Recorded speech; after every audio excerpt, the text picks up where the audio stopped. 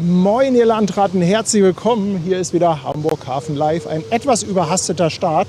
Und schaut mal, wer bei mir ist. Du musst mal auf die andere Seite. Du stehst genau im Griff vom... passt. Genau, Captain Michi. Lange ist es her, fast schon ein halbes Jahr oder so, dass wir hier das letzte Mal waren. Und ja, heute haben wir uns ganz kurzfristig hier verabredet. Ich hatte eigentlich mit der Ever Art gespielt, dachte vorher schaffe ich es nicht, aber da kommt noch ein Bulker, glaube ich, ne? Yes, kommt gleich um die Ecke. Und der müsste jeden Moment hier auftauchen, deshalb bin ich jetzt auch so ein bisschen holter die Polter live gegangen, damit wir den noch mitnehmen, weil ich mag ja Bulker, ne? Gerade so vorne, wenn die so wirklich so ein bisschen so diese bullige Statur haben, also das ist schon richtig, richtig cool. Ja, ihr Lieben, schön, dass ihr da seid. Ich mache erstmal die zweite Kamera aus, dann richten wir hier alles ein und warten mal. Und ich denke, zwischen den beiden Schiffen haben wir ja eh noch ein bisschen Zeit. Ne? Also bis die Ever Art kommt, da haben wir locker noch Zeit. Können wir vielleicht ein bisschen quatschen. Machen wir. Ne? Was du so tust und so im Moment.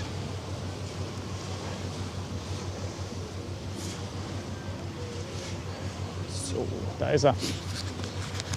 Ja, vielleicht kann ich ja mal meine liebe Frau fragen, ob die mal so lieb ist, von dem Michi die Links rauszusuchen. Michi hat unter anderem einen, ich glaube YouTube und Instagram sind so deine beiden Hauptkanäle, ne? Ja. Tanja, vielleicht, wenn du eine ruhige Minute gleich mal hast, kannst du ja vielleicht von Michi mal YouTube und Instagram raussuchen. Dann können wir das posten. Ja, und ich sehe auch schon, da hinten zwischen den Bäumen kommt der an. Wie heißt denn der eigentlich? Ein ganz unaussprechbarer Name. Ich komme mal rein. Also wenn selbst Michi nachgucken muss, wie das Ding heißt. Der hat keinen Neubaustatus, deswegen... Das ist die Raiatea. Raiatea. Raiatea, ja. Ja, und ein paar Baumpfleger haben wir auch hinter uns. Die sind hier am Hang mit dem Bagger zugange. Das sieht auch wild aus, oder? Ja. Der Hang hier so bestimmt 30 Grad. Und da sind die mit dem Bagger zugange. Ist das auch okay mit dem Sound? Ist das nicht im Hintergrund? Natürlich hört man das, aber was soll man machen? Okay. Können wir jetzt eh nicht ändern. Nee. Also müssen wir halt mit leben. Na gut. Ja, aber geht los mit einem kleinen Bulker.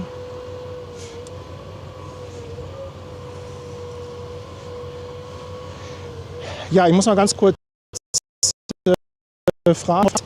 Ich habe natürlich mal wieder ein bisschen gebastelt, aber ich habe auf jeden Fall mir vorgenommen und mir selber versprochen, heute kein Teststream und kein Nerd Talk.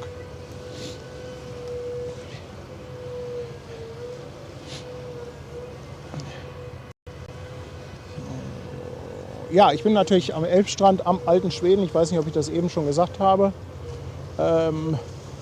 Ja, heute ist noch ein bisschen was los. Ab morgen, habe ich gehört, streiken die Haddock-Fähren wieder. Ne? Mhm. Also im Moment ist echt Streiktime. Nordostseekanal ja 3 Tage hintereinander. Ja. Stimmt, bis morgen Abend noch. Ja. Ne?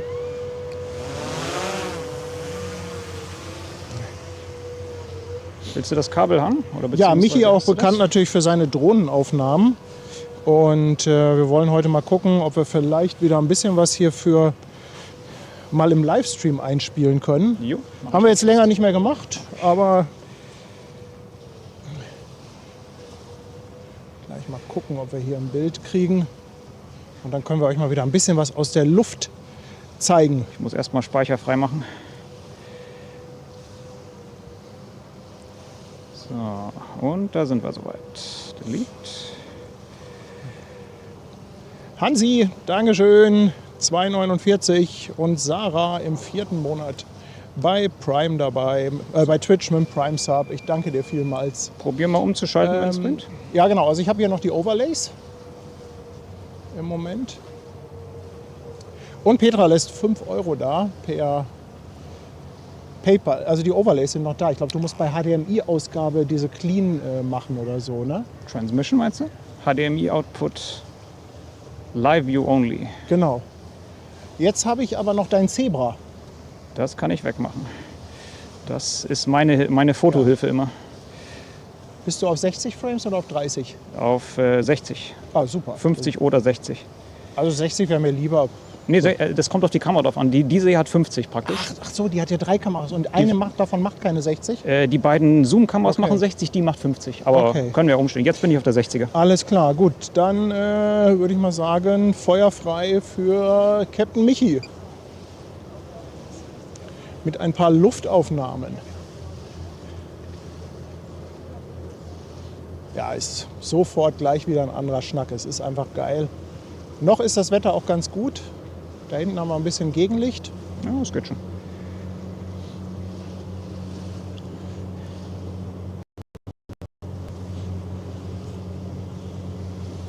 Das ist ein sogenannter Cape-Size-Bulker.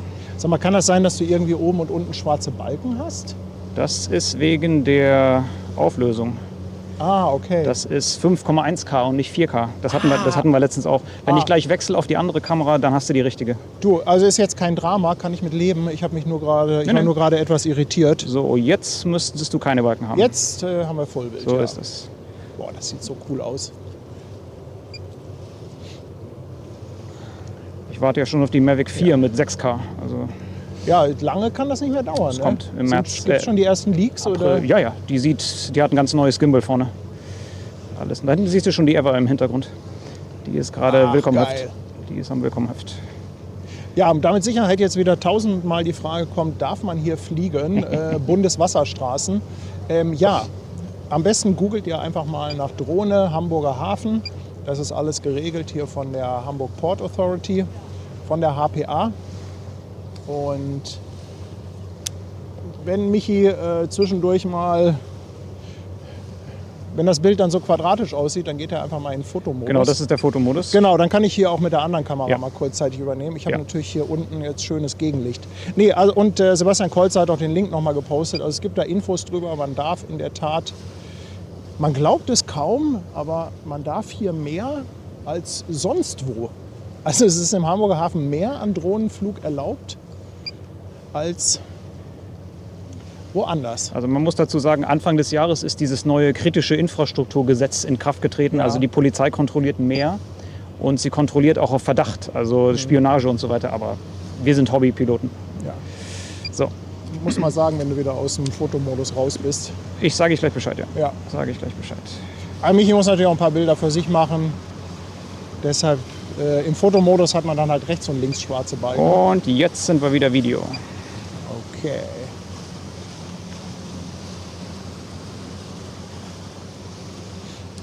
So, und jetzt ist mit der Zoom-Kamera, kommt man eben näher ran, ohne näher dran zu sein. Das Ja. hatten wir schon. Also auch das immer eine Diskussion. Er ist natürlich jetzt nicht auf Tuchfühlung mit dem Schiff, sondern mittlerweile gibt es halt sehr schöne Zoom-Kameras an den Drohnen. Ich glaube 120 mm haben die, oder? Genau, also 80 und 160 sogar. Also 160 Du kannst sogar? aber auch zwischen den Bereichen noch zoomen. Das ist, Okay. aber ich setze mittlerweile auch einen Disclaimer hinter meine Videos ran, dass das alles legal muss man machen, weil sonst kommt irgendjemand und ja. Ja, es gibt natürlich auch leider sehr viel private Drohnenpolizei, muss Genau. man sagen. Guck mal den Schornstein an, der hat einen Scrubber hinten dran. Einen nachinstallierten Scrubber. Der Schornstein war nie so groß. Ja, ja. Ja, das sieht man ja sehr häufig hier in Hamburg, dass einige Schiffe natürlich mit ordentlich weißer Flagge reinkommen. Ja. Hier jetzt nicht, aber das ist dann der sogenannte Scrubber, die Abgasreinigung. Abgaswaschanlage könnte man sagen, oder? Ja, so ist es. Wobei ich glaube, es gibt zwei Arten. Es gibt eine trockene und eine Nassreinigung. Es gibt Ist das Open Loop richtig? und Closed Loop praktisch. Bei einem wird es direkt ins Wasser abgelassen, bei einem wird es an Bord behandelt und dann müssen die das Wasser abgeben nachher. Einer ist erlaubt im Hafen, andere nicht. Ich gehe mal davon aus, dass Wasser ablassen nicht erlaubt ist. Also die Open Loops sind nicht erlaubt in den meisten Häfen mittlerweile, aber sie sind halt günstiger, weil die anderen du musst ständig das Wasser irgendwie abgeben an Stellen. Und das rendiert sich dann nicht. Aber jeder hat sein eigenes Vorliebe. So. Ja, Petra, vielen Dank. Hatte ich eben schon gesagt, hat 5 Euro da gelassen. Anja Garlig ist da, lässt 2 Euro da. Und der Schwarzbart-Jürgen ist im 7. Monat dabei.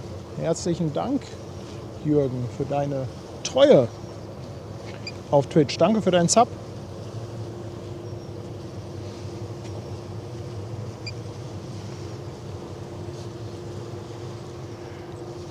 Ja, und hier ist richtig Schlepper-Action gerade. Also da kommt wirklich einiges. Ich glaube, da ist natürlich auch schon das Empfangskomitee für die Ever dabei. Ja. Aber das ist nicht immer, dass die den so spät anspannen. Den Bulka jetzt? Ja, eigentlich hat der schon Schlepper. Die Größe ist normalerweise schon Airbus angespannt. Der geht ja Köbrand und dann Hansaport. Genau, der hat eine Teilladung. Das ist ein cooles, jetzt alle 3 Schlepper auf einem Bild. Warte, ich schalte wieder um. 4 Schlepper sogar, alle 4 auf einem Bild. Ach, schön, wenn ich mal die Kamera nicht bewegen muss. Das Coole ist jetzt auch, ich habe das mittlerweile, wenn die festmachen, hinten mit der Zoom-Kamera hinten ran und die arbeiten hinten mit Festmachen. Ach, guck mal, da sieht man auch die Crew. Aha. Sehr geil, sehr, sehr geil. Detlef, danke dir. 13 Monate ist er schon dabei.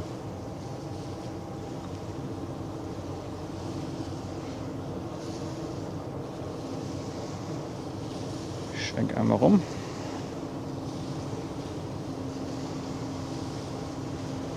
Da kann man den Namen mal richtig lesen. Ja, Rayatea. Rayatea. Ich würde es Rayatea aussprechen. Rayatea.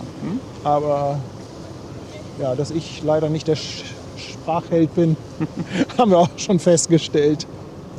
Schwarzwald-Jürgen, danke dir auch nochmal für 100 Bits. Und Sönke lässt 5 Euro da. Dankeschön. Und er sagt, heute steht er am Anleger Neuhof und wartet auch schon auf die Rayatea. Ach Mensch, cool. Cool, cool. Jetzt schaut mal genau, wie sie die Leine übergeben. Manchmal schmeißen sie, manchmal lassen sie einfach runter. Ja, das ist natürlich eine sensationelle Perspektive jetzt. Und wird runtergeschmissen, so. Aber gefangen. Leute, was sind das schon wieder für Bilder? Paddy eskaliert gleich schon wieder. Andi, ganz lieben Dank für 5 Mitgliedschaften. So, ich gehe noch einmal ein Foto, du kannst dann ruhig. Ja, warte, dann gehe ich mal hier. So, ich mach mal raus. Zeige ich mal ein bisschen Schlebbis. So. Genau. Gib mal das Kabel einfach her. Ja, danke dir. So. Ja, jetzt haben wir gleich einen kleinen Moment Zeit, bis die Ever Art ist es heute, ne? Ever Arm. Arm. Ja, so wie der Okay. Arm. Bis die Ever Arm kommt.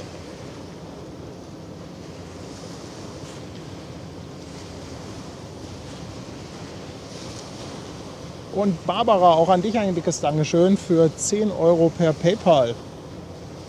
Brigitte lässt auch noch einen Euro da. Brigitte, auch an dich ein dickes Dankeschön.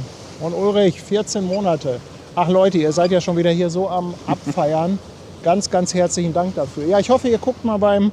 Oh, ich muss mal schnell rüberschwenken. Wir kommen... Oh, ich habe ja auch noch eine zweite Kamera. Von links kommt nämlich die Neuhof. Da haben wir hier auch ein bisschen Farbe im Spiel. So.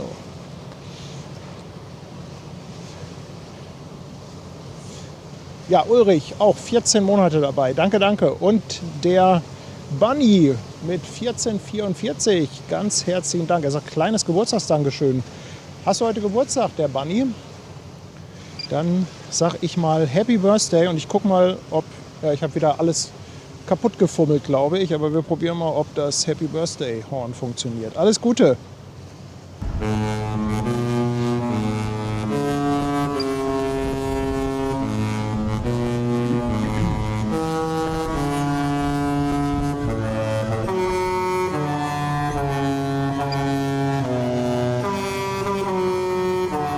Unsere neue Fähre. Das Design finde ich immer noch schön. Ich finde es auch schön. Schade, dass sie nicht ganz pink bleiben durfte. Ja. Hast du zufällig Fotos davon? Ja. Von der ganz pinken Version? Achso, nee, von der ganz pinken nicht. Das war noch in der Werft, aber eine Kollegin hat das. Ich kann mal Weil ich glaube, nachfragen. die ist nur, also ich weiß gar nicht, ob sie es bis nach Hamburg geschafft hat. Nee, die war schon in der Werft halb umgemalt. Haben sie sich dann anders überlegt. Die letzte wird ja eigelb. Ja, man munkelt, dass ein Telekommunikationsunternehmen da irgendwie die Finger mit dem Spiel hatte und das zu viel Magenta fand. Ja, der Bunny heute 44. Mensch, alles Gute, mein Lieber. Schnapszahl. Darauf einen Helbing, oder?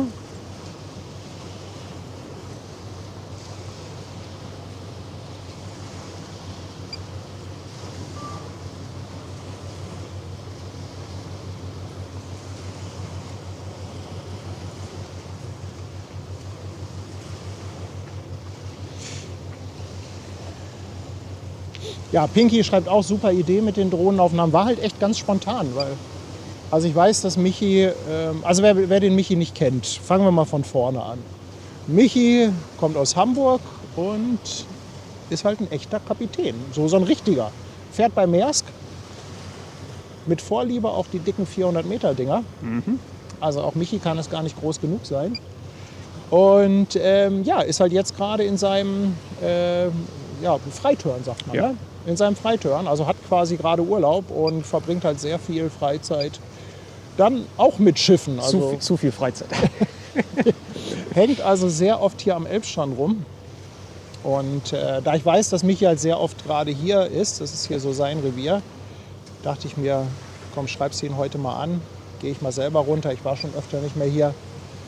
Und vielleicht passt das ja. Ja, und haben wir Glück gehabt. Einziger Nachteil für mich ist immer hier das heftige Gegenlicht. Deshalb stehe ich eigentlich immer ganz gerne auf der anderen Seite. Aber für die Drohne ist es ja mehr oder weniger egal. Dafür beim Drehen gleich wird die Ever-Arm richtig schön, wenn die Sonne bleibt, dann Das stimmt. tolles Licht bekommen. Das stimmt. Basti ist seit 8 Monaten dabei. Danke dir für deinen Sub auf Twitch. Melanie fragt, ob die Fähren noch fahren. Ja, ab morgen streiken die. Fähren, glaube ich, ab morgen. Ja. Dann habe ich gehört, dass auch irgendwas Autobahnmeisterei, also irgendwas mit Verkehr. Es kann sogar sein, dass durch den Streik die den Elbtunnel sperren müssen. Oh Gott. Also die Macht, die haben, naja. Ist so.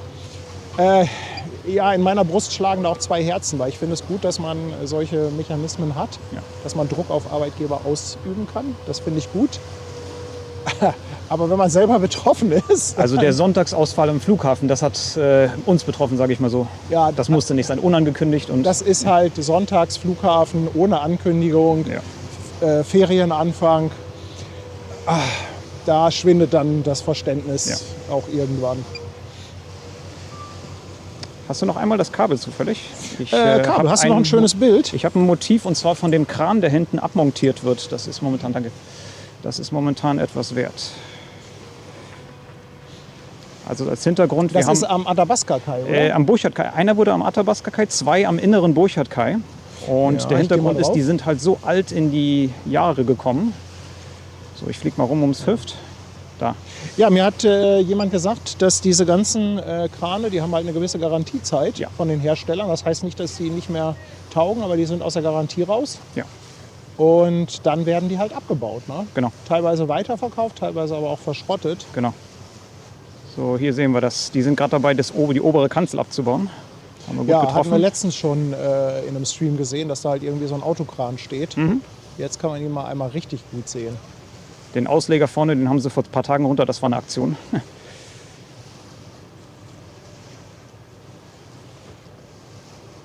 Ja, das ist natürlich von der Perspektive jetzt unschlagbar. Ja, ich bleib mal stehen.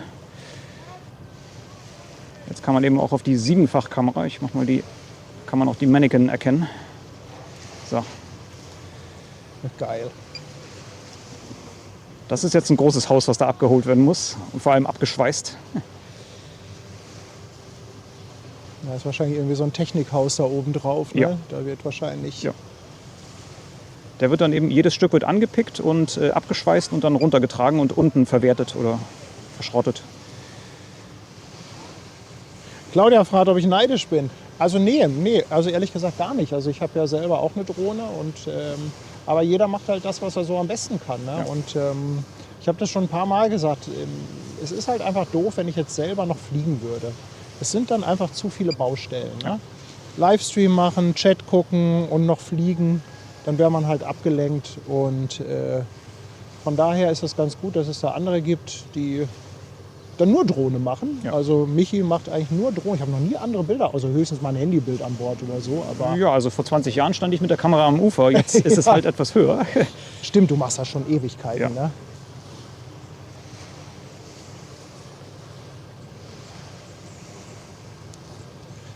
So, kannst wieder umschalten, wenn du willst. Das war der Einblick, den man so sonst nicht kriegt. Boah, Einmal jetzt bitte für knallt die dich. Sonne gerade richtig. Jo. Ja, dann warten wir jetzt auf die Ever-Arm und Michi, was war deine letzte Reise? Meine letzte Reise ging von Tanjung Pelepas, China rüber und zurück nach Europa. Die üblichen 3 Monate, über Weihnachten leider. Aber Ach stimmt, du hattest von Bord noch ein Bild geschickt. Ne? Ihr habt das natürlich an Bord dann auch zelebriert ein bisschen. wir hatten eine richtig schöne Crew, die alles für Spiele gemacht hat, für Engagement, für richtig tolle Stimmung. Hat mir sehr gefallen. Und ja, ich habe das Schiff gewechselt. Ich bin jetzt auf der Maribo Maersk und nach wie vor ein sehr gutes Schiff, kann nicht klagen. Ist aber auch schon ein bisschen älter, die Maribo, Die ist ein Tick älter, ja, ist auch die erste Generation Triple-E. Auch für mich eine etwas Umstellung. Ich wohne nicht mehr ganz oben unter der Brücke, sondern ein paar Decks tiefer. Da habe ich nicht mehr die beste Fotolocation. Aber Triple E waren, glaube ich, damals, das war ja ein Riesenhype, waren, glaube ich, die ersten 400er Genau. und mit Doppelantrieb. Ne? Ja, das die haben sind alle 2 Schrauben. genau, bis heute sind es die einzigen Großcontainerschiffe, die halt 2 Antriebe haben. Hat das mit den 2 Schrauben, hat das Vorteile, Nachteile? Hat sich ja anscheinend nicht durchgesetzt, aber da muss ja trotzdem eine Idee hintergesteckt haben. Ich werde kurz sagen, einen Moment. Ja, Michi landet mal gerade. Die Vorteile liegen auf der Hand. Redundanz, das heißt, eine Maschine fällt aus, die andere kann sofort weiterfahren. Man ist nicht auf sich allein gestellt, eine Maschine ist kraftvoll genug. Dann die Maschinen können kleiner sein. 2 kleinere gegenüber einer großen ist billiger oder kostengünstiger. Dafür sind aber auch doppelt so viele Maintenance-Arbeiten zu tun. Und die Crew hat doppelt so viele Arbeiten zu tun. Das ist der große Nachteil. Sind die Maschinen auch, ich sag mal in Anführungszeichen, handlicher? Weil ich kenne das ja von den großen, da kann man ja im Zylinder stehen. Sie sind immer noch sehr groß. Also sie sind sehr groß für Maschinen. Das sind vielleicht Maschinen, die man normalerweise in so ein Schiff da hinten wie die MSC Loretta einbauen würde, so ein 6000 Toll Schiff. Ah, okay. Aber es hat sich einfach nicht bewährt, weil andere fanden es nicht nötig, sagen wir mal so. Die Vorteile liegen aber in meinen Augen immer auf der Hand und diese Redundanz gerade. Haben wir hier gleich die Ever Arm vorbeikommen und die Maschine läuft nicht rückwärts, dann haben wir ein Problem. Da hat er ein ganz großes Problem. Also das ist Dann, dann müssen die Schlepper zeigen, was sie können, oder? Oh ja. Oh ja.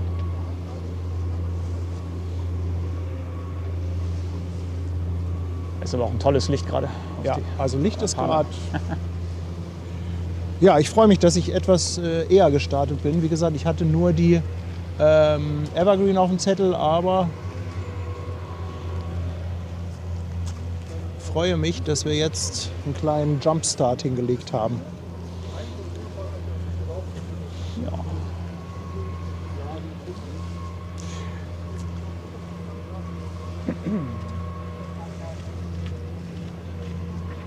Ich sehe hier gerade die Frage, wie viele Brücken am Burchard-Kai abgebaut wurden.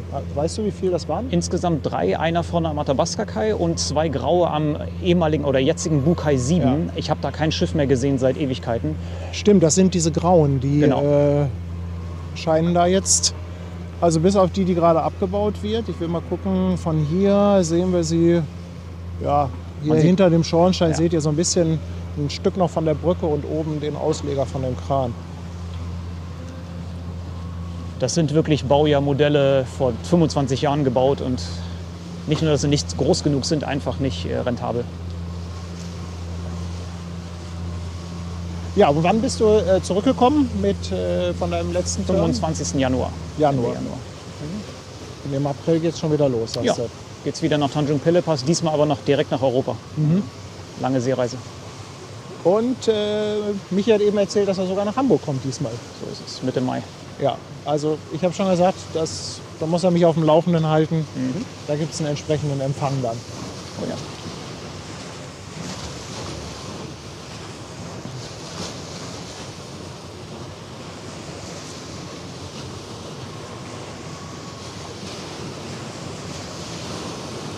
Andreas hat noch Tethys D entdeckt, die aus dem Köbrand kommt. Ah ja. Ja, die fährt ja auch öfter hier rum.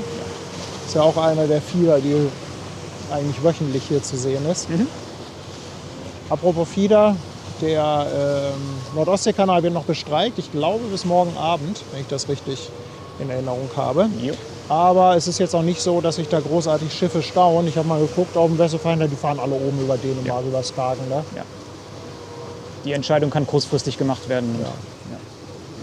Was ist, ich glaube 12 Stunden ist der Umweg. Kommt das hin oder ist es ein ganzer Ein Tag? bisschen mehr. Also Bisschen ganzer mehr. Tag würde ich eher drauf tippen. Ja, Wir sind okay. ja zum ersten Mal bin ich jetzt nach Gdansk gefahren während der Reise, also nach Danzig. Und das waren für uns schon 2 Tage. Also vor allem mit Lotsenpflicht. Also das kommt noch dazu. Dafür fährt man aber auch unter der Beltbrücke durch. Das ist fantastisch. Ja, das glaube ich.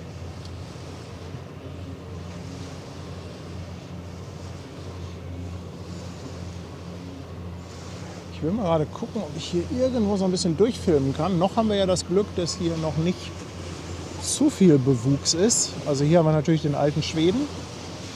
Und da Daneben hinten, das Schild, was umgestützt wurde. ja, das umgekipptes Schild. Nicht ganz korrekt. Da hinten kommt was Schnelles, könnte Lotsenboot sein. Ich glaube, das ist so ein kleiner Hafenschlepper, so ein Mini-Push-Tag. Stimmt. Hast du denn schon den neuen Hamburg Pilot 3 eingefangen? Ich glaube, vorhin fuhr der hier einmal fuhr lang, schon einmal rum. als ich aufgebaut habe. Ist der einmal hier lang gekommen.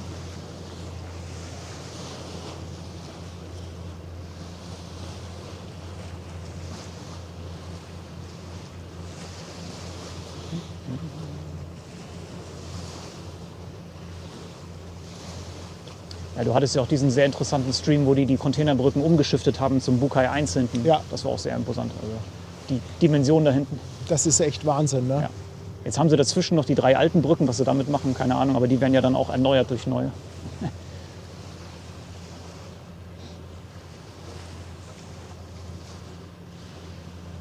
Du Und kannst am noch mal, Eurogate tut sich, glaube ich, auch ein bisschen was, oder? Zumindest haben die letztens auch irgendwelche Brücken nach hinten geholt. Ich weiß nicht, ob Ja. die auch was abgebaut haben. ich dachte, die werden die erhöhen. Wenn du mal ganz hinten neben dem MSC, das ist den Bug von MSC hast du da, ne? Wenn du etwas rechts davon guckst, da hast du die Brücken von Stimmt. Altenwerder. Die noch tiefer ist Ja. praktisch, wo der Aufsäger nach oben Stimmt, ist. da ist eine ist ein bisschen kürzer. Genau. Also du hattest ja hattest du ein Video gemacht, wo die angekommen sind? Hier diese. Ja. Und das ist schon imposant. Ja. Ich glaube in Irland hergestellt und hier endmontiert. Ja, Eurogate blickt natürlich auch der neuen Allianz freudig entgegen Ja. von Maersk und Hapag-Lloyd. Ja. Maersk ist ja klassischerweise Eurogate-Kunde. Hapag-Lloyd bisher nicht, zumindest nicht in Hamburg. Ich weiß nicht, wie das in anderen Häfen ist. Aber das wird sich jetzt höchstwahrscheinlich auch zumindest partiell ändern. Ja. Ja gut, die Jade Weserport sind sehr Eurogate automatisch Ja. dann zusammen. Aber man sieht auch schon viele alte Maersk-Schiffe, die jetzt mit Hapag-Lloyd-Containern umherfahren. Ja, so langsam werden die jetzt alle in ihre Dienste eingereiht. Ich glaube, wir haben jetzt hier in Hamburg, ich glaube, einen Anlauf haben wir noch von den 400er Hapag-Lloyds, oder? Ist Berlin noch mal? Ich meine, die Berlin ist noch mal drin. Kommt und die Berlin noch ja, mal? Das wäre die letzte. Ja. Aber es kommen eben auch so viele neue MSC-Schiffe seit dem Kauf und das im Einkauf. Und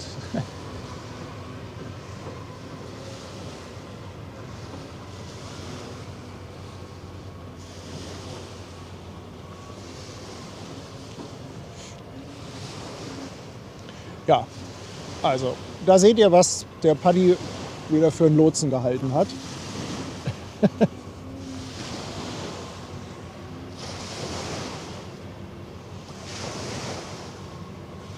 Sieht aber so aus, als wenn das genau mein Bötchen wäre. Harry de Jong, ich danke dir vielmals für deinen Sub. Danke für 2 Monate. Und Captain Grabart, hey, auch danke an dich für deine Sub-Verlängerung. 8 Monate schon dabei. Mensch, von Anfang an bei hast du Verbindung? Jetzt ist hier die Twitch dabei. Sonne rausgekommen. Ich mach's kurz. Wir sind schon live, aber ich zeig dir mal hier, wie das aussieht, das Setup von Paddy. Und es ist jetzt die Sonne auch raus. Ja. Ne? Ich habe gerade meine Mutter am Telefon, sie ist zu Besuch hier aus Schweden. Ah, So. Die Elbe ist sonnig momentan, ja. Ja. Alles klar. Die sollen doch mitfahren. Ach, alles Die gut. sollen doch- Holen wir nach. Ich wünsche dir was. Wir sehen uns später, Mutter. Ja.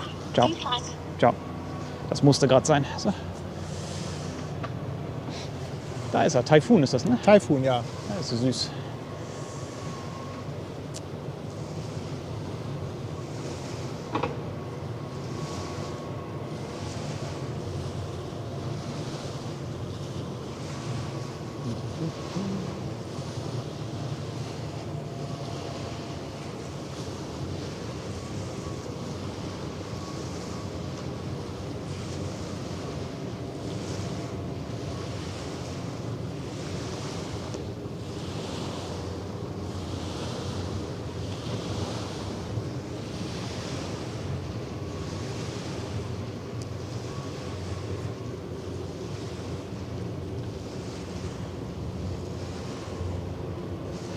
Ja, Claudia sendet liebe Grüße an die Mutti. Genau.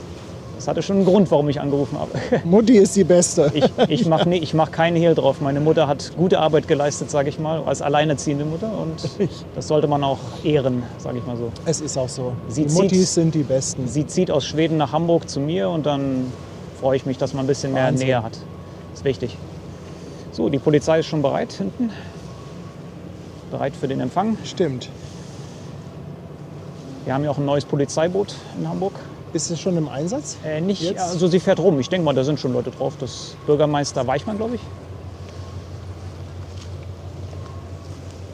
Ja, dann drückt mal die Daumen, dass das Licht so bleibt. Sieht aber ganz gut aus. Das wird Dann kriegen wir, phänomenal, glaube wenn ich, der- gleich Oh ja. wirklich ein paar sehr, sehr schöne Aufnahmen von, ja, ich denke mal an Flip den Grashüpfer. Wer kennt ihn noch aus Biene Maya? Ja. Für die grüne Ever Arm. Arm oder Art? Arm. Arm. Arm. So wie der Arm. Oder das Arm.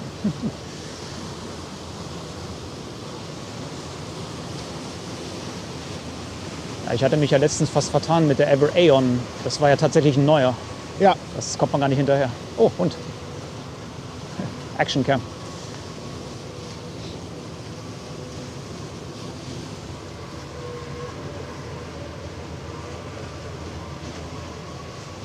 was ihr im Hintergrund hört, alle, die später eingeschaltet haben, hier ist ein Bagger am Hang zugange und er macht da irgendwie in 30 Grad Steigung oder so, pflügt er den ganzen Rasen um. Ob der Risikozulage kriegt bei der Ich Steigung? weiß es nicht. Also auf jeden Fall ist er nicht direkt hinter uns, sonst Ja. würde ich mich öfter umdrehen. Ja. Stefan, ich danke dir. 10 Monate ist er schon dabei.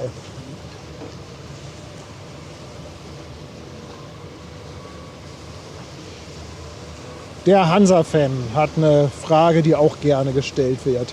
Wie verhält man sich gegen Piraten? Weil die Houthi-Rebellen wohl wieder angekündigt haben, wieder Schiffe anzugreifen. Das habe ich noch gar nicht gehört. Oh ja. Wollen die wieder? Ja. Weil erst hieß es doch, dass es sich jetzt wieder beruhigen soll. Die Friedensverhandlungen laufen nicht so, wie sie eigentlich sollten. Das war Okay. abzusehen. Also Okay. man verhält sich so im Prinzip, ich kann gewisse Abwehrmaßnahmen treffen, wenn er mit Boot kommt, aber mit Drohnen zum Beispiel, Langdistanzdrohnen kann ich nichts gegen tun. Kannst du nicht, ne?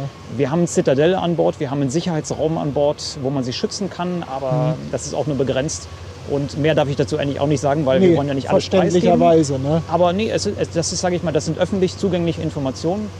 Aber wenn ich dann auf die Details von jedem Schiff eingehe, da muss man dann Schluss machen. Ja. Nur im Allgemeinen sagen wir tun unser Bestes. Und indem wir nicht durch den Suezkanal fahren, tun wir schon die beste Abwehr. Also, Ja. das ist, Ja, ich glaube, das ist auch einleuchtend. Ne? Einfach die Menge der Schiffe. Klar könnte man jetzt ein bisschen zocken und sagen, mich trifft es nicht, aber ein Schiff mit 20, 25 Mann Besatzung reicht schon, Ja. wenn das erwischt wird. Also dann lieber den Umweg nehmen. ja.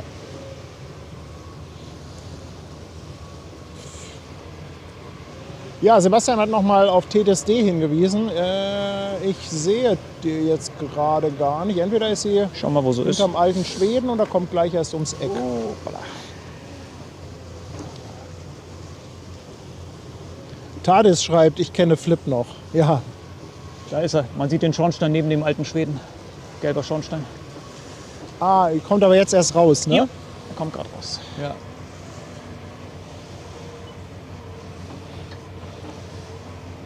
Das ist einer der letzten Sitas-Container-Neubauten. Ja, gehen wir gleich mal drauf, wenn sie rauskommt. Grüße aus Dortmund kommen von Miss BK, 14 Monate schon dabei. Ganz lieben Dank. Sie schreibt, wir sind Riesenfans. Dankeschön. Oh, Aquamundo kommt. Der Jonas mit 153 geilen Raidern. Guckst du ab und zu mal Twitch oder so? Kennst du Aquamundo? Yes. Ja. Das ist eine ganz entspannte Tour, hat Ja. man manchmal so das Gefühl, ne? Ja.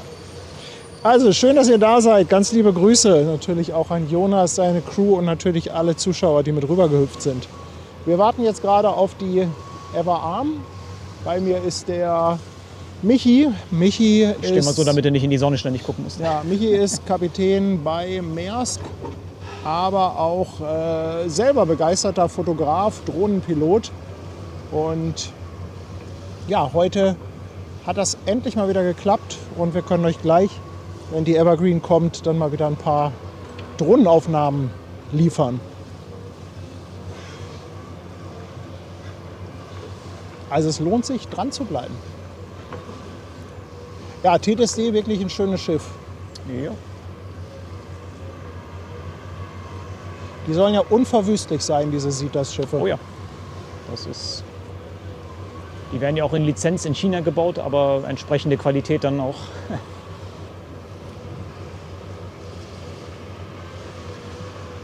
Noch kann man hier gut durchfilmen. Ja. Ich fürchte ja, es wird wahrscheinlich in 2-3 Wochen losgehen, dass hier Ja. die ganzen Blätter kommen. Blüte.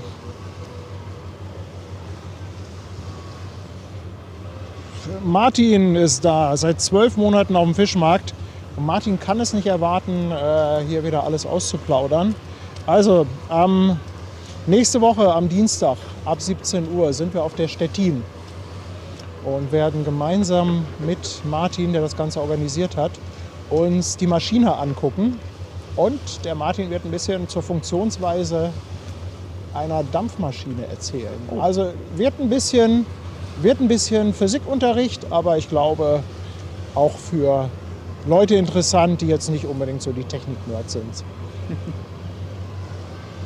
Freut euch schon mal drauf. Also so Dienstag, circa 17 Uhr. Ganz genau muss ich noch mal gucken, den ganz genauen Startpunkt.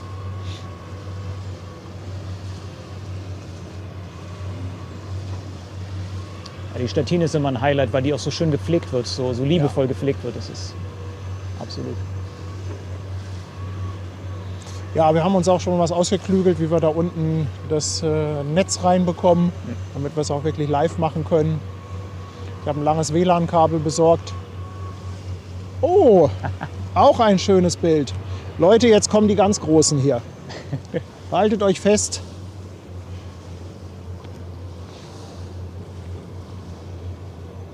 Man merkt, es wird Sommer. Ja. Wie heißt der Kollege nochmal, der hier mal mit seiner Musik rumfährt? Willi. Willi. Willi haben wir kommt letzte Woche schon gesehen. Ah ja, schon da. Samstag. Haha. Saisonauftakt. Oh ja. Natürlich immer noch mit der gleichen Playlist. 80er Jahre. 80er Beste.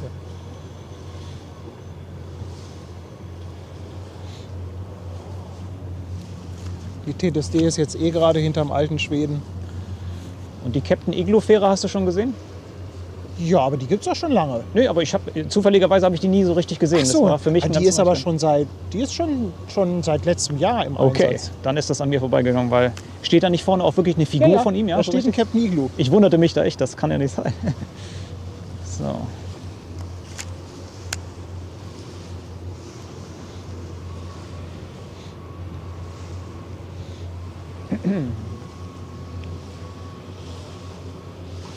Ja, mit dem Licht wird nicht reichen für die Ever, aber dann eben kein Gegenlicht.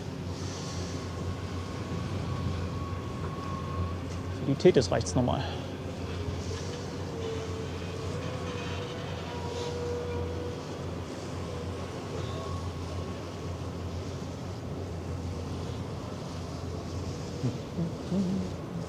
Ja, das sind die neuen Ökoschlepper hier. Ja.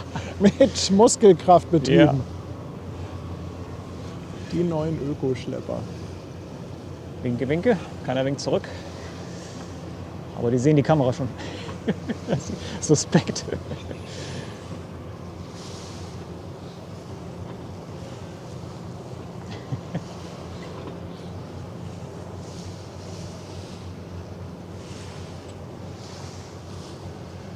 So, dann gucken wir mal, dass wir nochmal Tethys drauf bekommen. Die wird nämlich richtig schön in der Sonne stehen.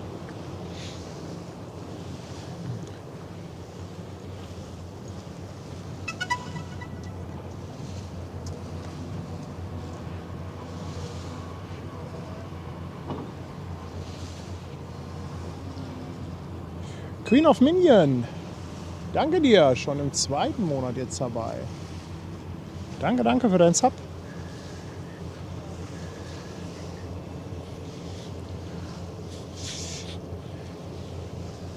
Muss man gerade gucken, haben wir wieder so einen Streifenblitzen unten im Bild. Irgendjemand hat gerade was von Aufblitzen. Wir hatten das schon mal vor ein paar Wochen.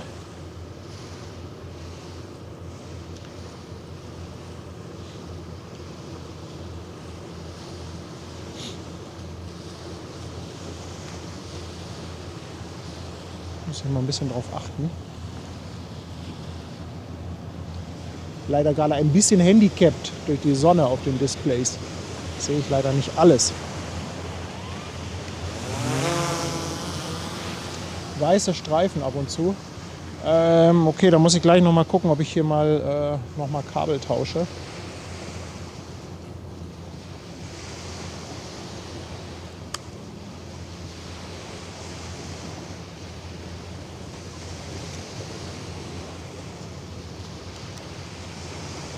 Ich habe noch eine andere Idee. Gucken, ob das jetzt hilft. Unten rechts sind die, ne? Die Streifen.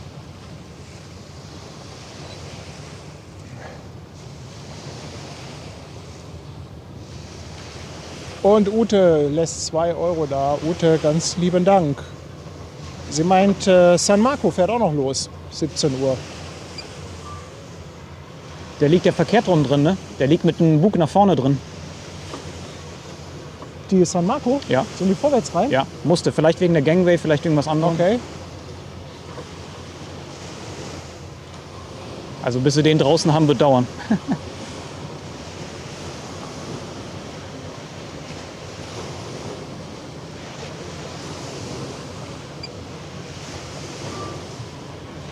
So, ich bin noch mal da oben, wenn du das Kabelchen hast. Ja, ich gebe mal das Kabel. Vielleicht kann ich gleich mal hier meine Kabel ein bisschen umstecken. Vielleicht ist es tatsächlich ein Kabelproblem, warum ich diese Blitzer im Bild habe. Dann schalte ich gleich mal auf die Drohne. Jo, ist dran. Ja, dann nutze ich das mal, um hier gerade was umzustecken.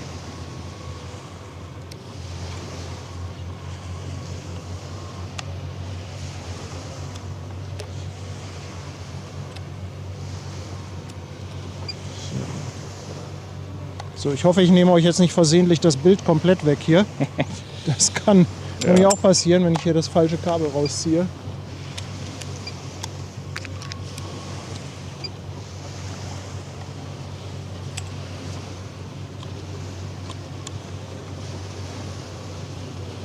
Immer diese Störpsychose.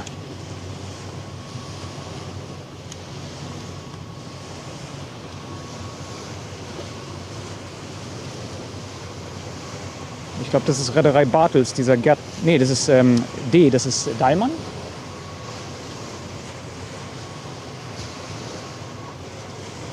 Irgendein Apple-Bauer.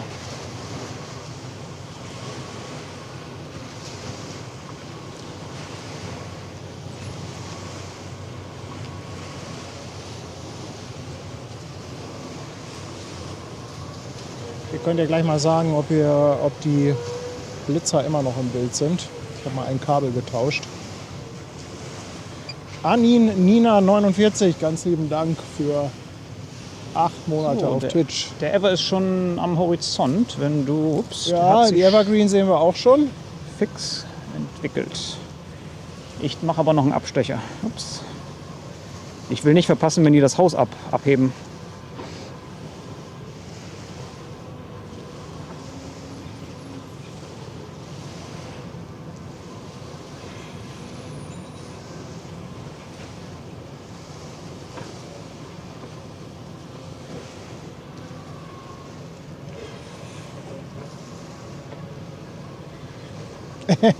Gigi möchte, dass wir mit der Drohne uns filmen. Ja, nachher mal, wenn, Können wir dann machen, beim Rückweg. wenn Michi zurückkommt. Yes. Irgendwann muss er ja auch mal Akku wechseln. Yes.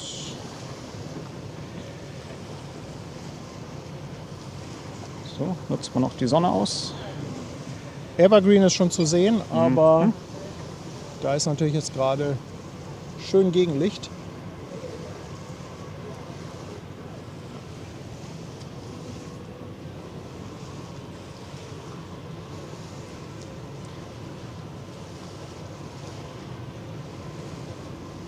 Was machen sie denn gerade? Schweißen? Ja. Er sagt aktuell keine Blitzer mehr. Ja, ich glaube, ich muss mal einen Satz neue HDMI-Kabel kaufen. Ah, ich wollte gerade sagen, ein bisschen hell, aber jetzt passt es. Jetzt ist gut. Jetzt kannst du sehen, wie sie schweißen. Ja, Leute, das sind doch wohl richtig schöne Bilder, oder? Streifen sind weg. Oh, ich muss die HDMI-Kabel markieren. Nachher mal shoppen gehen. Durch dieses ständige Auf- und Abbauen und dann immer wieder schön zusammenlegen, die Kabel, sind die natürlich entsprechend beansprucht. Also Kabel sind bei mir echt mittlerweile Verschleißmaterial.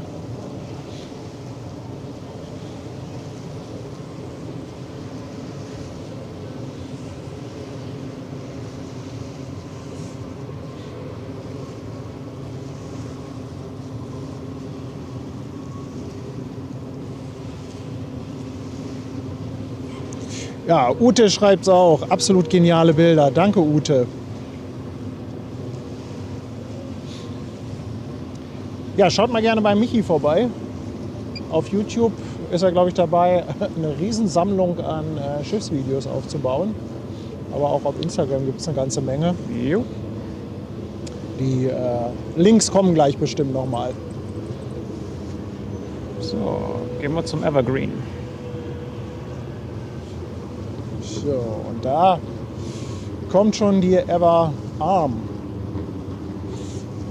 Und wer regelmäßig zuschaut, der weiß, anhand der Anzahl der Buchstaben weiß man, ob das Schiff in Korea oder China gebaut wurde.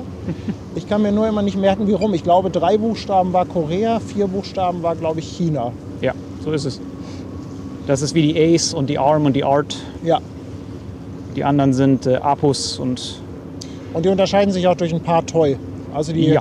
ich glaube, die hier ist knapp unter 24, die anderen sind knapp über So ist es, 24.000. so ist es. Haben sie irgendwo noch eine Rundung unter Deck gefunden, wo dann ein ganzer Container hinpasst. Wahrscheinlich haben sie in China einfach ein paar Versteifungsstreben weggelassen und packen da noch Container hin. Aber das Rennen hat sich erstmal gelegt. Also die MSC ist schon seit ein paar Jahren der größte, die Loretta. Und Ja. Ja, man hat auch nicht das Gefühl, dass da irgendjemand jetzt drüber will. ne, Man hört jetzt viel von Neuaufträgen in der 15.000er Region. so ist es. Die ist universeller.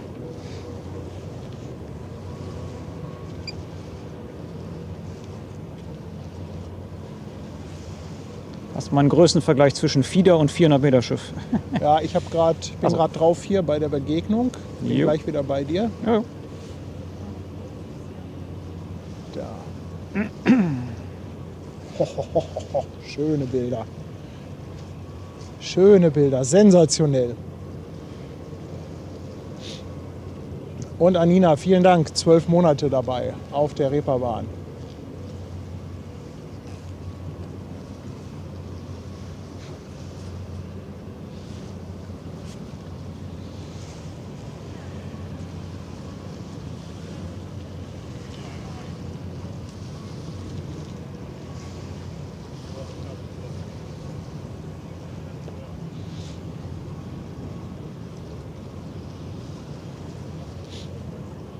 Ja, die Deutschlandflagge auf der Ever Arm ist halt die Flagge des Zielhafens oder Gasthafens.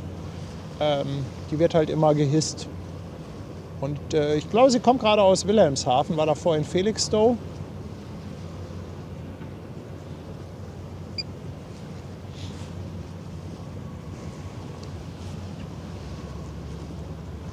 Dijo, ganz lieben Dank für eine verschenkte Mitgliedschaft. Herzlichen Dank.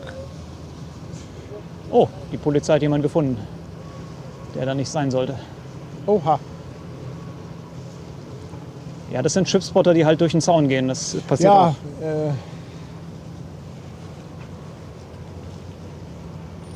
Es gibt hier gegenüber so einen Weg, da ist aber ein Zaun. Ja, Der Zaun ist nicht wirklich eine Hürde, muss man sagen. das ist Es eher ist ein schöner Spot da. Es ist leider verlockend, aber ja.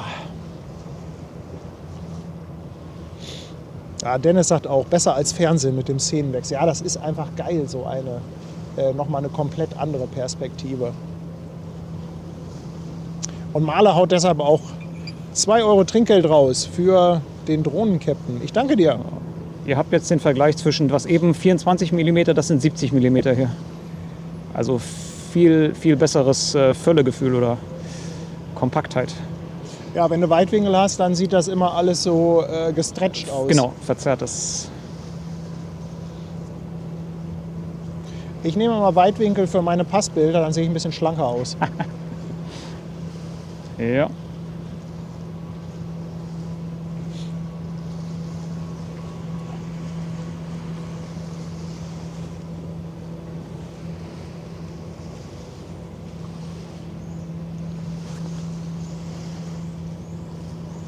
So, ich koppel mal wieder ab, wenn du umwechseln willst. Ja, ich kann es rausziehen. Danke dir. So.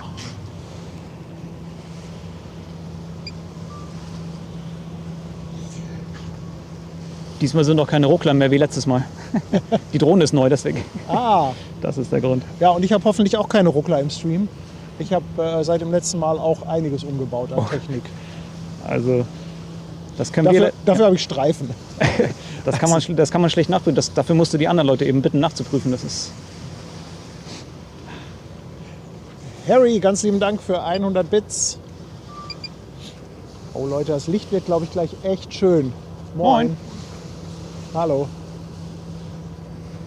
Das Licht wird echt schön. Lasst die erstmal an uns vorbeifahren, Leute. Imposant, ne?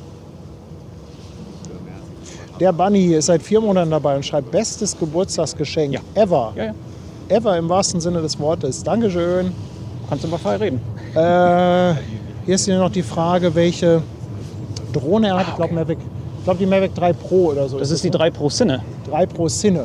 Wenn schon, denn schon. Cine hat aber keine anderen Optiken, andere Codecs, ne? Sie ist Oder? identisch, aber sie hat Apple ProRes. Ach so, ja. Und das macht einen Unterschied. Also, Bringt mir jetzt für den Stream nichts, aber für die Aufnahmen natürlich.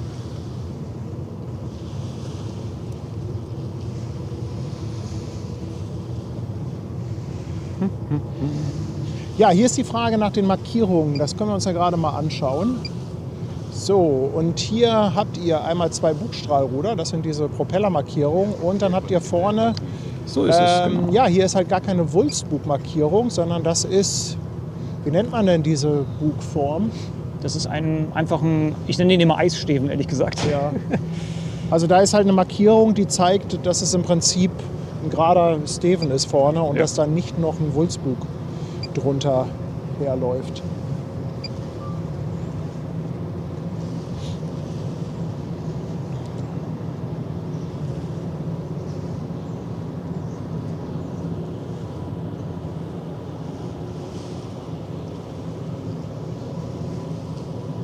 Ist einfach schön hier am Elbstrand.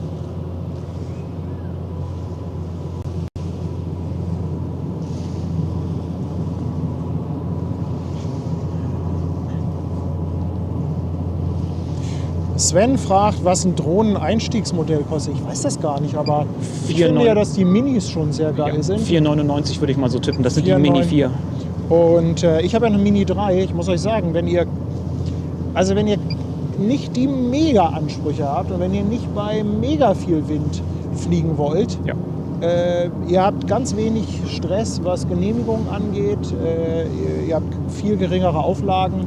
Die Dinger wiegen unter 250 Gramm, sind super leicht zu transportieren. Also die DJI, ich habe die Mini 3, aktuell gibt es die Mini 4 und Bildqualität ist auch schon top. Jo. Was man dazu sagen muss immer, Drohnen haben gerne Licht. Also die wenigsten Drohnen sind für Dunkelheit geeignet.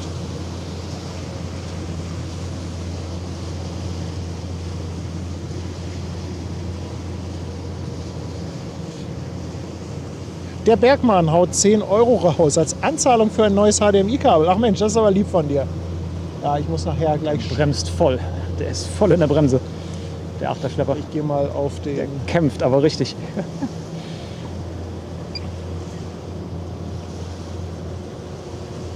Woran siehst du das denn? Weil der komplett im Wasser hinten liegt. Ach, Und der, vorne- ach du, der Schlepper. Der Schlepper, der bremst. Der Schlepper bremst, ja. Genau. Oh, ich war jetzt auf der Schraube. Nicht das Schiff, nein, Ich habe nein. den Propeller gesucht. Nein. Nee, ja, der Schlepper. Der Propeller ist gestoppt. Der hält ein bisschen dagegen.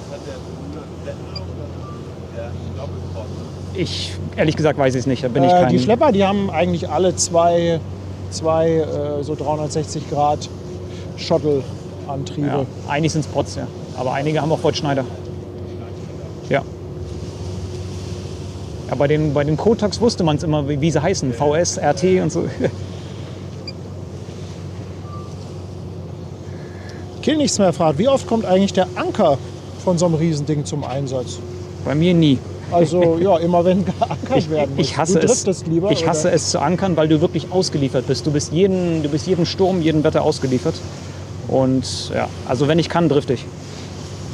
Gut, Also dazu sowas muss kann man mal lustig sagen, machen. hier im Hafen kommt der Anker eigentlich nie zum Einsatz. Ja, manchmal schon. Und dann, Also in Notfällen ja. Also bei den großen. es wäre ein Notfallmanöver, kein normales Ankermanöver. So ist es. So ist Wind oder? Ja. Windstärke 10. Habe ich schon probiert. Aber auf offener See. Ja, offensichtlich.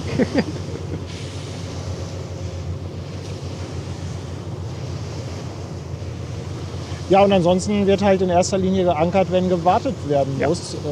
Das heißt, entweder wegen Wetter oder Terminal ist noch nicht bereit, Liegeplatz ist noch nicht frei. Ja. Aus irgendeinem Grund muss dann halt gewartet werden. Und ja, wie Michi schon sagt, es gibt im Prinzip die Option einmal zu ankern. Dafür gibt es dann ausgewiesene Ankerplätzen, sogenannte Reden. Oder was der Kapitän natürlich auch machen kann, ist, er lässt sich einfach treiben, also driften. Ja.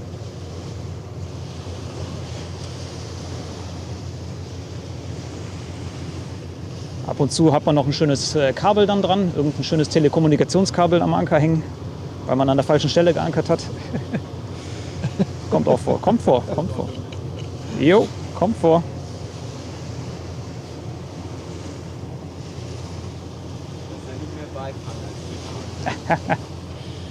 Oder man verknotet seinen eigenen Anker, wenn man nach 16 Tagen nicht einmal den Anker hieft, weil er sich ständig um eine Richtung dreht.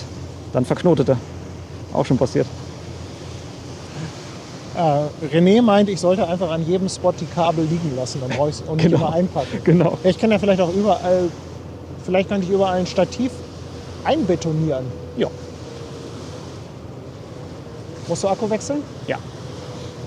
Willst du einmal uns zeigen? Ja, kannst du einmal umdrehen. Einmal kurz. Ja, kann. Dann seht ihr mal, wie wir hier stehen.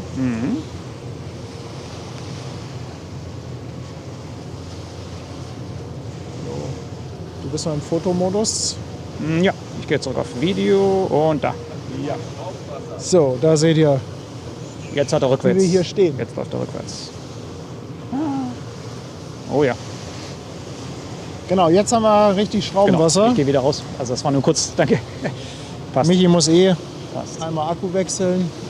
Jetzt seht ihr, wie da unten ordentlich aufgestoppt wird. Das ist halt der Vorteil von dem etwas geringeren Tiefgang, den viele Schiffe hier im Hamburger Hafen haben, dass man sowas dann auch mal sehen kann. Ja, Lukas, ich war etwas überbelichtet. Zebra war noch an. Ja, also diese Streifen eben auf meiner Jacke, das ist eine sogenannte Überbelichtungswarnung. Die hast du beim Filmen immer an, um zu sehen, an welchen Stellen es zu hell ist. Die hatte Michi eben vergessen auszuschalten und deshalb hat es ein bisschen geblinkt. Das ist sogenanntes Zebra, nennt man dazu Das auch. muss man unbedingt anlassen, weil letztendlich, wenn ich Fotos mache und die sind völlig überbelichtet, dann verliere ich Details. Das ist genau. Eine Überbelichtung zu retten ist schwieriger Ja. als eine Unterbelichtung. Ja, so ist es. Guti, ich werde mich gleich mal verabschieden, weil ich muss wieder in die Richtung Stadt. Aber Alles klar. danke sehr für die Teilnahme. Ja, sehr, sehr cool, dass du uns hier ein paar Bilder geliefert hast. Ja. Also vielen, vielen Dank an Michi. Lasst gerne mal bei ihm ein Like da und auch einen Gruß auf seinem Kanal, egal ob auf Instagram oder auf YouTube. Wenn es Fragen gibt, stellt sie gerne da. Also Genau. kommentiert sie da. Ja, Geht auch. und ja, ich hoffe, dass es jetzt nicht so lange dauert, bis wir das nächste Mal wieder zusammenkommen. Ich bin sehr oft hier. Guti, also macht's gut. Alles klar, tschüss.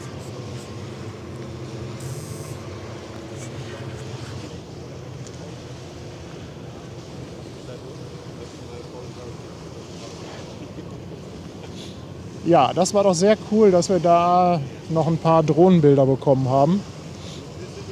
Und natürlich auch noch ein paar Informationen aus erster Hand von einem Maersk-Kapitän, der die 400 Meter Biester durch die Gegend schippert.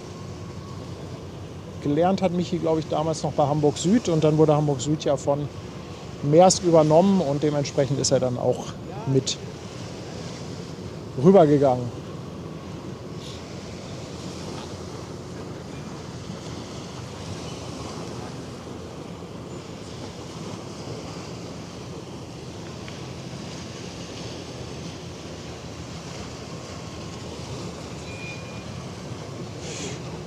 Hey, und der nächste Raid kommt hier rüber. Der Eheberger mit 49 Raidern. Moin, ihr Landratten. Willkommen an Bord.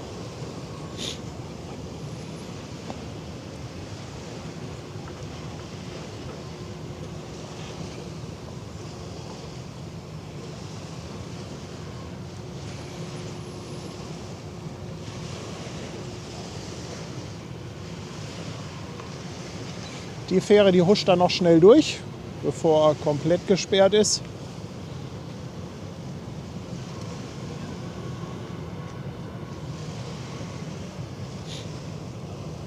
Das Jimmy beschwert sich, nix Landratten. Ach, bei uns heißen alle Landratten. Dürft ihr nicht so eng nehmen.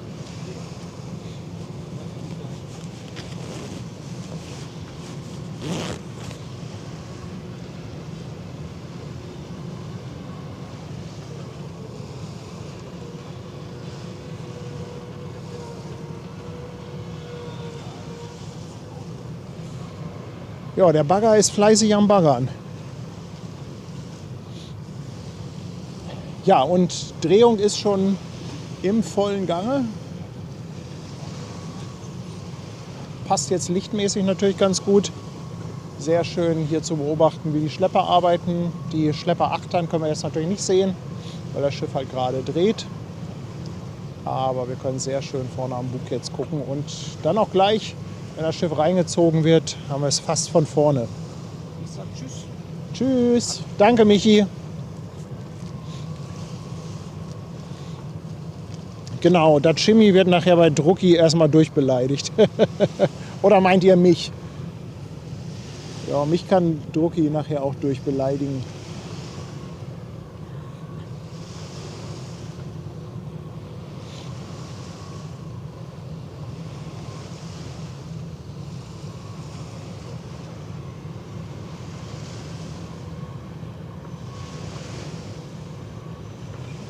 Ja, alle, die es vorhin nicht mitbekommen haben, nächste Woche sind wir auf der Stettin. Der liebe Martin, der ja auch schon mal spontan zu Gast war, der hat das organisiert. Und dann gucken wir uns mal die Stettin von innen an, gehen ein bisschen in die Maschine. Und Martin erklärt ein bisschen, wie denn so eine klassische Dampfmaschine funktioniert. Ja, Sven, danke. Bald haben wir die 40.000 geknackt. Aber ich gucke am besten gar nicht danach. Und ich sage auch gar nicht, wie viel noch fehlen. Denn immer, wenn ich sage, wie viel noch fehlen, dann gibt es immer wieder irgendeinen Scherzkeks, der sein Abo wieder rausnimmt, damit die Zahl wieder einen zurückgeht. Das ist immer ganz witzig. Immer gerade, wenn man vor so einer Grenze ist. Dann geht das Spielchen wieder los. Am besten so ganz still und leise einen Meilenstein erreichen.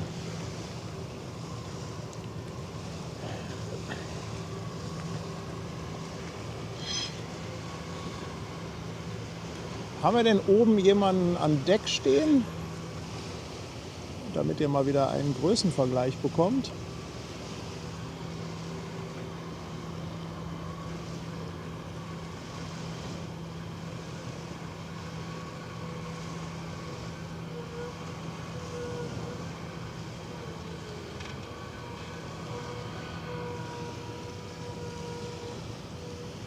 So. Ja, und es geht wieder ratzifatzi. Sehr, sehr schön von hier zu beobachten, das Manöver. Christian hat die 10,80 Meter Tiefgang nachgemessen. Das wollen wir gleich mal kontrollieren. So, kommt das hin mit 10,80 Meter? Ja, Vorne würde ich 10,40 sagen, aber kann natürlich sein, dass sie hinten ein kleines bisschen tiefer liegt.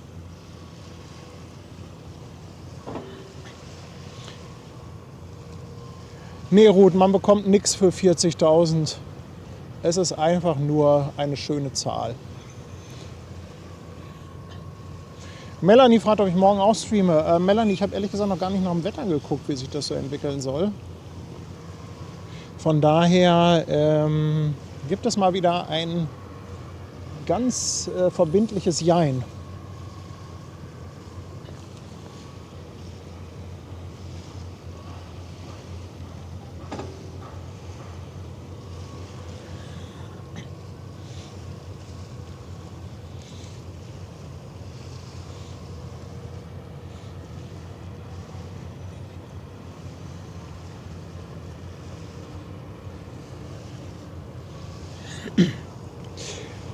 Auf Twitch ist nochmal die Frage, wie lang sind denn die längsten? Also Containerschiffe sind tatsächlich 400 Meter die längsten. Es gibt ein paar Schiffe, die größer sind. Das sind aber andere Typen von Schiffen. Also ich glaube, es gibt sogar eins, was über 500 ist. Das ist aber dann auch schon mehr, das ist gar kein richtiges Schiff, das ist mehr so eine Plattform. Ich glaube, das ist so eine Ölförderplattform, eine mobile. Wenn ihr mal nach größtes Schiff der Welt googelt. Die Pioneering Spirit ist ja das nominell größte Schiff der Welt. Das hatten wir in Rotterdam sogar schon live gesehen. Aber die Pioneering Spirit ist nicht das längste Schiff. Von der Länge her gibt es, meine ich, irgendwas, was über 500 geht. Also gerne die schnell googeln können oder die viel wissen. Ein paar Infos in den Chat reingehackt. Julia möchte wissen, ob ich im April in Papenburg bin. Mensch, Julia, April.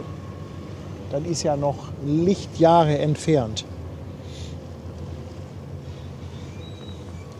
Also Papenburg-Geschichten, die ergeben sich meistens immer erst 3-4 Tage vorher. Niklas sagte Prelude, 488 Meter. Aber gibt es nicht auch irgendeins, das 500 Meter hat? Oder habe ich das falsch in Erinnerung? Bitte? Ja, die Kajaks kommen zurück.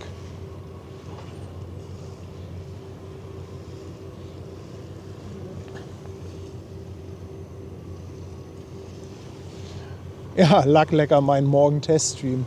Also ehrlich gesagt ist das hier ja schon wieder ein Teststream, aber ich spreche es nicht mehr aus. Ich sage nicht mehr Teststream.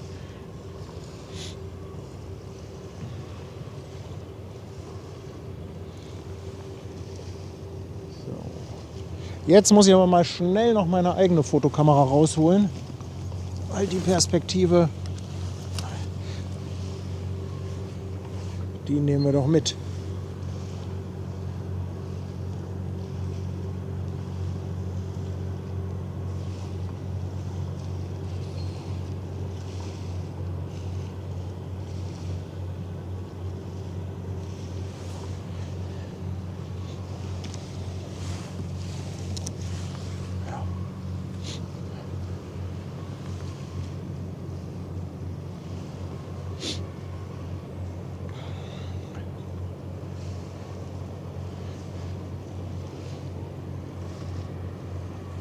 Und jetzt ganz süß, im Vordergrund kommen jetzt gleich ein paar Kajaks.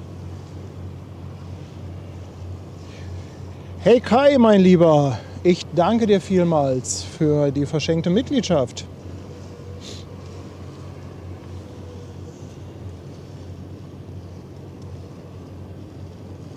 Ach, solche Bilder mag ich ja. Sowas mag ich.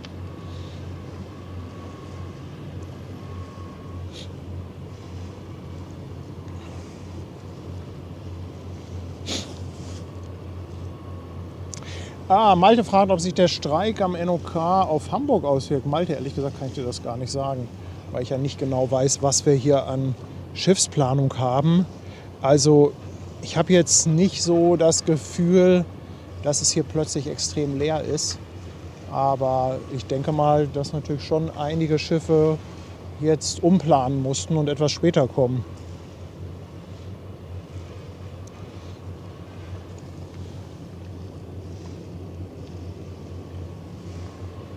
Oh, Leute. Flip der Grashüpfer.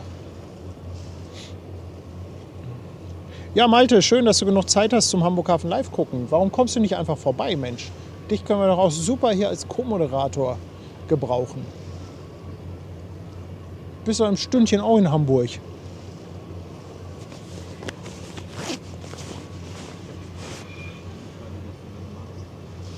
Danke dir, tschüss, schönen Tag noch.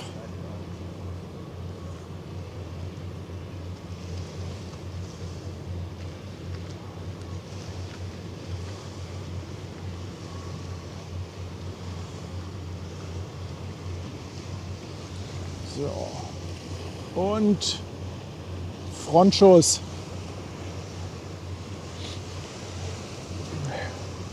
Uferfiltrat schreibt, die Prelude FLNG ist mit 488 Meter das längste Schiff. Dann war dieses 500 Meter Ding wahrscheinlich diese Förderplattform, die offiziell nicht wirklich als Schiff geführt wird. Ist das richtig? Komm, lasst mich nicht mit meinen 500. Irgendwer ist 500. Lasst mich damit nicht verhungern. Es ist dann kein Schiff, aber es schwimmt. Ja, Ute, danke. Danke. Ich frage noch mal an alle, die genau immer drauf gucken. War das Flackern jetzt weg? Dann muss ich das eine Kabel gleich am besten hier direkt wegschmeißen.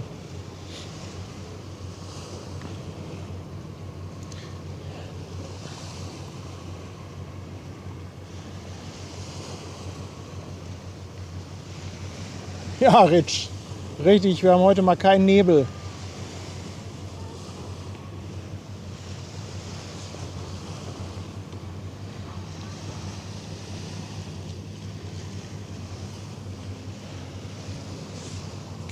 Kabel darf entsorgt werden. Ja, mache ich dann. Das mache ich. Dann werde ich mal gleich einen 10er-Pack kaufen. Bluescreen meint, das wäre das, was ich gemeint habe. Also gibt es doch keins mit 500 Metern. Na gut, dann ist das die Prelude, diese Förderplattform. Okay. Danke. Andreas schreibt, 2 €, Superchat. Paddy in deine News schauen.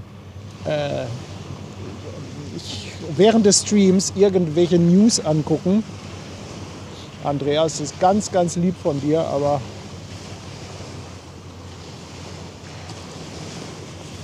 mit dem Multitasking ist das beim Paddy nicht so top.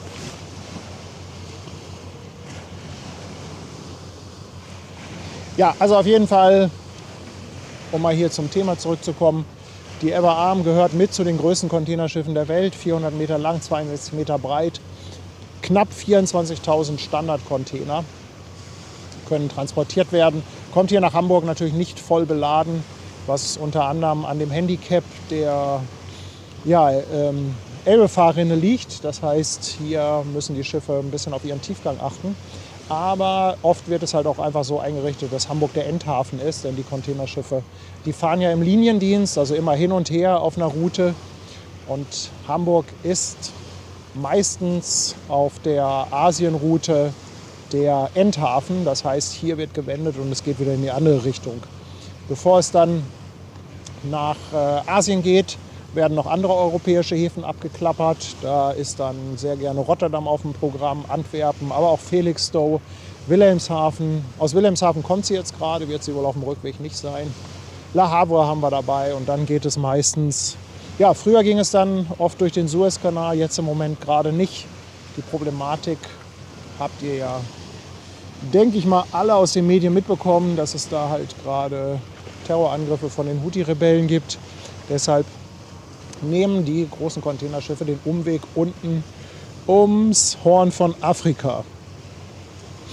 Die Trockenpfütze lässt 5,99 da und schreibt Grüße an alle. Ich danke dir vielmals für deine Unterstützung für den Kanal. Und Herr Adam schließt sich an.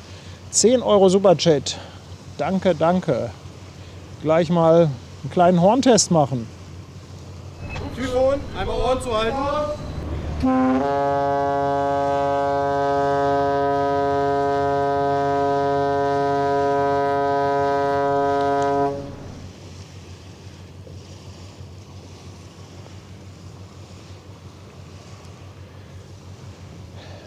Ja, Teufel 81 hat noch mal ein paar extra Infos. Schiff oder schwimmende Plattform?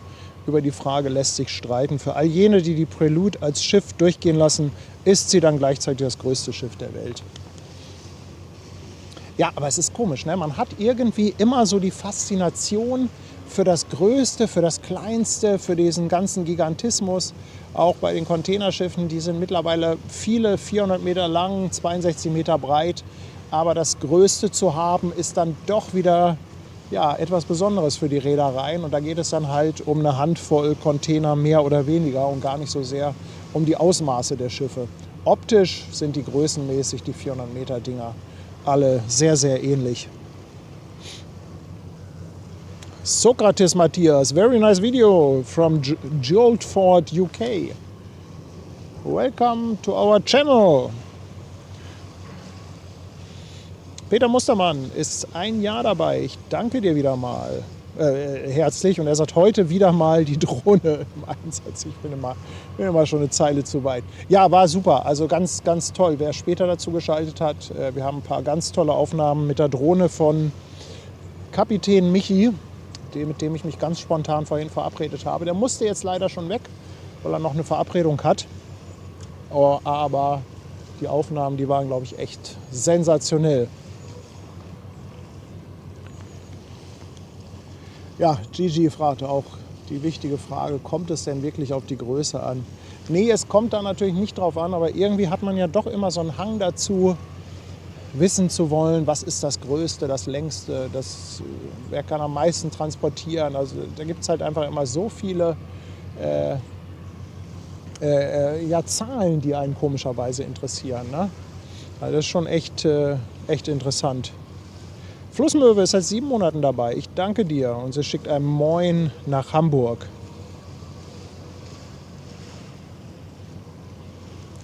Thorsten fragt, ob denn mal wieder was geplant ist in Richtung, also so ähnlich wie mit der Ostseetour der Skalar.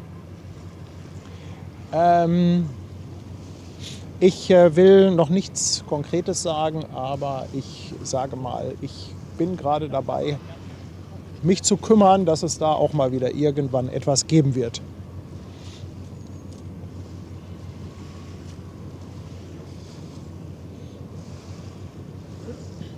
Habe ich selber Bock drauf. Bin jetzt schon so lange nicht mehr Schiff gefahren.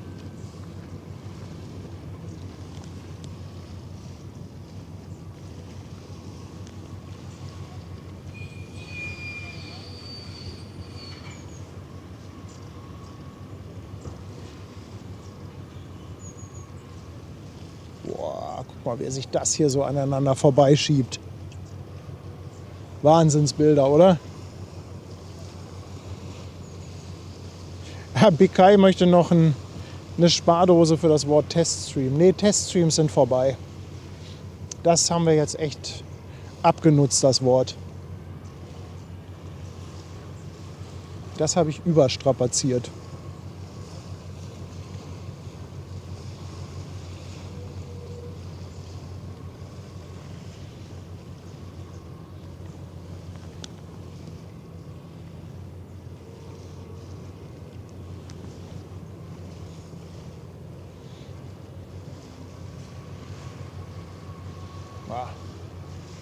Könnten wir das stundenlang angucken.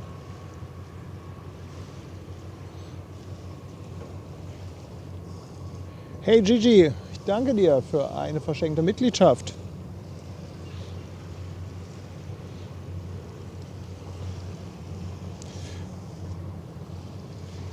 Vor der nächsten Frachtschiffreise kommt aber erst meine erste Kreuzfahrt.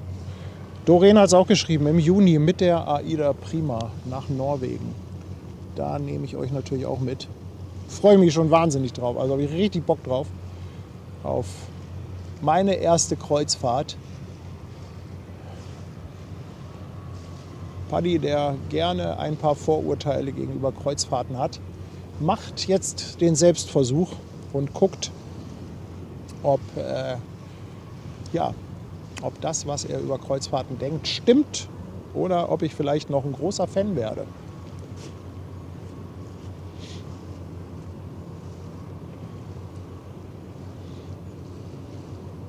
Ja, Günther schreibt es auch. Diese Fahrt durch das Eis von der Skalar, das war in der Tat ein denkwürdiger Stream. Also diese Geräusche, unfassbar. Unfassbar gut.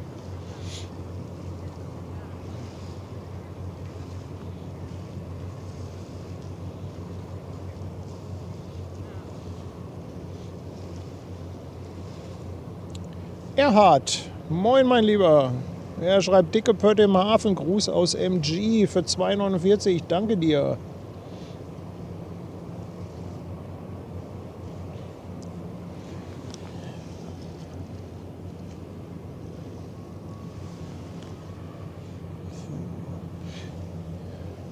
Da muss man einmal kurz. Ach nee, ich kann ja umschalten jetzt. Soll ich mal an meinem Filter etwas drehen? So. Kommt nach der Evergreen noch ein anderer Frachter, fragt der Cooler. Also ich glaube, zumindest nichts Größeres. Ich weiß nicht, ob da vielleicht noch ein Abgänger ist, ob vielleicht irgendwo noch was rausgeht. Das kann gut sein, aber ansonsten könnten wir eventuell mal wieder ein kleines Quiz spielen.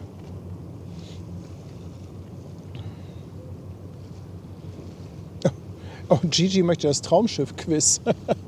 Nee, das habe ich nicht. MG ist gleich Mönchengladbach. Ja, danke für die Hilfe. Ich stand eben auf dem Schlauch.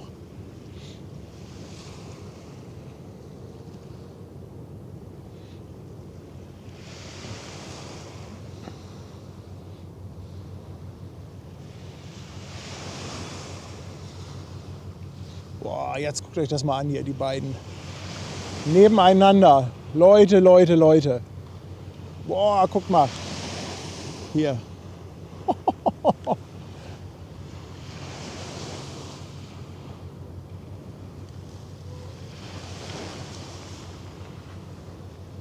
Auch geil die Farben, ne? Rechts flippt grüne Grashüpfer, links die H&M mit ganz vielen orangen Hapag-Lloyd-Containern drauf. Und MacGame meint, um 17 Uhr soll noch die San Marco Maersk rausgehen. Ja, die San Marco Maersk, die ist ja vorwärts eingeparkt, ne? Die muss dann rückwärts raus. Das kann auf jeden Fall dauern, bis sie da hinten rauskommt. Na, gucken wir mal, wie ihr mich bei Laune haltet. Tanja fordert das Foto. Ja, fürs Foto sind die tatsächlich ein bisschen weit weg. Ich habe ja auf meiner Fotokamera nicht so viel Brennweite wie auf der Videokamera. Aber kann man auch super als Screenshot nehmen. Tapsi ist seit 3 Monaten dabei und meint 17 Uhr vom CTH, das überbrücken wir schon irgendwie. Danke auch an den 3. von 10 für 13 Monate auf dem Fischmarkt. Danke dir. So, und jetzt kommt dahinter noch die MSC. Guckt euch das mal an. Ja, das ist ja Kunst. Das ist ja Kunst.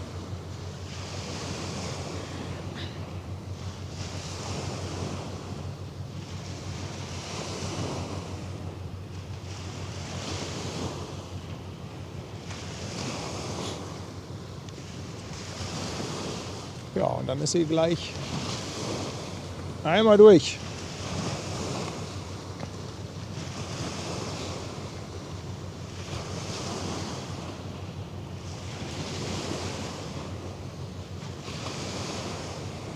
Eskalation, schreibt Ulrich. Ja. So ein bisschen schon, oder? Hat sich doch gelohnt, mal wieder zum Elbstrand. Hat sich echt gelohnt. Wahnsinnslicht auch von hier. Tolle Drohnenaufnahmen.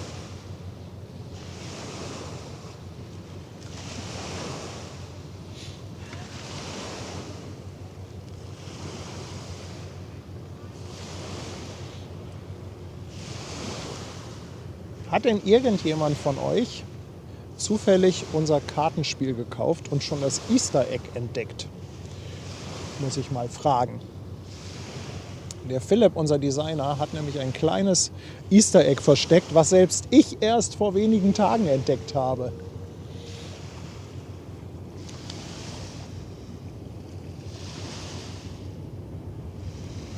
Da musste ich doch glatt fragen, Philipp, ein Druckfehler oder tatsächlich Ein Easter Egg.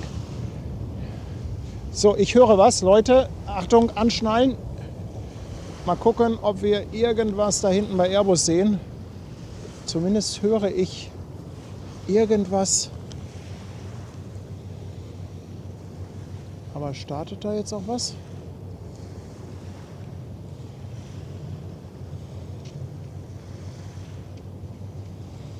Nee. Aber es ist doch gerade ganz laut gewesen. Ich höre doch Triebwerksgeräusche. Oh ja. Zack. Oh, so. Oh, hier, guck mal. Schöner Beluga XL. Schöner Beluga.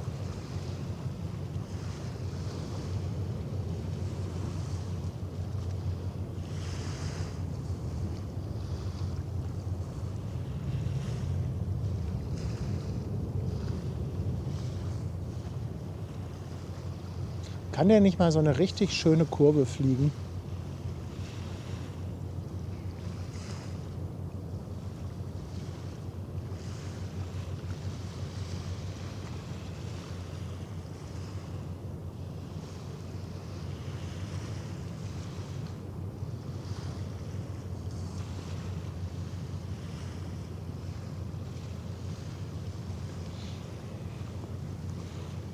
Ja, guck. Haben wir doch einen Beluga auch noch. Was ist denn ein Hamburg Hafen Livestream ohne einen Beluga? Gibt's doch gar nicht. Genau, ein Hauch von Fluggesellschaft.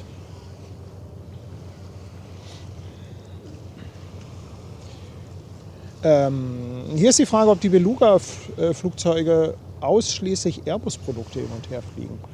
Also meines Wissens nach schon. Das sind ja werkseigene Flugzeuge.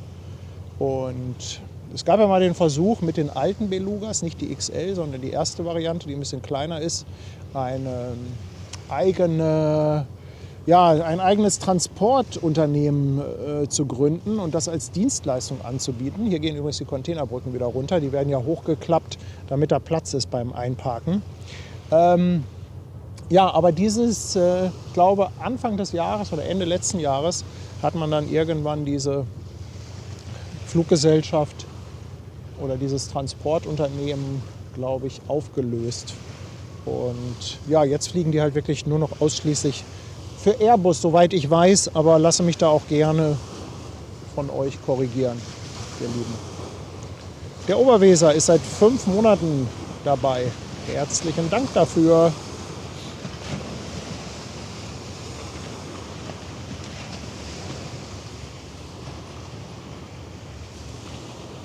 Ja, inwiefern die Flughafenstreiks, die jetzt in Fuhlsbüttel waren, inwiefern die eine Auswirkung auf Finkenwerder hatten, das kann ich euch nicht sagen. Die Vermutung war ja da, weil Anfang der Woche hier also wirklich sehr, sehr wenig los war. Aber mit Sicherheit kann ich euch das nicht sagen. Wir haben hier aber noch ein bisschen interessanten Schiffsverkehr.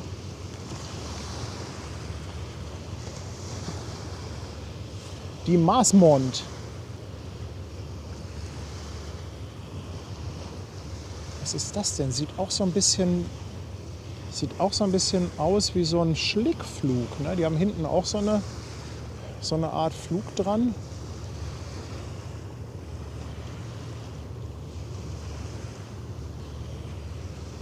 Manuela verschenkt eine Mitgliedschaft. Manuela, ich danke dir vielmals. Ach, und von rechts kommt noch ein Fieder. Also, wir haben auf jeden Fall ein bisschen was zum Überbrücken. Und notfalls noch ein Quiz.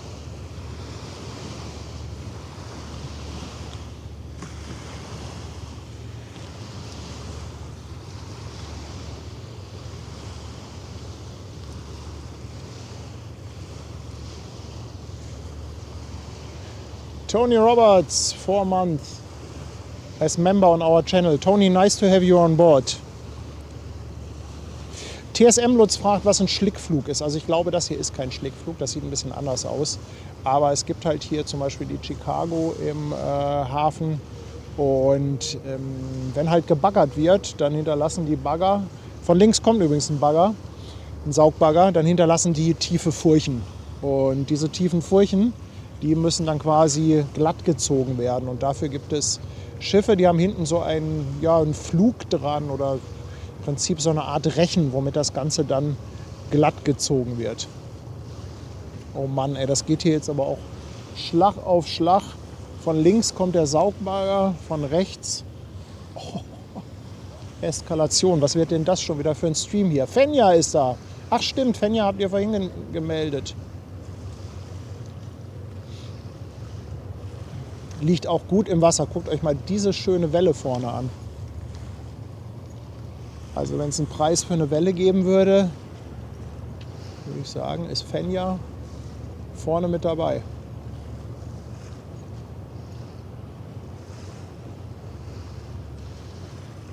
Das hat so was Beruhigendes, solche Bilder.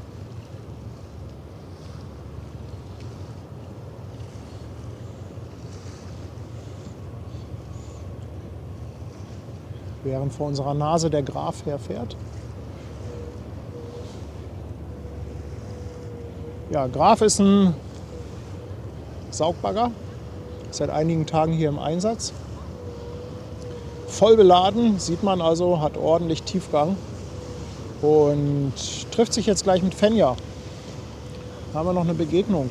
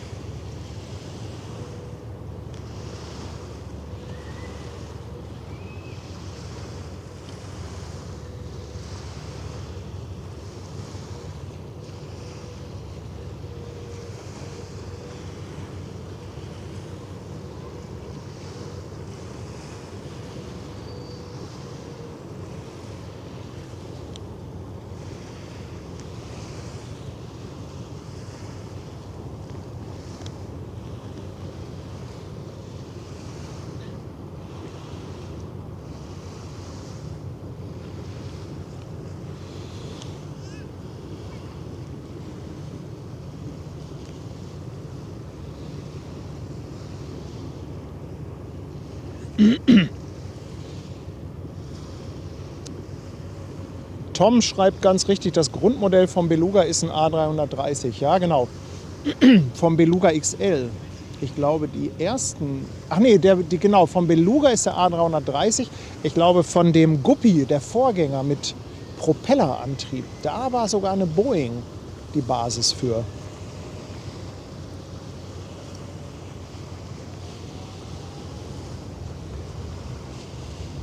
Sag mal, geht da noch ein Flieger raus? Ich höre irgendwie Geräusche.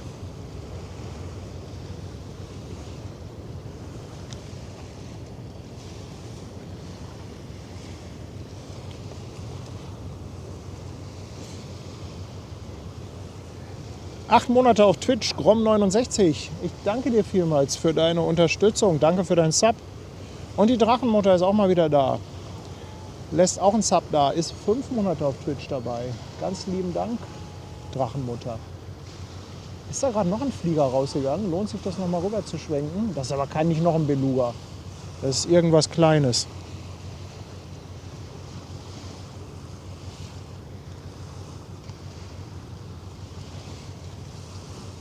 Ich sehe nichts.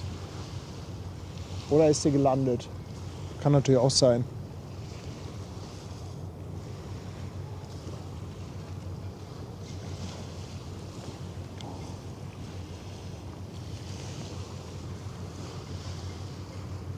Nee, ich sehe keinen Flieger. Aber der A380 kommt von rechts. Ah, ihr sagt, ein A321 geht raus. Also ich sehe den A380 von rechts kommen. Der macht aber einmal ein Stop and Go am Bubendeiufer.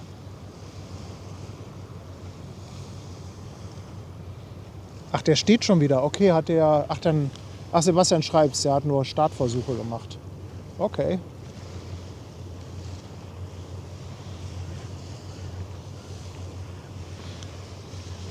Müssen wir mal gucken, ob wir gleich den A380 bekommen. Tommy, 17 Monate. Ganz lieben Dank. Und er sagt, ja, das beste Schiff im Hafen ist natürlich das Schiff von Willi. Da hast du recht, mein Lieber. Onkel Hotte ist auch im 5. Monat dabei. Danke für deinen Prime-Sub.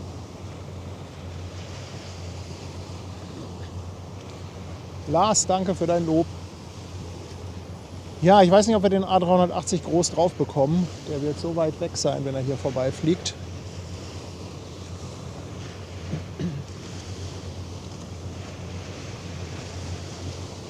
Postbüttel, danke für deine Bestellung.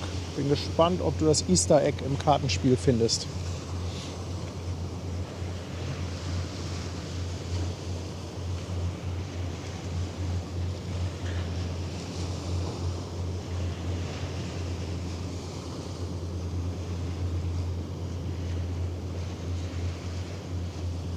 Ja, Fenja ist auch durch. Ich weiß gar nicht, wo Fenja hingeht. Geht die zum Kühlbrand oder will die da gleich am Athabasca irgendwo ran?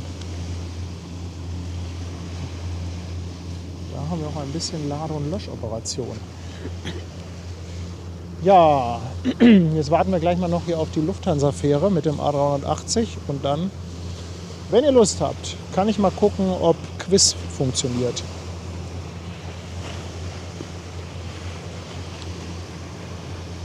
Ich habe sogar ein 10-Fragen-Quiz. Hab schöne Fragen geschickt bekommen.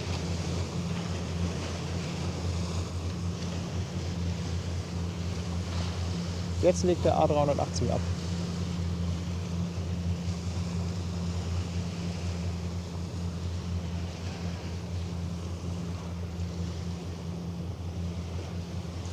Ist das unscharf, das Bild? Das ist doch unscharf, das Bild, oder? So ist besser. Junge, Paddy. Unscharfes Bild, ey. Okay, hier kommt der A380. Ich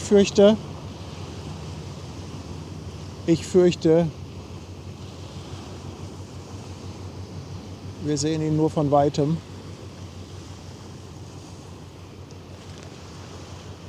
Die Hamburgensie mit Lufthansa Technikwerbung. Vorne auf dem Mast ein kleiner A380. Er ist so weit weg. Aber ich glaube, ihr erkennt ihn.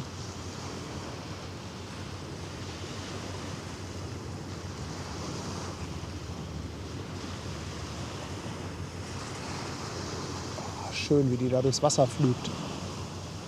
Schön.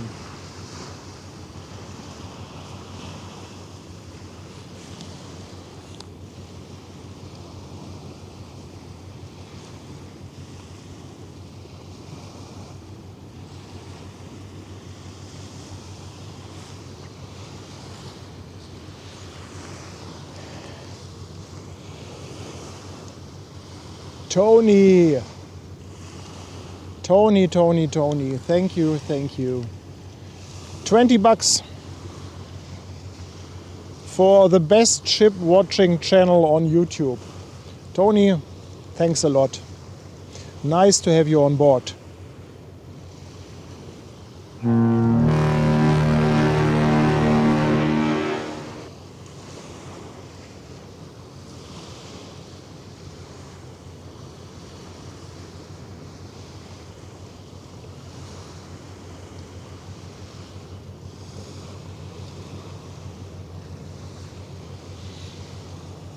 Dopak View, ich danke dir für das Lob.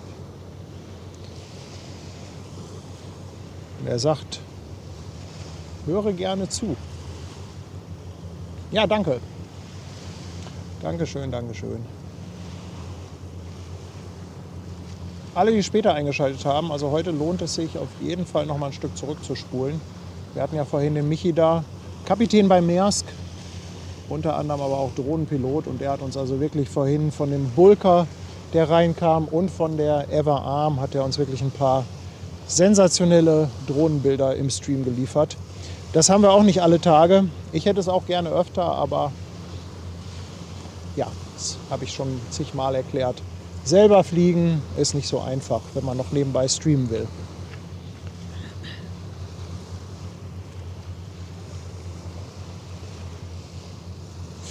Ja, hier ist die Frage, ob hier in Hamburg nicht auch noch irgendwo ein U-Boot lag. Also es gibt ein altes russisches U-Boot, was hier als Museum da hinten Richtung Fischmarkt liegt.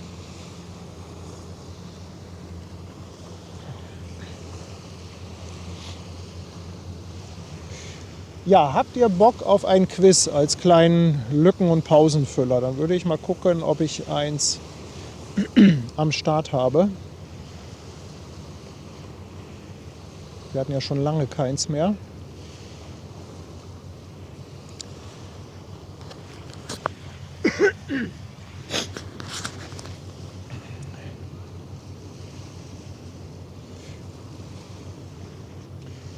Ich mache das natürlich Bild in Bild, dass wir nebenbei hier noch weiter ein paar Eindrücke aus dem Hafen haben. Jetzt muss ich aber erstmal gerade schauen, ob das Quiz auch funktioniert. Sekunde, Sekunde. So, da ist es. Und es geht auch gleich los. Die Fragen, es sind insgesamt 10 Fragen. Die hat mir der liebe Jürgen Schulte geschickt. Und ja, vielen, vielen Dank. Das waren so tolle Fragen, dass ich gesagt habe, komm, ich nehme heute mal alle 10 mit rein. Wer das Ganze nicht kennt, es ist nach dem Prinzip, wer wird Millionär? Gleich kommt eine Frage mit 4 Antwortmöglichkeiten. Ihr haut einfach in den Chat 1, 2, 3 oder 4 rein. Und ja, am Ende gibt es dann eine Auswertung. Das funktioniert sowohl auf Twitch als auch auf YouTube. Und ja, soll in erster Linie Spaß machen. Und ja, vielleicht lernt ja der ein oder andere auch was dazu. Los geht es. Frage Nummer 1. Wie schwer ist denn ungefähr ein Kaffeesack? Ist der Nummer 1 80 bis 90 Kilo schwer? 60 bis 70 Kilo? Ist er 35 bis 45 Kilo schwer? Oder wiegt er vielleicht nur 20 bis 25 Kilo? Was bringt denn so ein Kaffeesack auf die Waage? Ihr tippt einfach 1, 2, 3 oder 4 und schreibt nach Möglichkeit nichts anderes momentan in den Chat, denn es geht jetzt natürlich komplett unter, das merkt ihr schon. Was wiegt ein Sack Kaffee? Schwer zu schätzen, oder? Finde ich unheimlich schwer zu schätzen. Jürgen, ich weiß gar nicht, ob du da bist. Auf jeden Fall ein dickes Dankeschön an dich für diese Fragen. Er hat mir noch mehr geschickt, also da ist noch Material für 2, 3 weitere Quizze.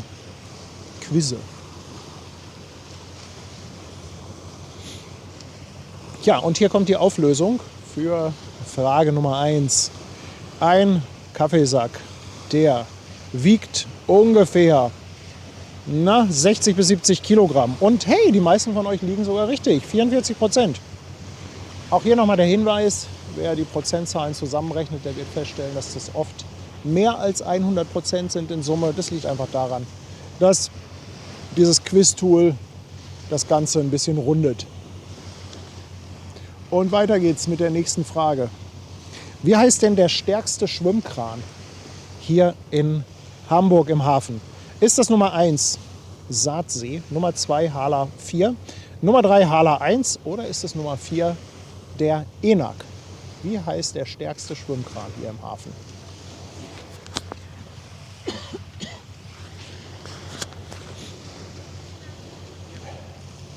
Ja, wer nicht mitquissen will, hier gibt es noch ein bisschen Lade- und Löschoperation im Hintergrund an der MSC.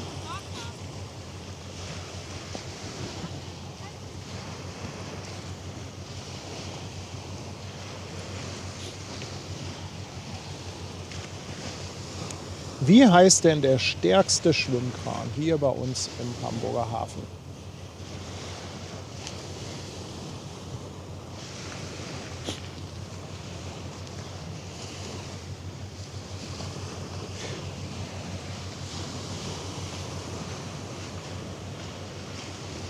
Die richtige Antwort ist natürlich der Enak. Das ist der dickste hier im Hafen.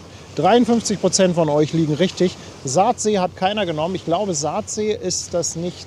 Ich glaube, das ist ein historischer Kran, oder? Ist der nicht im Hafenmuseum? Ich meine, das wäre der im Hafenmuseum, wo wir auch schon mal drauf waren. Auf jeden Fall liegen die meisten von euch richtig mit 53%. Nächste Frage. Wann wurde denn das Passagierschiff Deutschland in Hamburg vom Stapel gelassen. Auf jeden Fall ist es ein paar Tage her. So viel kann ich euch schon mal sagen. War das Nummer 1 1979? War das Nummer 2 1973? War das Nummer 3 1968? Oder war das Nummer 4 1955? Wann wurde die Deutschland hier zu Wasser gelassen?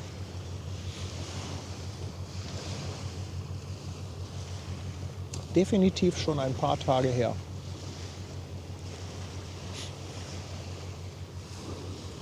Ich kann euch sagen, ich war nicht dabei.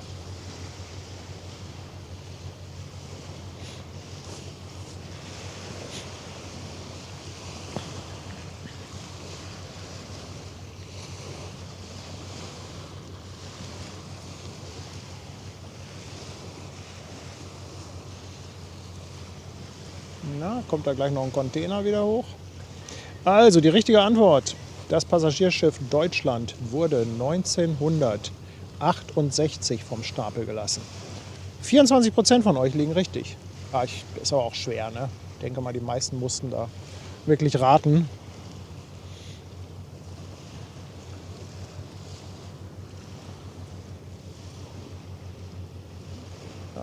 Der Kran bewegt sich bei der MSC und es geht in die nächste Frage. Seit wann heißt denn Hamburg eigentlich Hansestadt Hamburg? Schon wieder so eine Jahreszahlfrage. Mann, oh Mann. Nummer 1, war das 1938? War das 1904? Ist es seit 1875 oder ist es Nummer 4 seit 1266? Seit wann sind wir hier Hansestadt Hamburg? Ja. Da hat der Jürgen aber eine große Bandbreite. 1266 bis 1938. Da ist einiges passiert in der Zeit.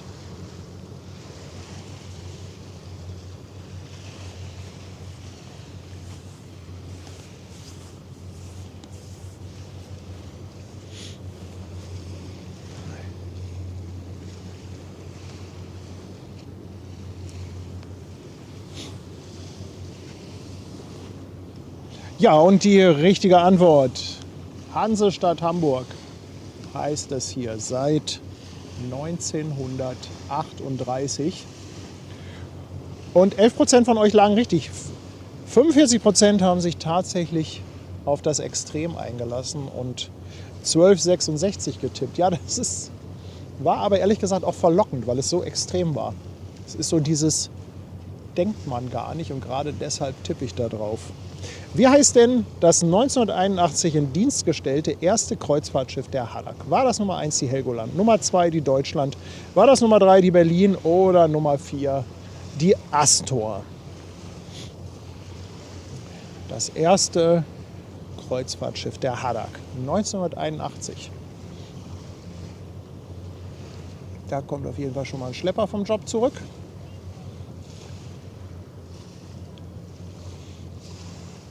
Helgoland, Deutschland, Berlin, Astor.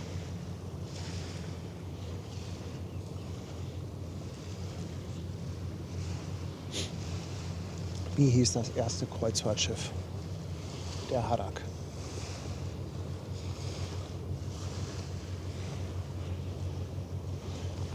Also was ich euch nebenbei bieten kann, ist ein bisschen Louisiana Star.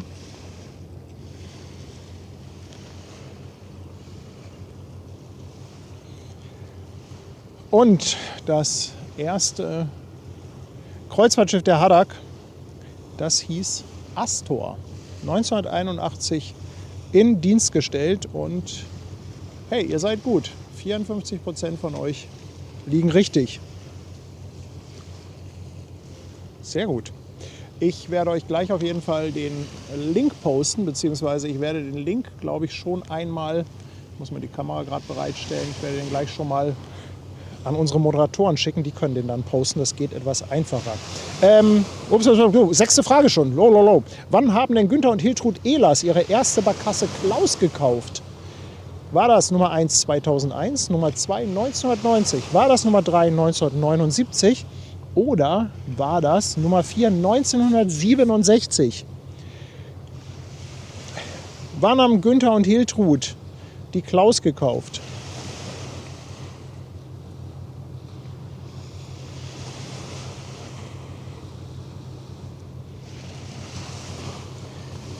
So.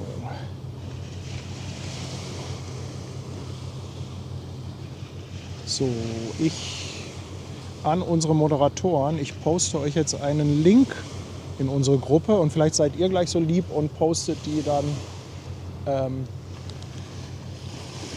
nach dem Quiz einmal öffentlich. Ach, guck mal hier, wir kriegen noch ein kleines Schlepperballett von Boluda.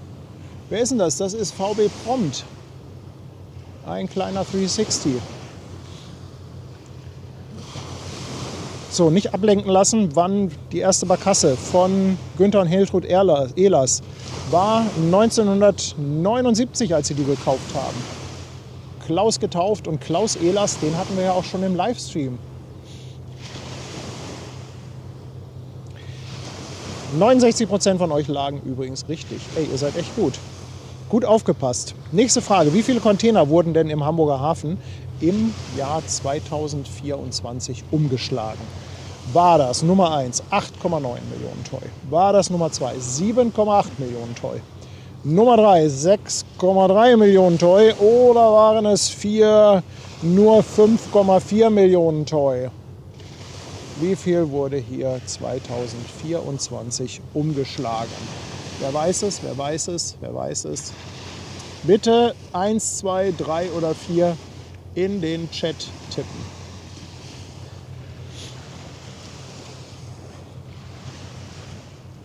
Ja, liegt die richtige Antwort in der Mitte oder liegt sie irgendwo im Extrem? Ist es der höchste oder ist es der niedrigste Wert? Oder wisst ihr es vielleicht sogar?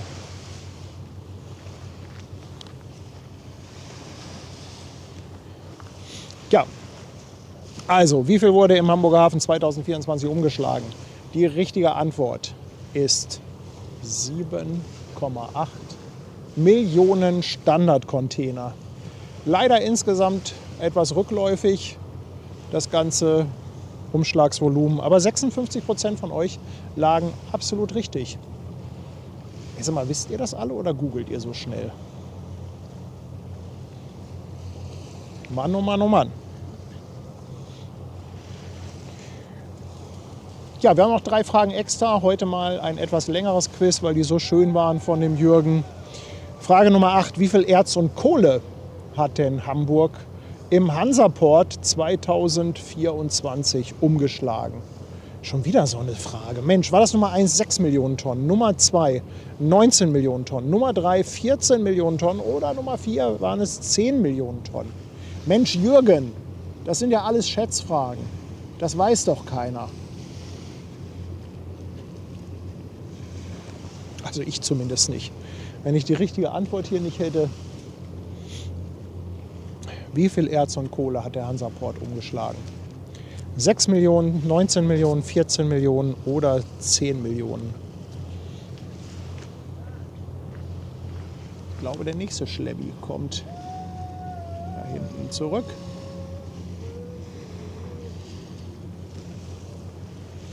Gut, dass wir Bild in Bild haben. Ja, also die richtige Antwort, was wurde umgeschlagen im Hansaport 2024? Die richtige Antwort ist 14 Millionen Tonnen. Und 50% von euch liegen richtig. Hey, ihr seid echt gut. Komm, ey, ihr habt doch irgendwie Google oder ChatGPT auf.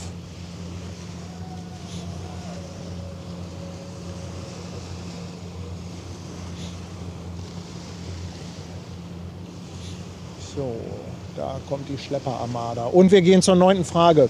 Wie viele Einsatzboote hat denn die Wasserschutzpolizei in Hamburg? Das ist eine interessante Frage. Sind das Nummer 1 8 Einsatzboote, Nummer 2 23?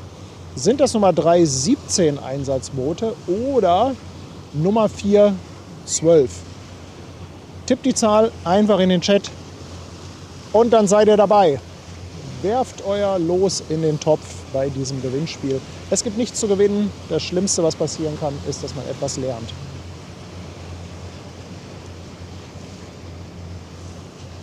Wie viele Einsatzboote hat die Wasserschutzpolizei hier in Hamburg?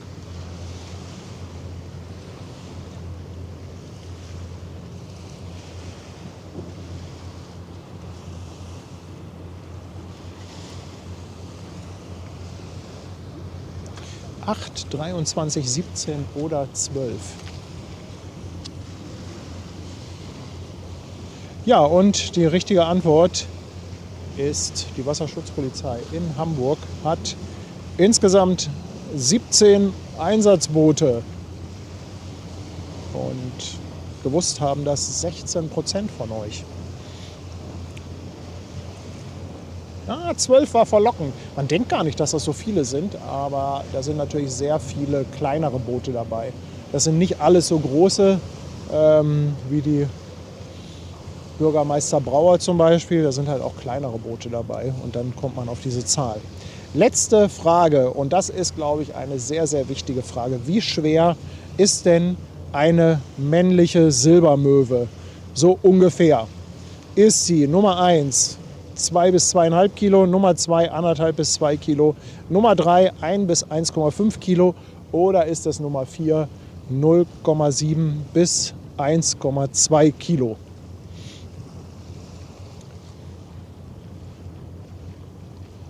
Wie schwer ist eine männliche... Oh, da ist ein Tippfehler. Ups. Tippfehler dürft ihr behalten. Was wiegt denn so eine dicke, fette Möwe? 2 bis 2,5, 1,5 bis 2, 1 bis 1,5 oder 0,7 bis 1,2 Kilo. Auf jeden Fall eine ganze Menge. Das ist zwar keine Möwe, aber immerhin ein Federvieh, was wir hier auf dem Schild sitzen haben. Ja, und die richtige Antwort: eine männliche Silbermöwe. Die wiegt so roundabout 1 bis 1,5 Kilo. 24% von euch liegen richtig. Also jetzt kommt gleich das Ergebnis. Da sind aber nur die vordersten Plätze.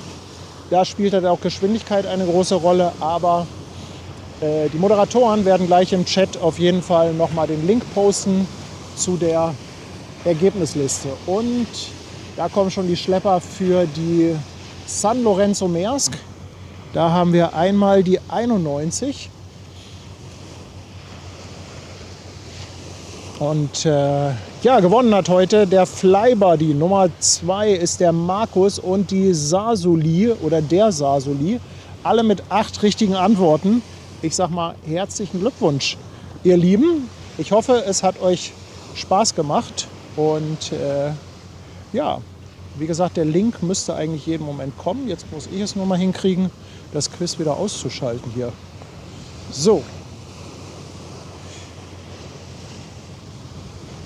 Okay, und jetzt bin ich auch wieder im Chat. Also, ist natürlich klar, dass, wenn das so rattert, hier chatmäßig überhaupt nichts läuft. Also, falls irgendwas Wichtiges war, dann jetzt nochmal. Da haben wir Fairplay 91 auf dem Weg zur San Lorenzo Maersk. Die Louisiana Star kommt raus. Und wen haben wir noch hinten dran? Wen haben wir noch als Schlepper für die San Lorenzo?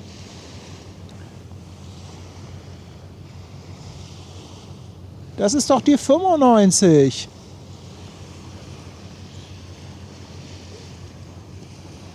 Die Jungs machen es natürlich.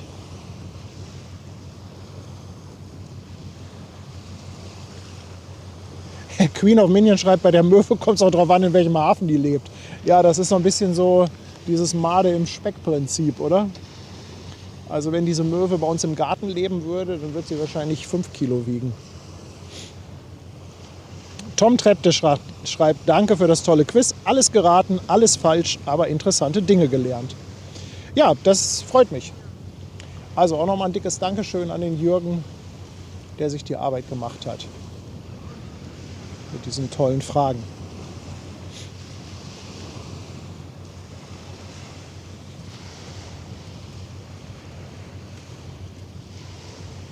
Falls ihr mal Lust habt, Quizfragen einzusenden, unter dem, also bei YouTube, bei Twitch nicht, unter dem Video oder unter dem Stream bei YouTube, da ist ein Link zu einer Excel-Tabelle und das ist quasi eine Vorlage zu dem Quiz. Und wenn ihr das da direkt eintragt, Dann kann ich das direkt importieren, muss da nicht noch großartig was umschreiben. Wer es noch nicht kennt, nochmal etwas Werbung für unseren WhatsApp-Kanal. Hat heute, glaube ich, auch wieder Sinn gemacht, denn ich bin sehr spontan online gegangen. Hatte erst geplant, zur Evergreen online zu gehen. Und dann war aber der Michi schon da, der Bulka kam. Michi hatte nicht ganz so viel Zeit und dann haben wir gesagt, komm, schmeiß an die Kiste. Und dadurch haben wir wirklich atemberaubende Drohnenaufnahmen bekommen. Bei wirklich ganz tollem Licht. Und dafür ist unser WhatsApp-Alarm da. Immer so 10 Minuten, bevor es losgeht. 10, 15 Minuten. Ich glaube, heute war es kürzer.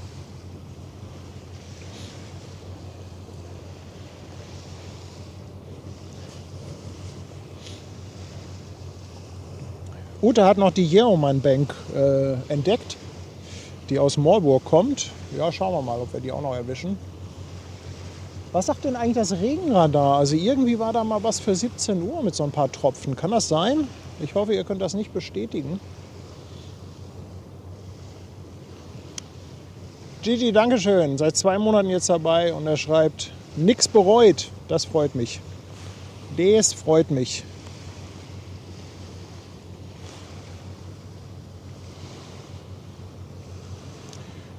Und dann verkehrsberuhigt habe ich eben übersehen, hat nochmal per PayPal 12,72 € dagelassen.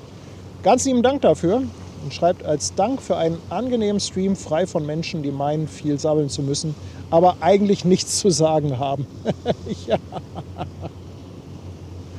Ach ja, aber Unfug sabbeln kann ich auch ganz gut.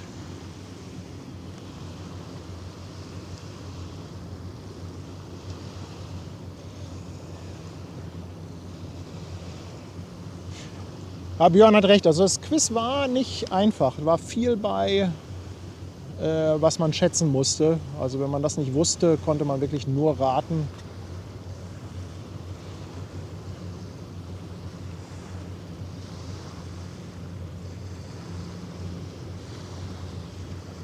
Boah, guck mal da hinten das Licht. Muss man hier einmal rüberschwenken. Guckt euch mal bitte an, was da abgeht. Leute, die Waldfee.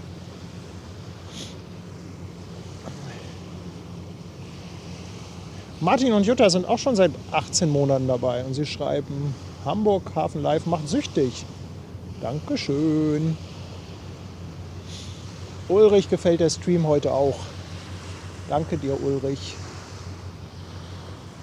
Boah, guckt euch das mal an da hinten. Ich hoffe, dass da nicht irgendwo noch eine fette Regenwolke bei ist. Ich habe nämlich nicht das große Regenequipment dabei.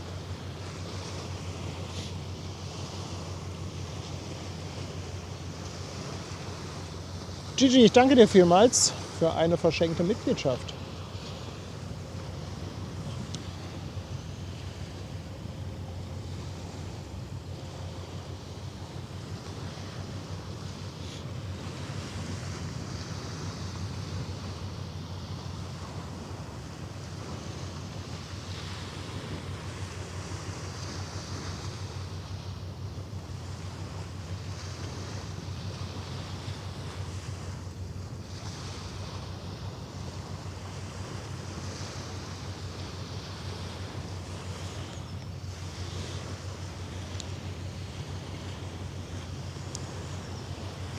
Schiffe, Flugzeuge, Tiere, alles dabei. Und ja, wir gucken jetzt mal, was da noch kommt, ob wir auch noch auf die San Lorenzo Maersk warten können. Ist in der Tat ein interessantes Manöver, weil die hat vorwärts eingeparkt. Also das wird wahrscheinlich ein bisschen länger dauern, die da hinten rauszuholen. Schauen wir mal, ob wir davon noch was mitbekommen. Ein bisschen Akku habe ich noch. Tades möchte wissen, ob die Lotsen immer Highspeed unterwegs sind. Ja, die haben es eigentlich immer eilig.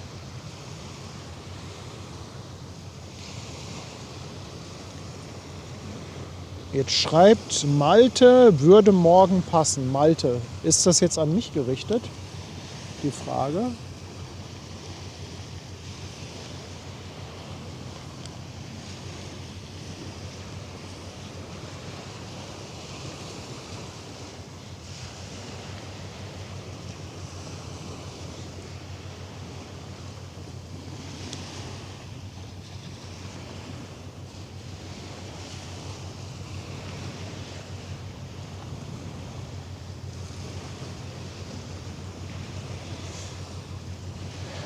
Ja, und die Jeoman Bank.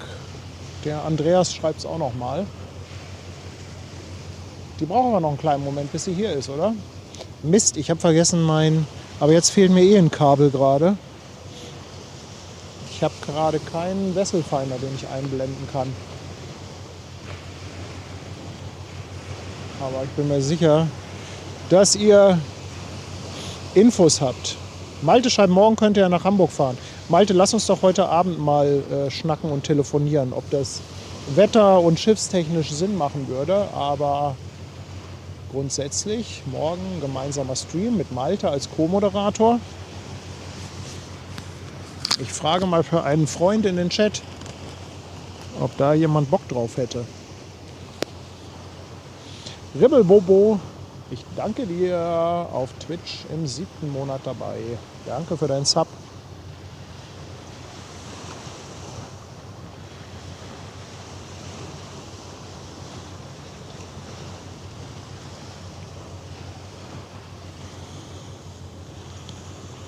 Oh, da versucht einer den Stein wieder in die Elbe zu schieben. Junge, das wird nix. Glaub es mir. Glaub mir, das wird nix.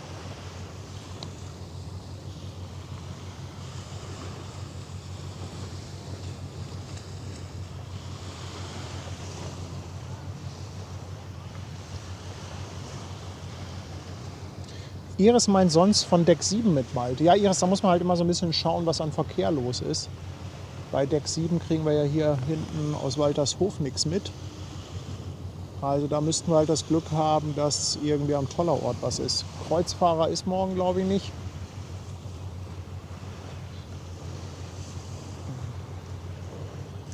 Aber Malte, ich würde vorschlagen, wir telefonieren heute Abend mal, wenn ich hier fertig bin.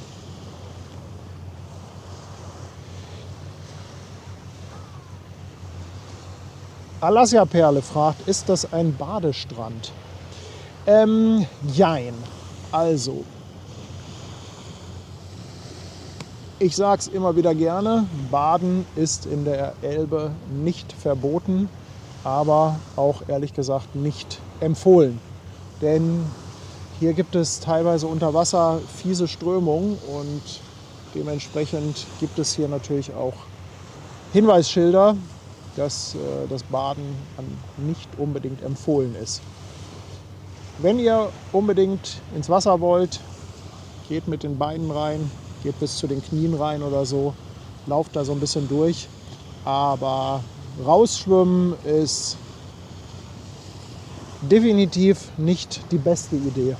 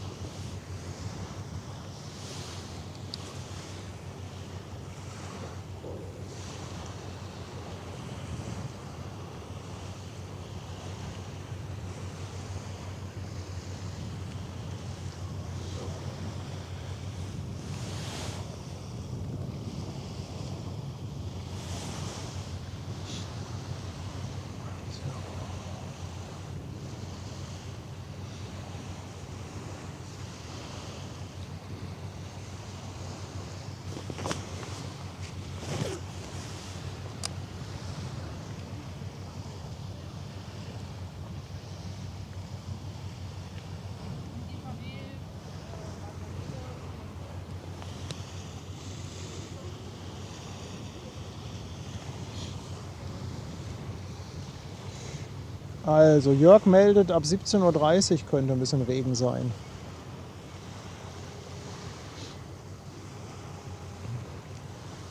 Der Stein, der hier liegt, das ist ein Findling. Das ist der alte Schwede und beim Ausbaggern der Elbe wurde der gefunden und geborgen. Man brauchte auch 2 Anläufe. Es gibt bei YouTube auch ein Video darüber, über die Bergung des alten Schweden. Und ja, der wurde dann quasi hier an Land gelegt.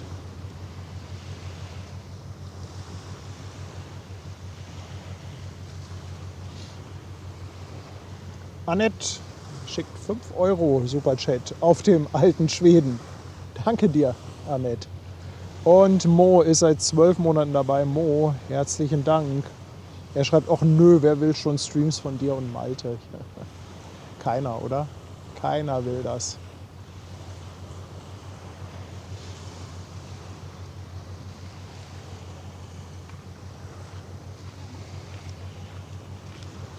Ja, die Schlepper sind schon an der Maersk dran, aber wie gesagt, die muss ja rückwärts raus. Von daher wird das ein bisschen dauern, aber wir gucken mal.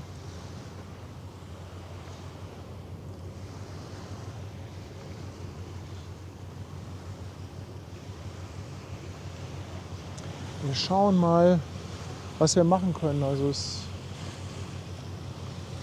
der Himmel ist definitiv ein bisschen zugezogener. Das gute Licht hatten wir vorhin.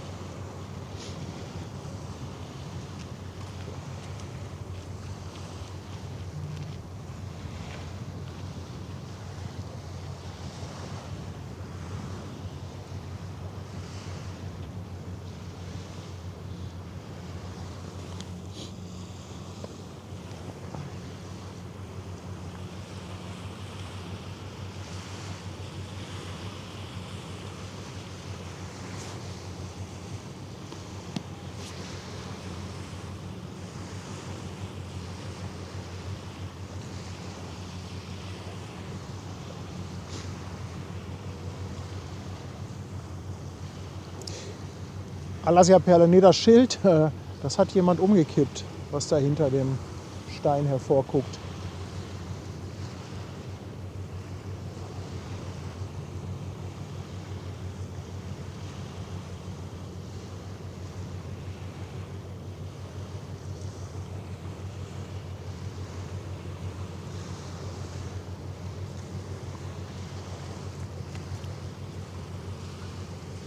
Ich werde jetzt selber mal auf mein Regenradar schauen. Mal gucken, was das sagt.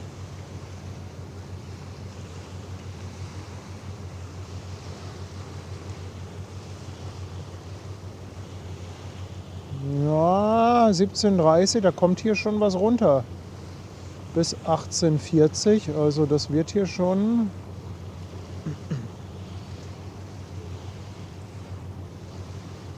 Das wird hier schon ein bisschen nass, Leute.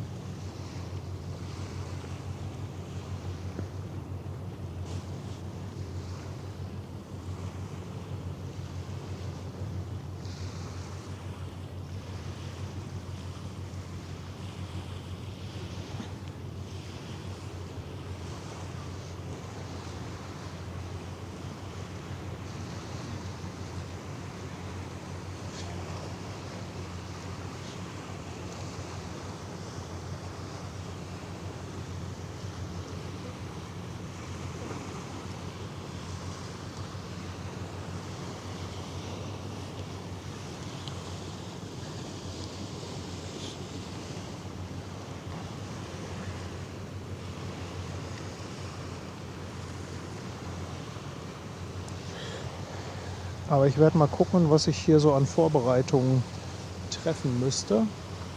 Einen großen Schirm hätte ich. Ich habe nur ein Stativ dabei. Schauen wir mal.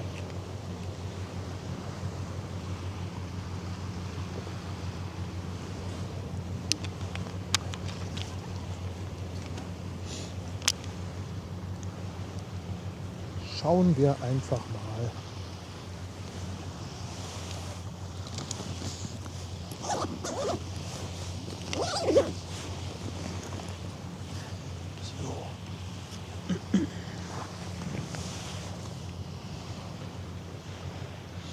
Gut, dann warten wir jetzt mal gemeinsam auf den Regen, der da kommt.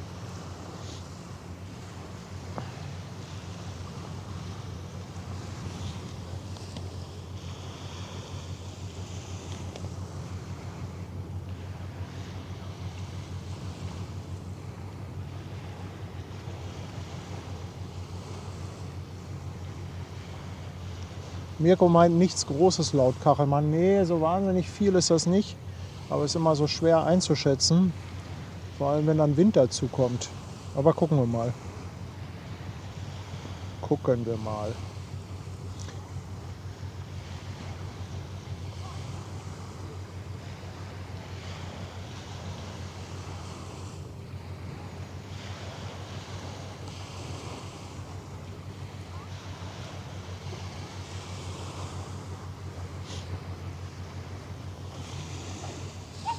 Ja, hier hat irgendjemand ein Schild umgeschmissen beim alten Schweden.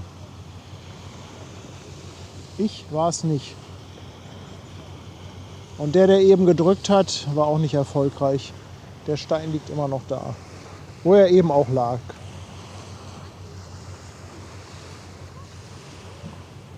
Danjo meint, wird 10 bis 15 Minuten leichter Nieselregen. Er schreibt aber auch gleich dabei Angaben ohne Gewähr. Nicht, dass ich mich hinterher auf ihn berufe. Ich sage, ey, du hast aber gesagt, hier, das geht ja gar nicht. Ne? Was hast du nur für eine komische Vorhersage gemacht? Wo ist denn die Yeoman? Wie spricht man das aus? Ich würde ja sagen Yeoman. Die Yeoman müsste eigentlich jeden Moment kommen. Hey, Honda ist auch da. Honda, 16 Monate schon dabei. Schön, dass du da bist. Liebe Grüße.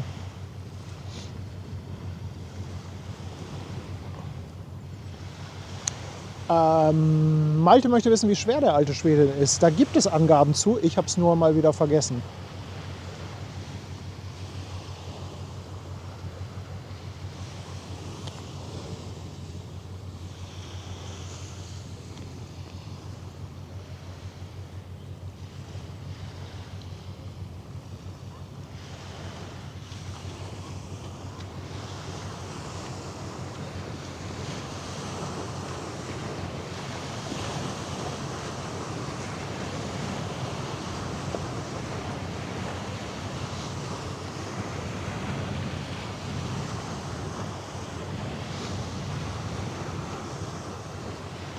...217 Tonnen, schreibt hier jemand im Chat.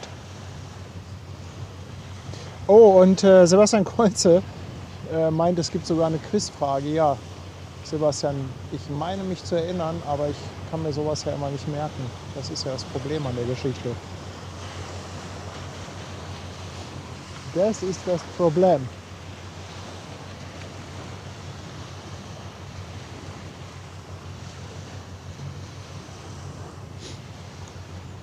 Stimmt, Iris schreibt auch nochmal, morgen fahren ja gar keine Fähren. Also ich sag mal, wenn kein Schiffsverkehr ist und dann auch keine Fähren, dann wäre das in der Tat ein bisschen doof. Aber ich gucke mir das nachher mal an und dann schnacke ich mit Malte mal, ob das Sinn macht.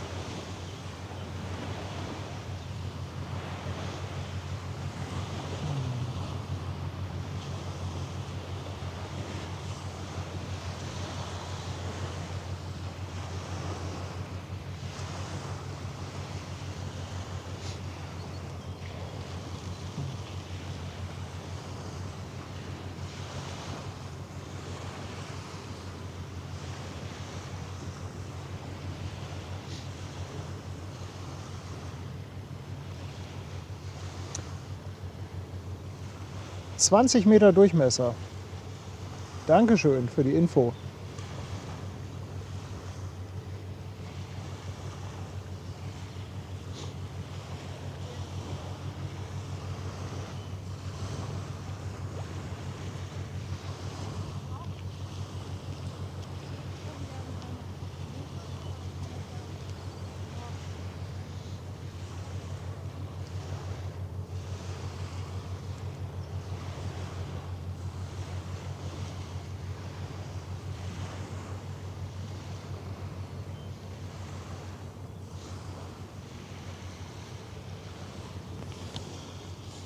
Achtung, A380 im Anflug.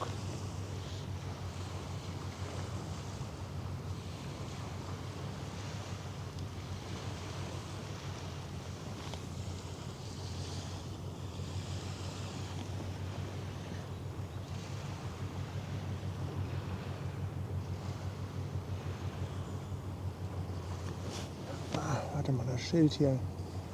So, jetzt habe ich es gepackt. Ist der Fokus nicht aufs Bild, aufs Schild gesprungen.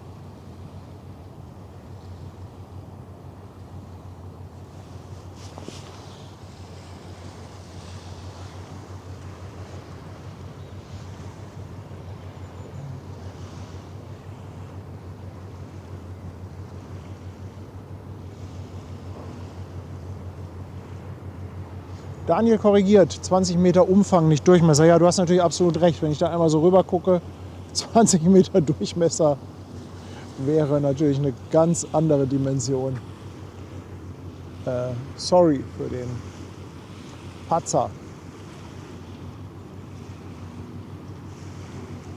Also wenn das Ding 20 Meter Durchmesser hätte, dann würde es einen ganz schönen Schatten werfen.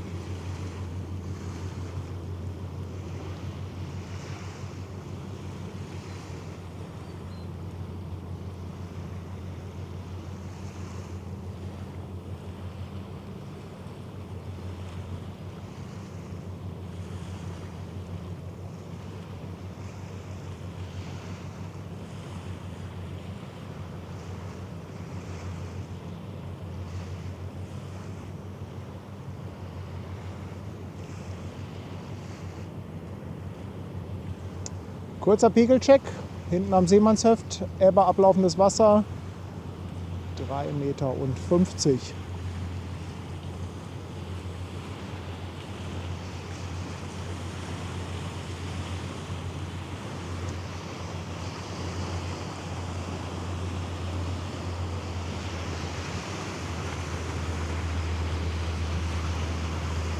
Romantik, Romantik.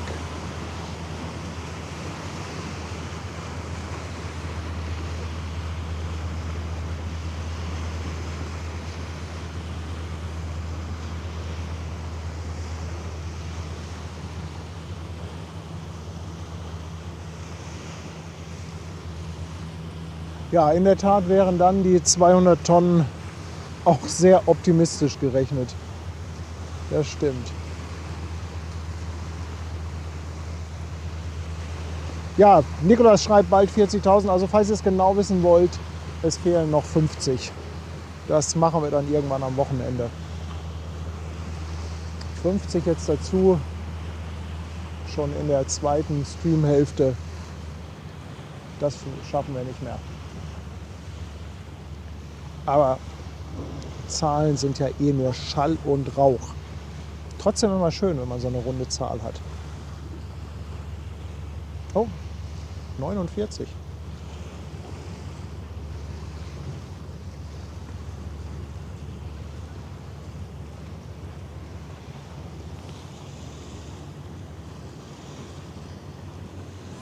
So.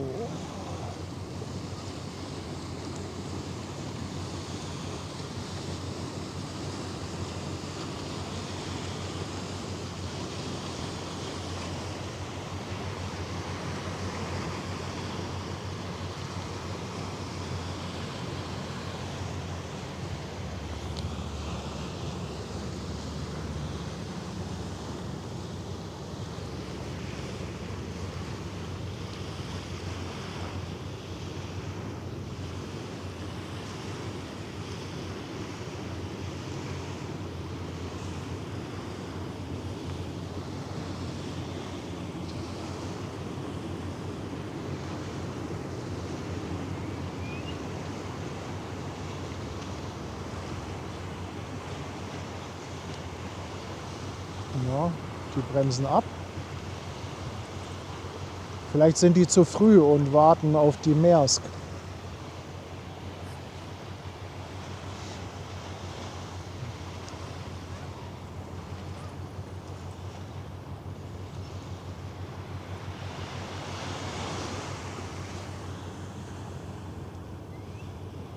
Ja, wieder hängen geblieben.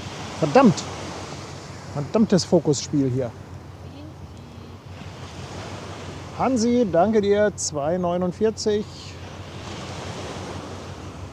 Danke, danke.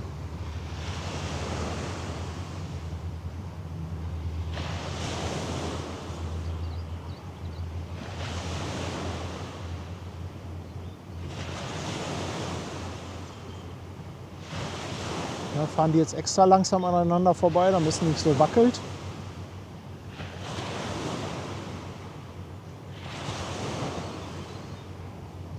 Irgendwann müsste doch auch mal die Yeoman hier ums Eck kommen, oder? Ha, nicht hängen geblieben. Ich krieg das Schild noch. Ich krieg es noch.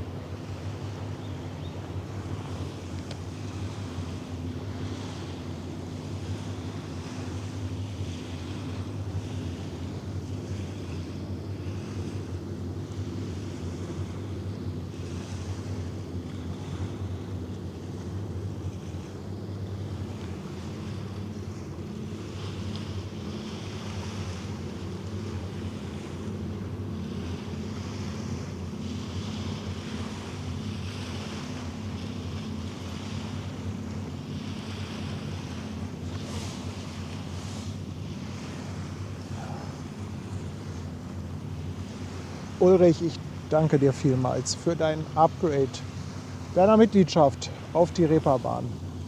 Herzlichen Dank dafür. Ja, jetzt fehlen noch 47.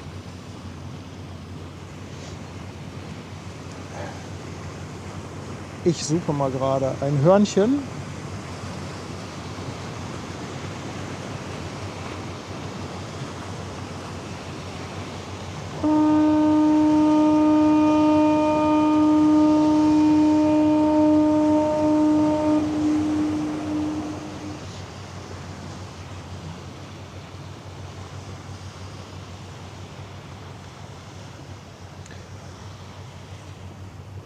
Marian fragt, wie man Mitglied wird. Marian, du hast, wenn du einen Browser benutzt, unter dem Video einen Button, da steht irgendwie Mitgliedschaft verwalten oder Mitglied werden oder so. Diesen Button hast du aber zum Beispiel nicht, wenn du auf einem iOS-Gerät mit der YouTube-App guckst, also auf dem iPad oder iPhone. Da hast du es, glaube ich, nicht, wenn ich das richtig in Erinnerung habe. Aber manchmal haben wir ja auch Glück und gewinnt eine Mitgliedschaft, wie zum Beispiel die vom Tapsi, die er gerade verschenkt hat. Ich danke dir vielmals. Und Leflotrix lässt ein neues Sub da auf Twitch. Ich danke dir vielmals. Schon 2 Monate, schreibt alter Schwede. Ja, oder es gibt hier gleich eine ganze Bombe von Mitgliedschaften. Andreas Westphal, der haut gleich mal einen 5er-Pack raus. Andreas, ich danke dir vielmals. Und ihr müsst übrigens bei den Einstellungen in eurem YouTube-Konto zulassen, dass ihr Geschenke oder Mitgliedschaften geschenkt bekommen könnt. Sonst funktioniert das nicht.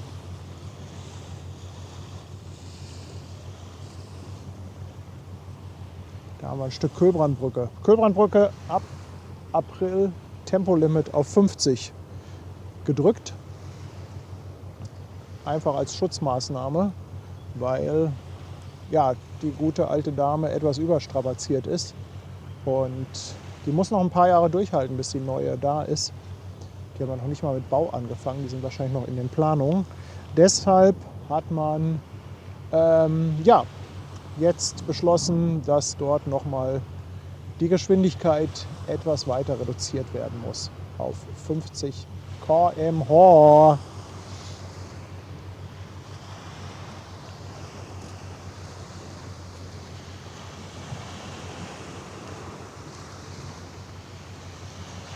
Ja, wie alt ist die Brücke? Wann war die Eröffnung? Sebastian Kolze, du hattest doch eine Quizfrage, wann die Eröffnung der Köhlbrandbrücke war, oder?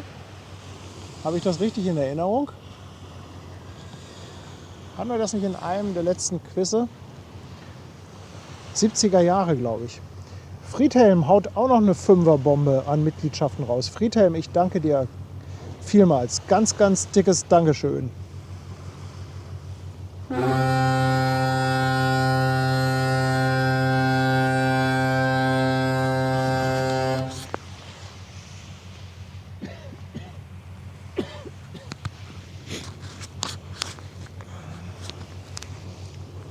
...1974, ich danke euch, mein allwissendes Chatbrain. Guido Jakobs haut auch nochmal 2 Euro Superchat raus und schraubt, tut das Not mit dem Streaming. Ja, das tut Not. Das tut Not. Ich hoffe, ihr genießt die Bilder. Licht ist leider nicht mehr ganz so toll, wobei da hinten mit der untergehenden Sonne.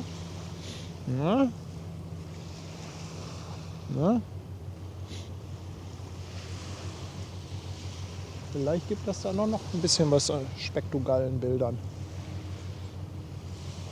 Ich glaube, der Lotse, der hier eben an uns vorbei ist und dann abgebremst hat, der wartet auf die Yeoman. Die müsste doch eigentlich auch mal bald hier ankommen, oder? Claudia schreibt Genuss 2.0. Danke dir. Christian schließt sich auch an, macht den Chat auch weiter grün. Leute, also was ist denn los heute mit euch? Was ist denn los? Ich kann euch auf jeden Fall versprechen, dass der Michi noch einen Gut hat bei mir für die tollen Drohnenaufnahmen heute. Also jeder von euch, der später eingeschaltet hat, also wir hatten wirklich zu Beginn So traumhafte Drohnenbilder von Captain Michi. Und der musste leider etwas früher weg. Deshalb ist er nicht mehr da. Aber der wird auf jeden Fall noch mal zum Essen eingeladen. Ach, Köbrandbrücke ist die hier im Moment erst. Dann, ja, Köbrandbrücke. Ist jetzt die Frage, ob die... Schafft es die Maersk eher raus oder schafft es die Yeoman? Yeoman! Wer schafft es als erstes? Aber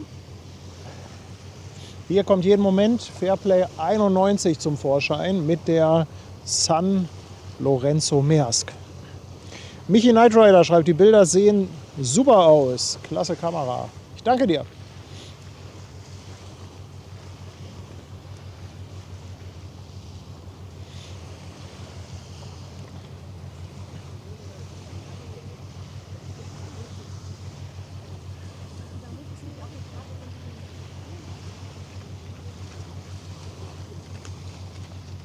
Oh, San Marco, Ute, danke.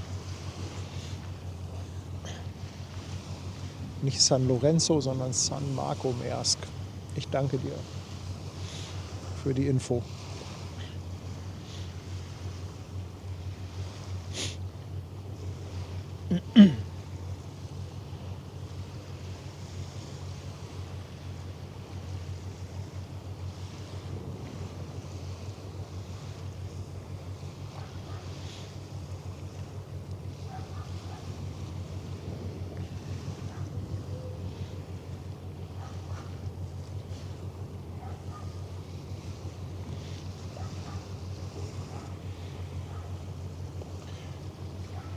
Ist kein alltägliches Manöver. Also meistens werden die Schiffe hier draußen gedreht. Das haben wir echt schon zigfach gesehen. Die Maersk ist vorwärts rein. Eventuell wegen, weil irgendwas im Weg ist mit Laden, dass das ladetechnische Gründe hat. Oder aber auch mit der Gangway.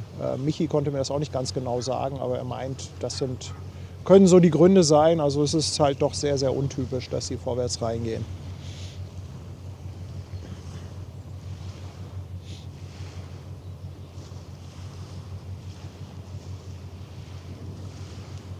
So, und da kommt Fairplay 91 zwischen der HMM und der MSC.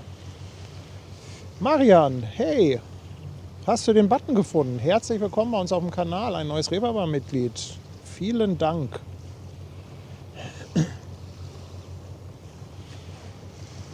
Ach, und da kommt das schöne Blau. San Marco Maersk, der Name lässt darauf schließen, dass das Schiff mal ein Hamburg-Süd-Schiff war.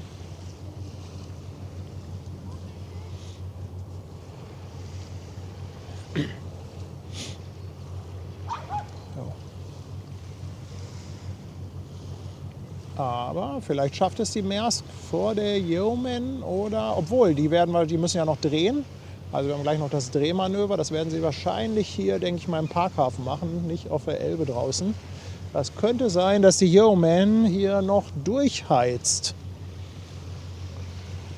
Es dürfen Wetten abgeschlossen werden. Wer geht zuerst raus? Beziehungsweise wer hat zuerst hier freie Fahrt? 1 für die Yeoman, 2 für die Maersk. Wer geht als erster raus? Druckverlust ist da. Der Rainer, Druggi Druck. Moin, mein Lieber. Schön, dass du dich mal blicken lässt. Ja, die Tropfen kommen, ihr Lieben. Die Tropfen kommen. Dann muss ich mal ein paar Vorkehrungen treffen.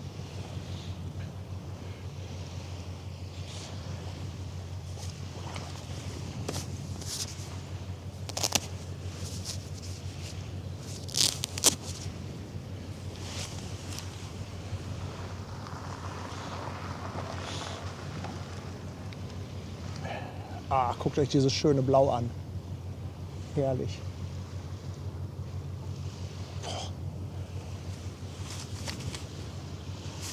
Boah, Leute, ich muss aber Also so schön die Schiffe sind, ich muss einmal rüberschwenken. Also da hinten, ich glaube, der Himmel fackelt da gerade was ab. Guckt euch das bitte mal an. Leute, was ist denn da los? Der Himmel brennt. Sensationell. Oh, jetzt ein Beluga da rein. Was ist da denn los? Wahnsinn. Ja. Was für ein cooles Bild. Und jetzt sehe ich rechts auch den Sensorfleck. Dankeschön.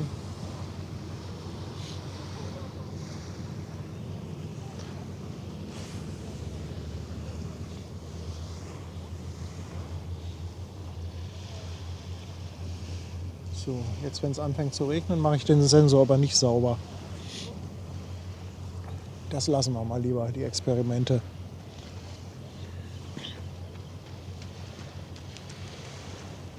Ja, da bildet sich ein Wurmloch, genau. So in etwa sieht das aus. Ein Wurmloch, schwarzes Loch. Irgendwas in der Art. Oder die Engel backen schon Plätzchen. Ja, aber sobald Ostern durch ist, kann man dann ja auch schon wieder die ersten Weihnachtssüßigkeiten kaufen, oder?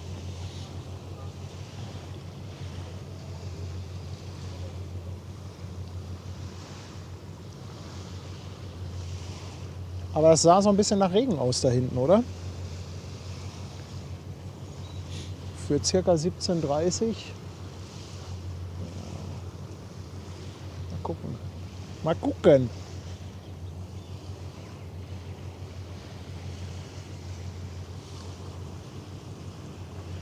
Warte mal, vielleicht kann ich ja...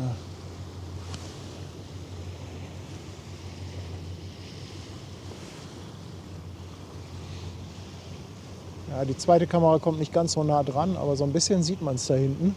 Sieht schon echt cool aus.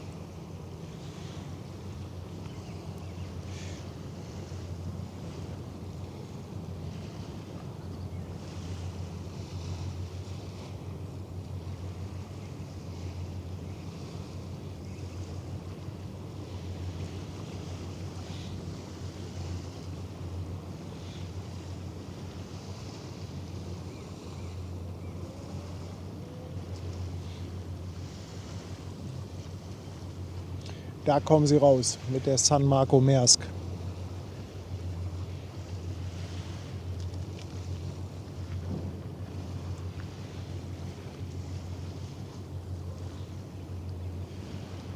Gleich sind sie durch. Und Knut vom Oberharz lässt noch mal einen Heiermann da. Ab April, Mai startet Schoko in die Weihnachtssaison. Ja.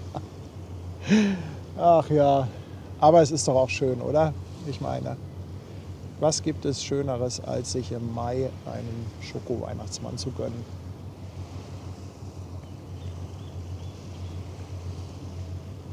Aber nee, ohne Scheiß, im Mai nicht, aber so September ist doch eigentlich immer die Zeit.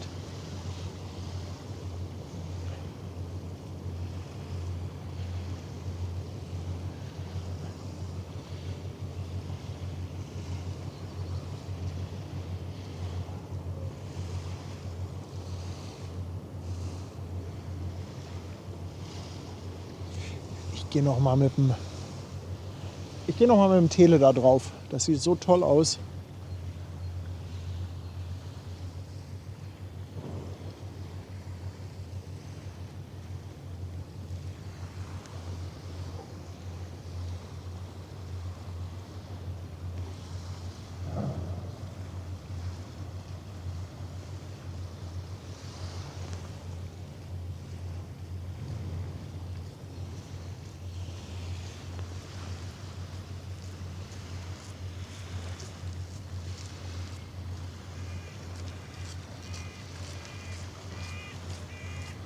Vielleicht mal auf den Baum fokussieren. Das könnte auch ein schönes Bild geben, oder?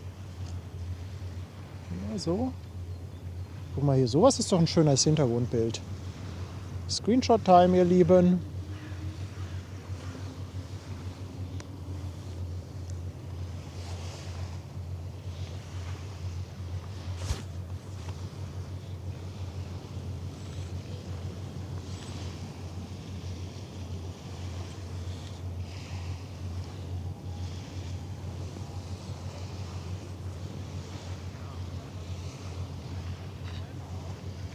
Ach, Leute, das Rennen geht los.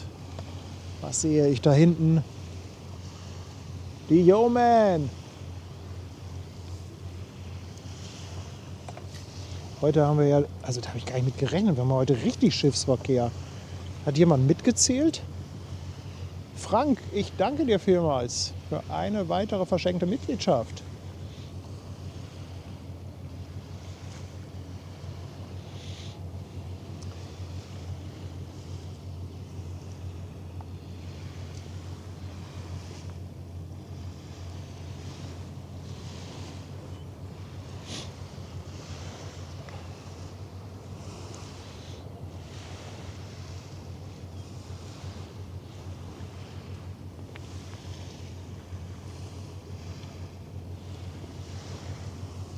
Vorne haben wir Fairplay 95 dran, hinten Fairplay 91. Die buxieren das Schiff da jetzt im wahrsten Sinne des Wortes raus und werden sie dann gleich im Parkhafen drehen. Aber der Bulker, der muss nicht mehr drehen, ist schon auf dem Hauptstrom angekommen, auf der Norderelbe und tuckert jetzt da einmal hinterm alten Schweden lang. Und ich denke, die haben jetzt freie Bahn, werden dann gleich hier vor meiner Kamera erscheinen. Aber ja, jetzt erstmal hinterm alten Schweden. Können wir noch mal auf San Marco gehen.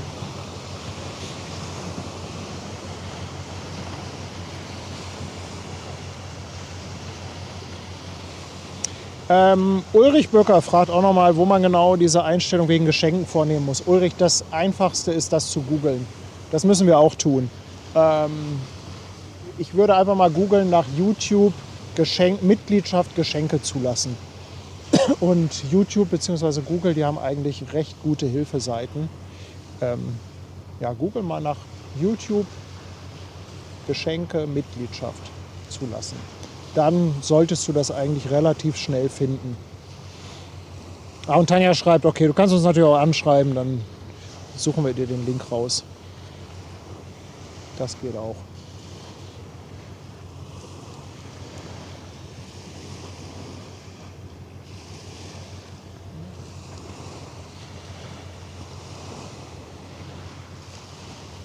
Ja, da ist auch noch eine Maersk im Anflug, die jetzt bei Wedel ist. Leute, ich muss noch mal auf das Tele da hinten. Also das fasziniert mich einfach so mit dem Himmel.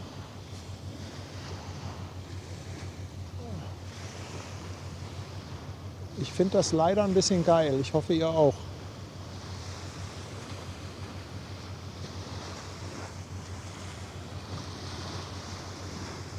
So, jetzt passt es auch mit dem Weißabgleich hier. Mal ein bisschen das Feuer anmachen. Rea, ich danke dir für 100 Bits in die Spesenkasse. Dankeschön. Und wer kommt da? Wenn das nicht Michel aus Lönneberger ist.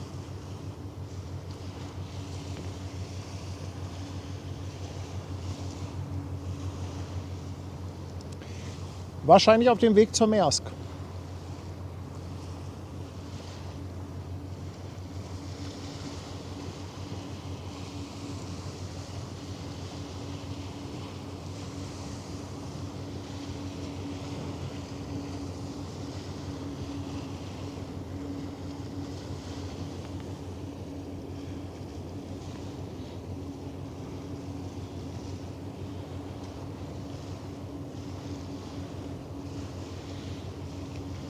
Mirko meint, die Regenwolke nimmt immer weiter ab. Mirko, dein Wort in meinen Ohren.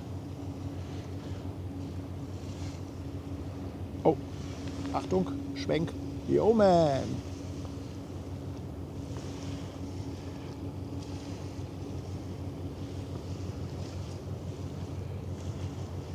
Auch interessant, hat der eigene Förderanlage, um komplett selber entladen oder laden zu können.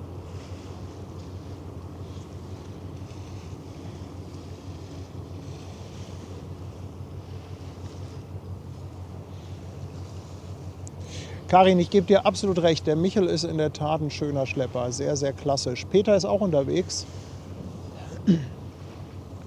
Habe ich hier auch gerade. Aber ich bleibe jetzt mal hier auf dem Schiff.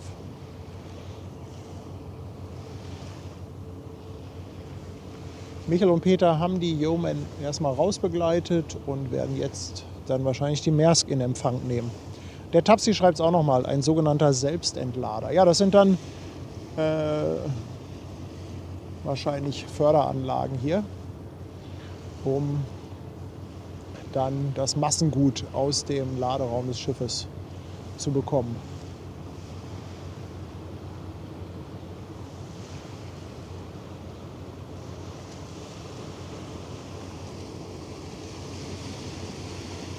Aber es könnte, Leute, es könnte ein schönes Bild werden. Guck mal, hier haben wir die San Marco Maersk. Die machen jetzt langsam, die haben jetzt ein bisschen Zeit, aber von Backbord kommt die Yeoman. Wo ist meine Fotokamera? Ich habe doch alles schon weggepackt, falls der Regen kommt.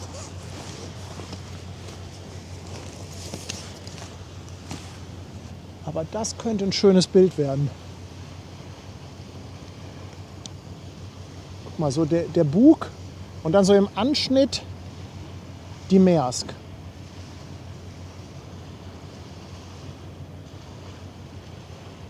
Ich muss das jetzt leider mal ein bisschen weiter stellen, denn ich möchte gerne dieses Foto machen. Ich hoffe, ihr habt da Verständnis für, ihr Lieben, dass ich jetzt nicht die ganze Zeit das Schiff verfolgen kann. Ja, komm, noch ein bisschen. Aber kurz bevor sie da ist, muss ich die Kontrolle über die Kamera abgeben.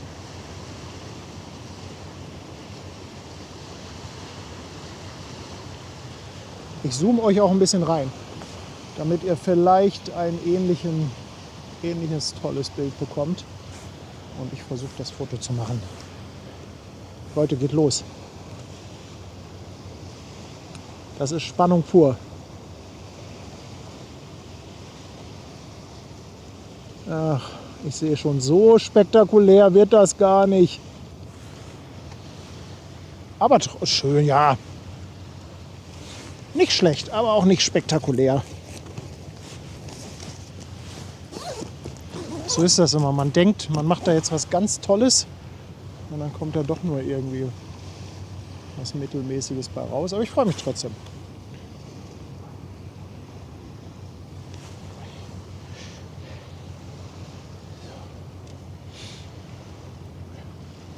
Guido Jakobs, 2 € Superchat als Eintritt ins Planetarium. Ja, Dankeschön. Dankeschön. Boah, ey Leute, der Himmel da hinten, ne? Ich muss da gleich noch mal rüber gehen. Das wird immer krasser. Das wird echt immer krasser.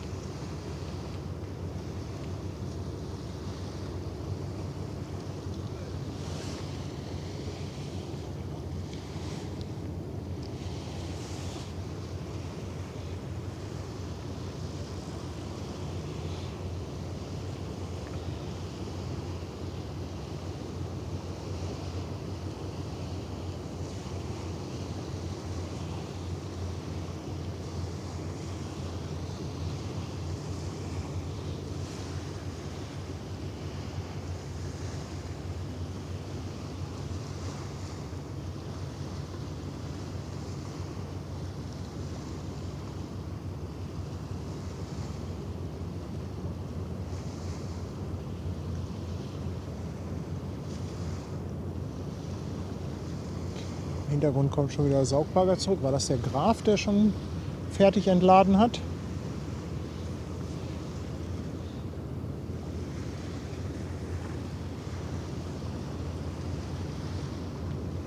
Oh, guckt euch mal den Himmel an. Guckt euch bitte mal diesen Himmel an.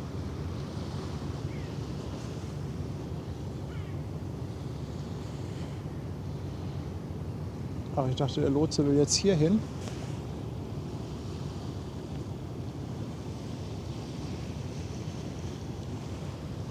Oh, guck mal hier mit dem Seemannshöft. Ist das geil.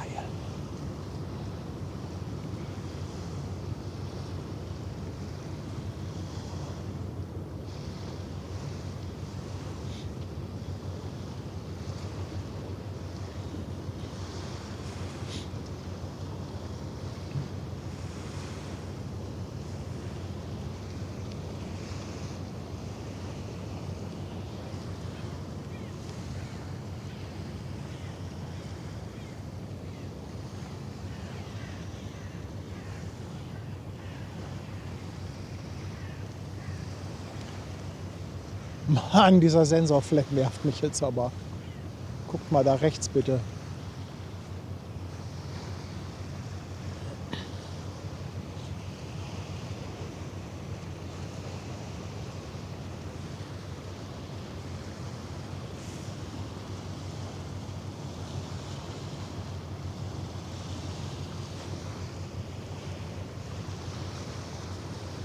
San Marco wird gerade gedreht im Parkhafen, aber ich hoffe, ihr seid bei mir.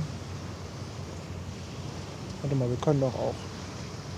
Ich kann es euch auch Bild in Bild geben, aber ich finde, das lenkt ab bei solchen Bildern, oder? Lieber hin und her schalten und abwechseln, statt das jetzt als Bild in Bild.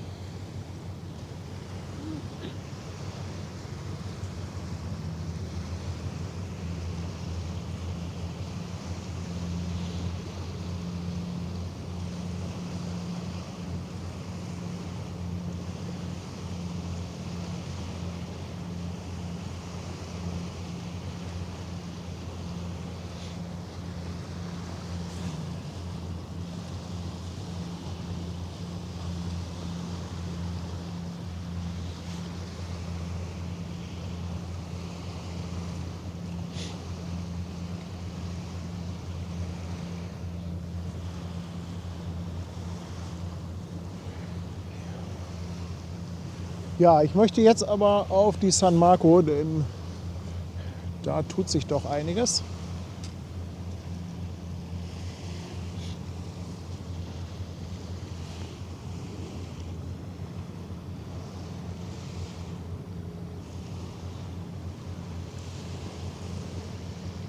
Vorne Fairplay 95, hinten Fairplay 91 und direkt im Parkhafen wird gedreht.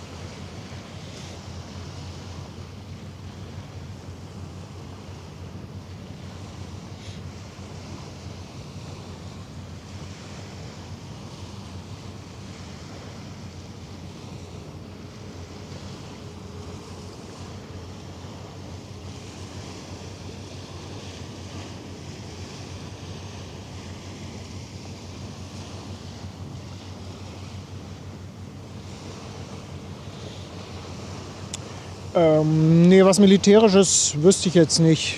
Dai King, dass da was im Hafen kommt.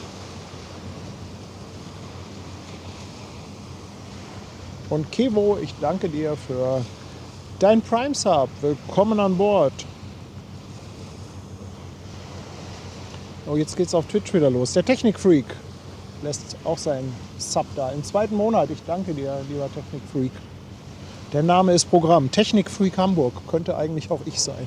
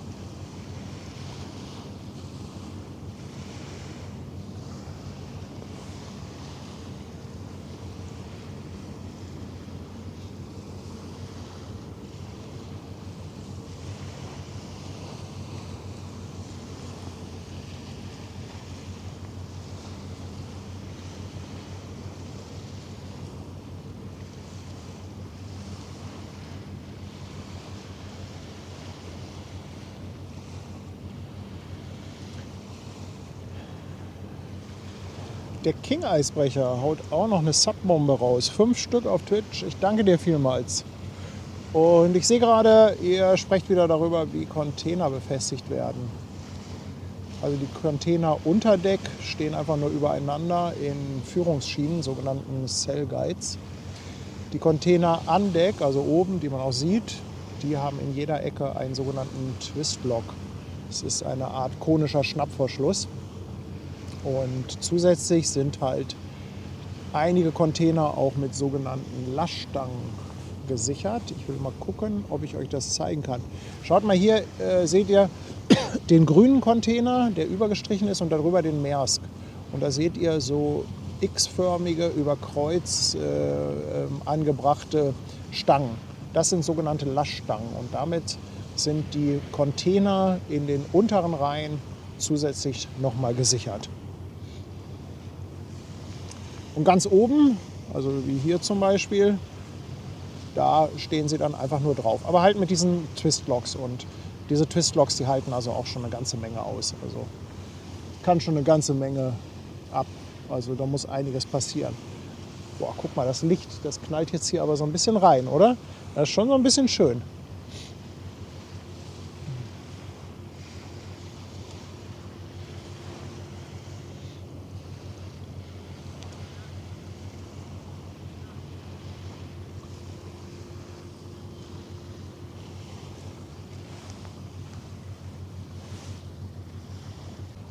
Ich gebe euch nochmal den Blick nach hinten, beziehungsweise nach rechts. Das ist doch abgefahren, oder? Was ist das bitte für ein Licht? Was ist das für ein Licht?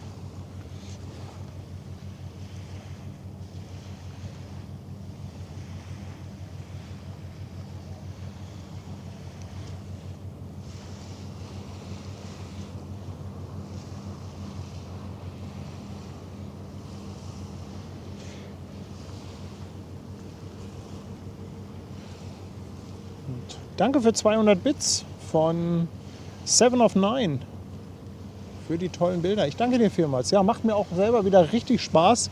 Also ihr seht das, es hat sich definitiv gelohnt, noch etwas länger zu bleiben. Ich war erst darauf eingestellt, nach der Ever Arm zu gehen, aber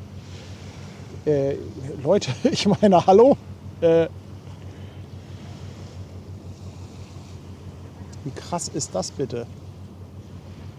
Und man sieht halt, wie dieses warme Licht der untergehenden Sonne jetzt die San Marco Maersk küsst.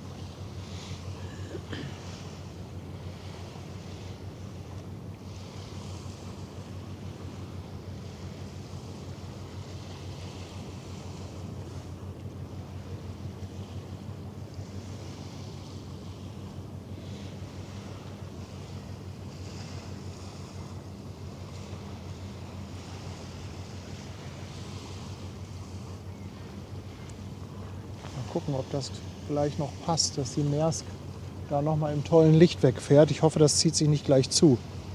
Genau, Jutta, Schiffe und Licht passt super zusammen. Mehr brauchen wir nicht.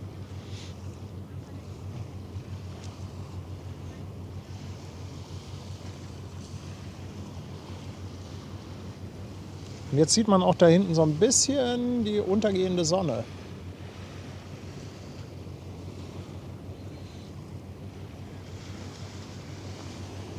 Helga, die Mitgliedschaften verschenken kannst du unterm Chat, da ist so ein Dollarzeichen. Aber auch das geht nur oder geht nicht, wenn du zum Beispiel mit dem iPhone oder iPad mit der YouTube-App guckst. Da ist der Button dann nicht da.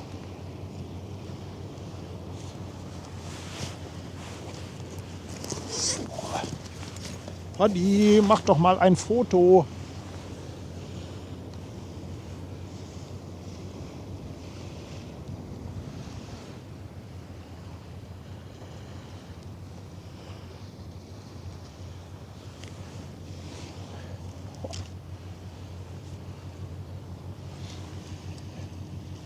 Also jeder, der gerne fotografiert und filmt, müsste jetzt eigentlich bei dem Licht neidisch werden.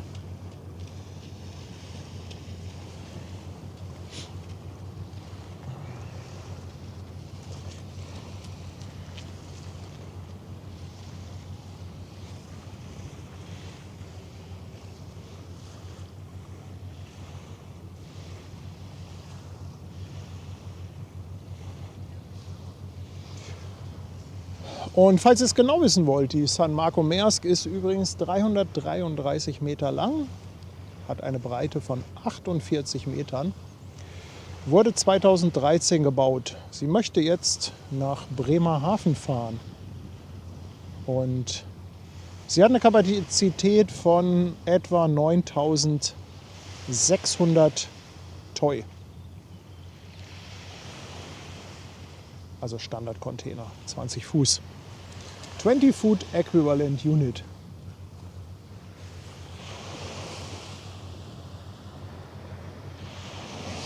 Hey, Digga, was ist denn da los bei dem Sonnenuntergang? Ich krieg den Hals nicht voll. Olaf, ich danke dir. 2 Monate schon dabei. Vielen, vielen Dank. Und Montafon ist da. Montafon, mein Lieber. Danke dir für eine verschenkte Mitgliedschaft. Ja. Oh, diese Bilder, diese Bilder.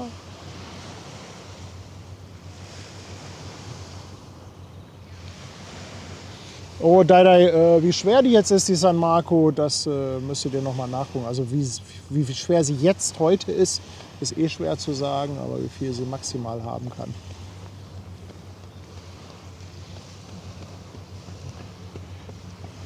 Endstufe, in der Tat.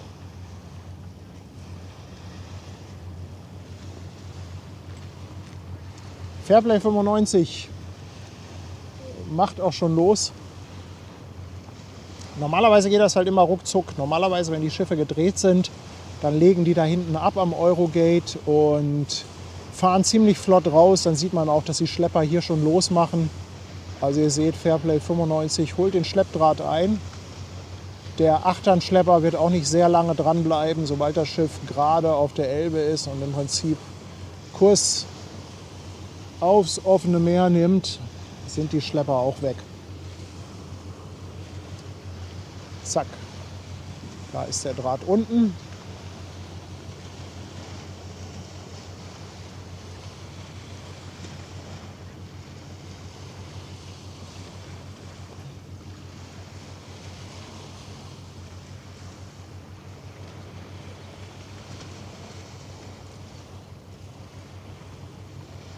Oh, ich glaube, wir kriegen die San Marco gleich noch schön im Sonnenuntergang.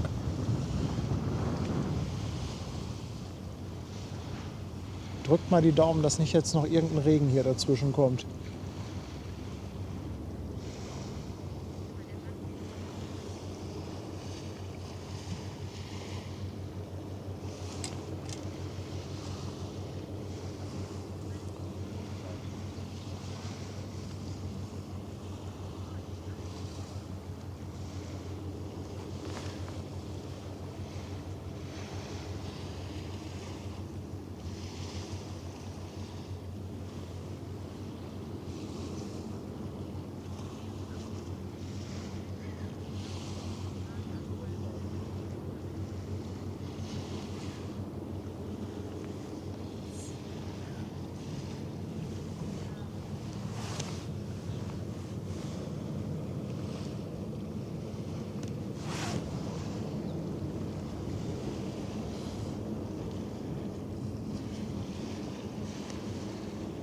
91 macht hinten auch schon los. Also Schiff ist frei. Und ab nach Hause oder zum nächsten Job für die Fairplay-Schlepper.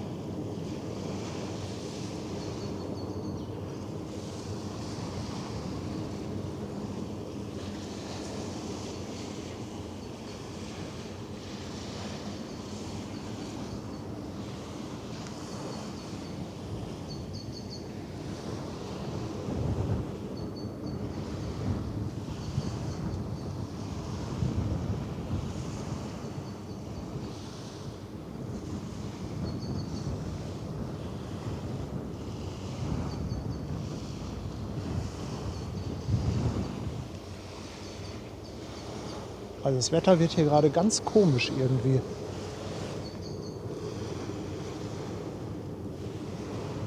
Es fängt nämlich jetzt auch an, ein bisschen zu regnen.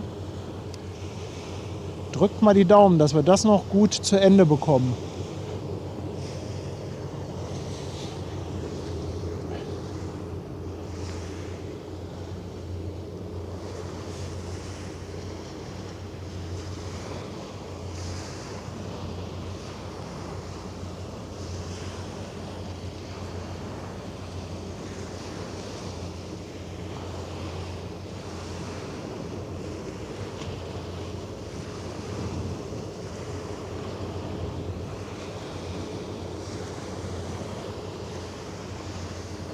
Der Regen kommt. Leute, so wollte ich es nicht. So wollte ich es nicht. Aber das ziehen wir jetzt durch. Das ziehen wir durch.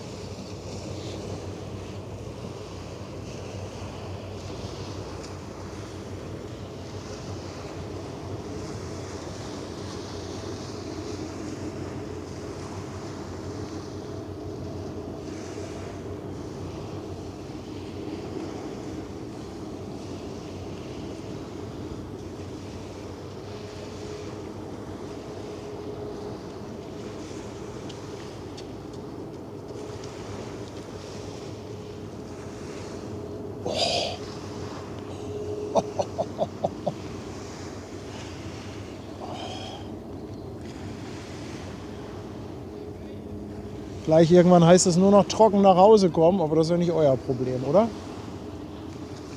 Das ist nicht euer Problem.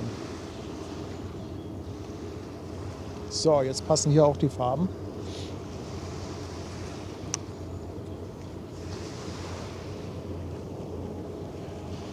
Also, Leute, wenn das nicht ein bisschen schön ist.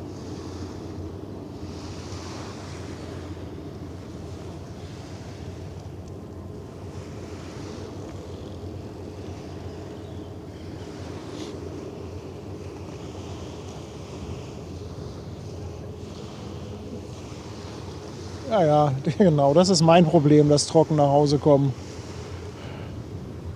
Aber ich habe kein Problem mit dem Problem.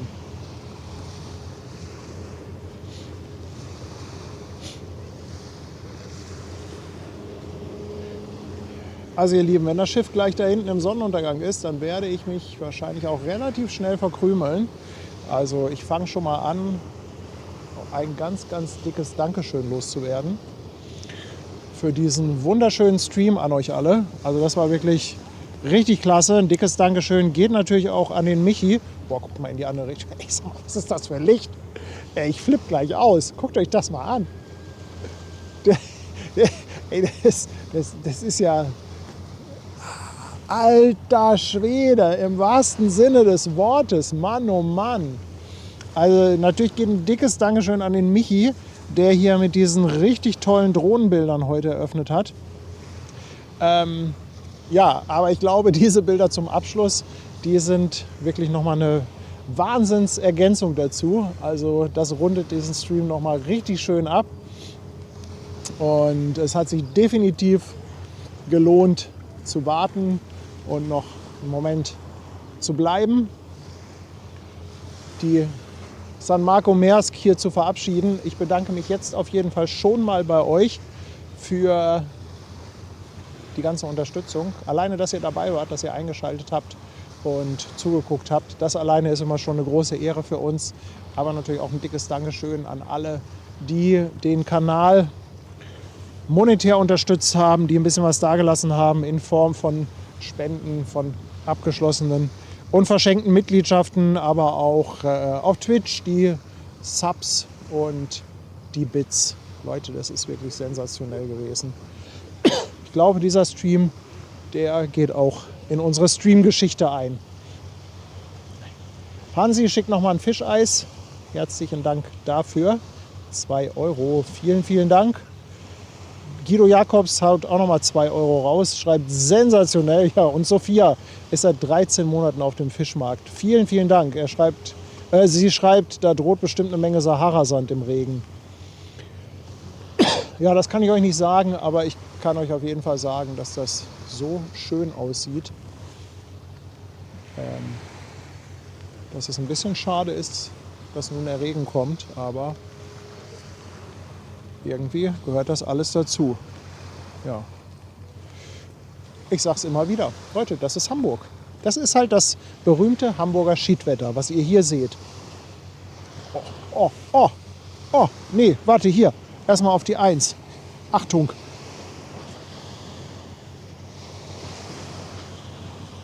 Seht ihr den Regenbogen? Er ist nicht so doll zu sehen. Er ist nicht so wahnsinnig doll zu sehen. Er ist nur relativ leicht zu sehen. Aber da kommt der Regenbogen. Und da ist das Schiff. Wo soll ich denn hinfilmen, Leute? Was soll ich denn machen? Was soll ich denn tun?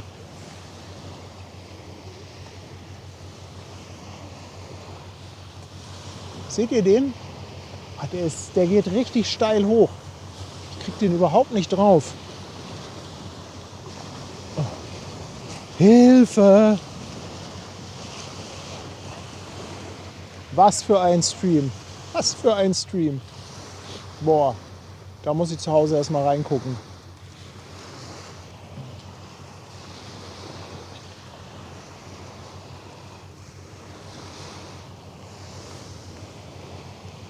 Vor allem schief das Bild, das geht ja gar nicht.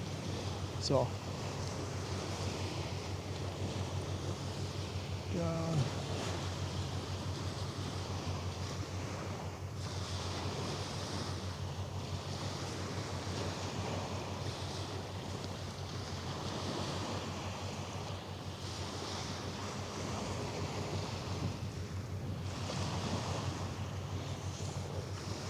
Ja, ihr Lieben, also der Regen wird jetzt ein klein bisschen mehr. Oh, Andreas verschenkt nochmal 5 Mitgliedschaften. Andreas, ganz, ganz dickes Dankeschön dafür. Der Regen wird jetzt in der Tat, ja, nicht so wirklich viel. Aber es ist einfach schön. Es ist einfach schön. Ich kann doch jetzt nicht auf Ausdrücken. Das geht doch nicht. Was muss ich mir denn dann anhören? Moin. Ich sehe gerade gar nichts. Ach, du bist das. Moin, mein Lieber. Hi. Ich habe dich gerade im Gegenlicht überhaupt nicht erkannt. Ja. Ja, der Regen kommt gerade, aber ich meine, guck dir das mal bitte an. Das ist ja der Knaller, ne? Ja, also ich wäre jetzt auch eskaliert mit der Kamera. Absolut. Ich bin auch gerade in den letzten Zügen. Will gleich ausmachen, aber ich kann irgendwie nicht. Nee. Irgendwie kann ich nicht. Ja. Sieht echt toll aus. Ich habe einfach mal den Schirm aufgemacht. Ja, Claudia, es ist in der Tat Ausnahmezustand. Elbe 1 Jens ist da. Seit 15 Monaten schon. Hey, ich danke dir vielmals. Vielen, vielen Dank.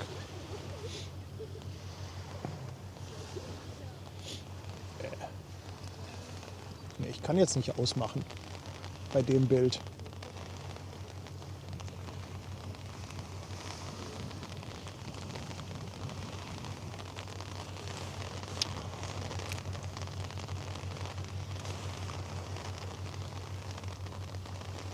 Jetzt sieht man den Regenbogen, glaube ich, ein bisschen besser.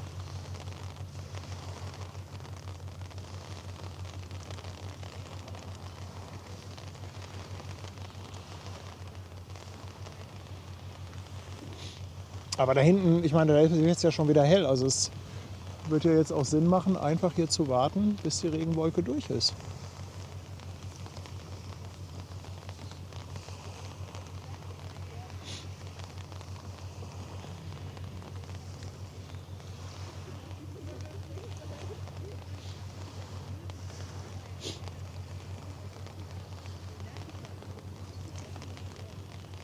Schade, dass jetzt nicht noch ein Schiffchen kommt.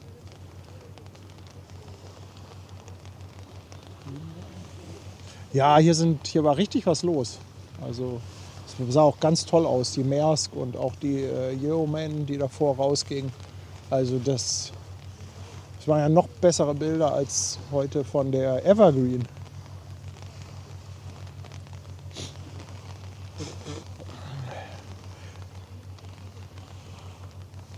Ja, das ist in der Tat wirklich sehr, sehr schön.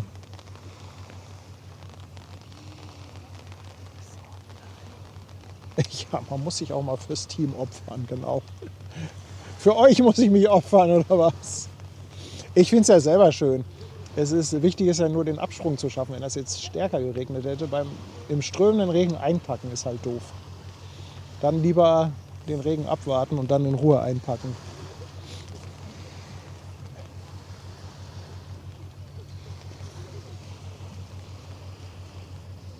Ute schreibt, da kommt noch eine Maersk. Da muss ich aber gleich einen Akku wechseln. Wollen wir in die Verlängerung oder? Ich frag mal. Dann muss ich hier gleich einen Akku wechseln. Ich habe gar keine Ahnung, was hier die ganzen Gerätschaften so sagen, akkutechnisch.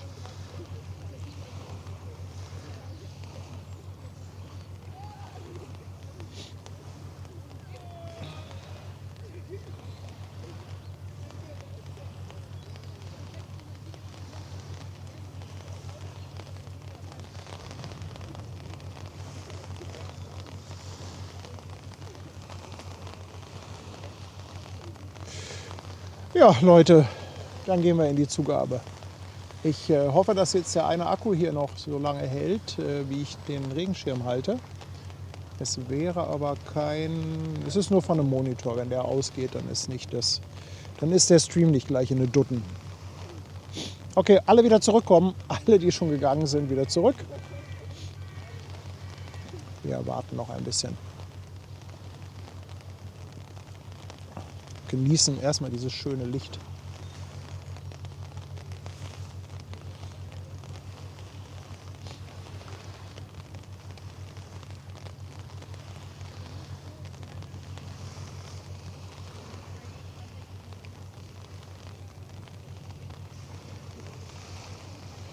Bernie lässt 2,49 da. Bernie, danke schön.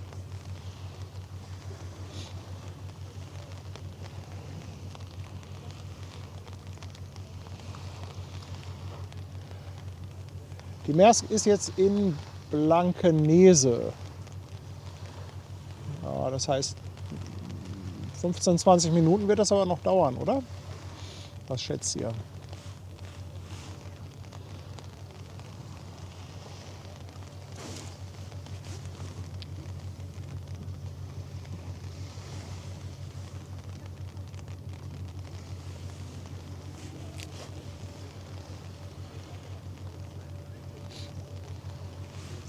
Oh, diese Farben, oder? Richtig schön kräftig, toll gesättigt. Und das ist alles ohne Filter drauf. No Filter, Hashtag No Filter. Vielleicht sollte ich den Stream No Filter nennen.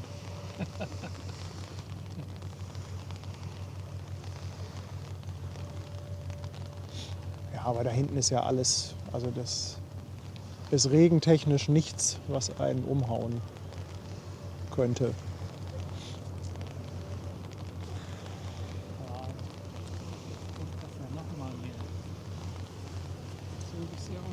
Aber jetzt geht die Sonne hinter die Wolken.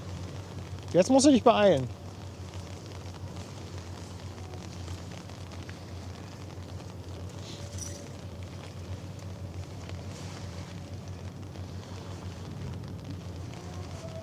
Und dann wird es plötzlich duster.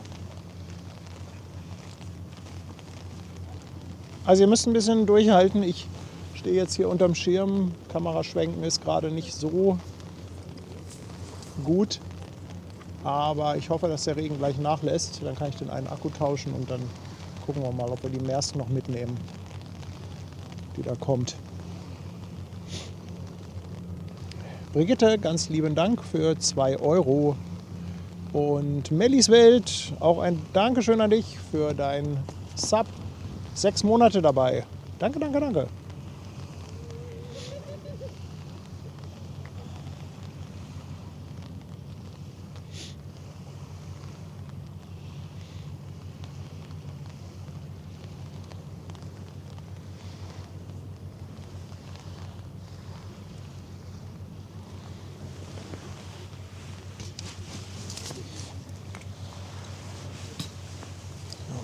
Gucken, ob ich hier an den Akku komme.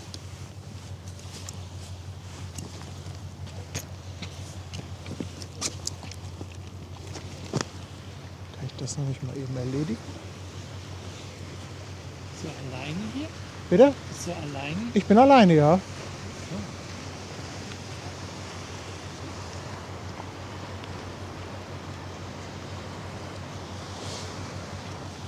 So, ich wechsle mal Akku. Theoretisch dürfte das dem Streambild gerade nicht schaden. Falls doch, müsst ihr mal schreien. Und ich sehe gerade, Mikro muss ich auch tauschen. Ist der Akku auch alle. Das wird das nächste Projekt.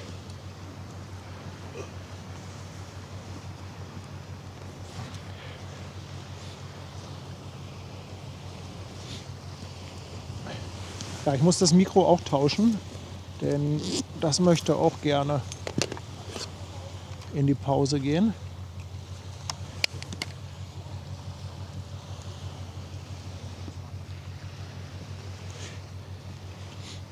Es wird jetzt gleich mal ein bisschen knacken. Ich stecke ein Mikro um.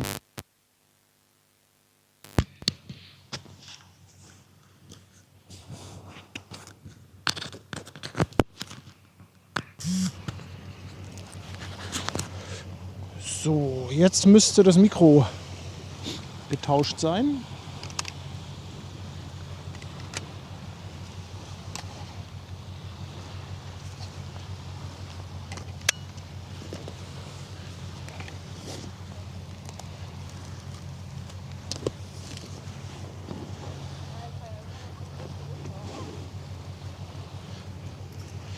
So, was ich nur vermisse, ist das Mikro, was der Michi vorhin hatte.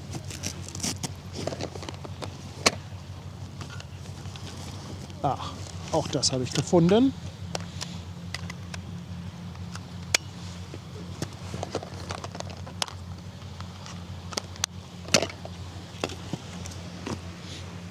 So, ich bin wieder bei euch. Ich hoffe, es hat alles geklappt und hier ist nichts in die Dutten gegangen oder abgebrochen. Ulrich hat noch eine Mitgliedschaft verschenkt. Ulrich, ganz lieben Dank dafür.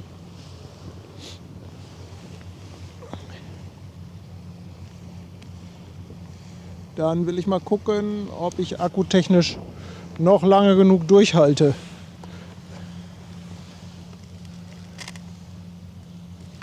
Da haben wir noch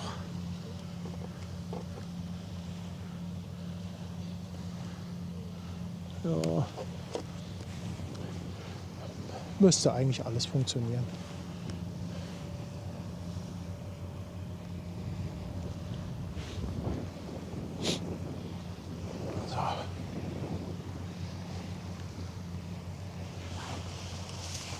Irre, das Licht. Total irre. Oh nein, jetzt ist mein Schirm kaputt. Oh nee, hier dieser Verschluss vom Schirm. Oh. Shit. Das war's. Also aufmachen kann ich ihn noch. Wahrscheinlich kann ich ihn nicht mehr zumachen. Oh nein. Ja, über den Schirm ist mir letztens mal ein LKW gefahren. Der war mir aus meinem Bollerwagen gefallen, hinten an dem Wendekreis am Bubendeiufer. Das hatte ich nicht gemerkt und dann lag der da ein paar Stunden, während ich gestreamt habe und da ist dann irgendwie ein LKW drüber gefahren. Seitdem ist der leicht ramponiert. Das ist auch noch so ein schöner großer Schirm. Extra aus so einem Schirmladen hier in Hamburg.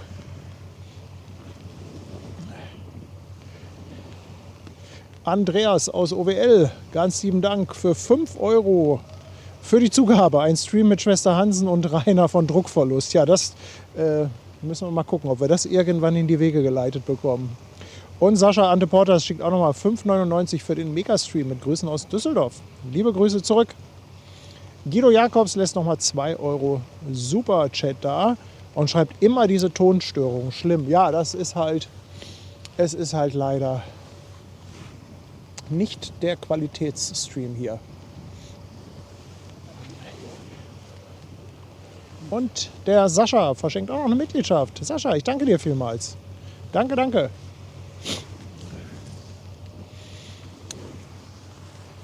Wolltest du weiter? Wir sehen uns. Ja, alles klar. Dir einen schönen Abend, ne? Ja, Tschüss. Guck mal, wie jetzt der Himmel wird.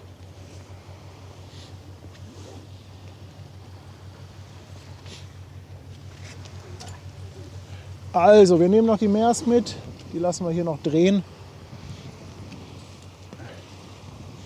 Ich glaube, dann haben wir wirklich heute das Programm licht- und schiffs- und bildmäßig gut ausgereizt.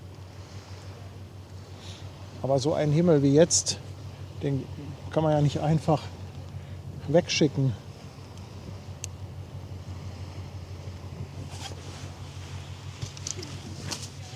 Ja, der Schirm geht noch zu, aber er rastet nicht ein am Ende. Okay, das ist aber lösbar. Das ist ein lösbares Problem.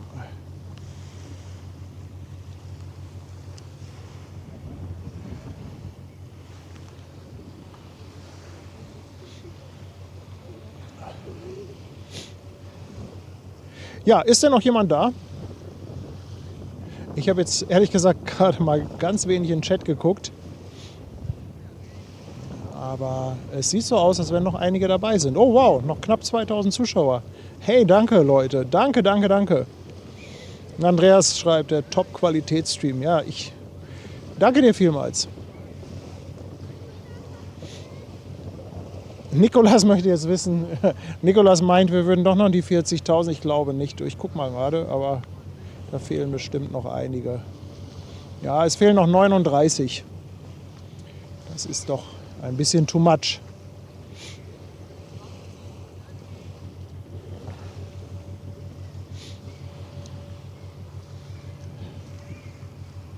Auch toll mit der Silhouette von den Spaziergängern, oder?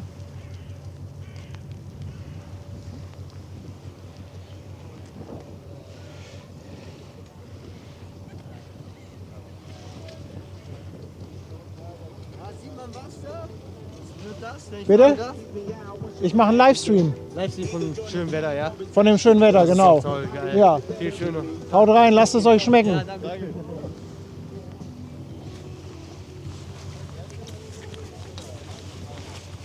Der Regen ist etwas unentschlossen.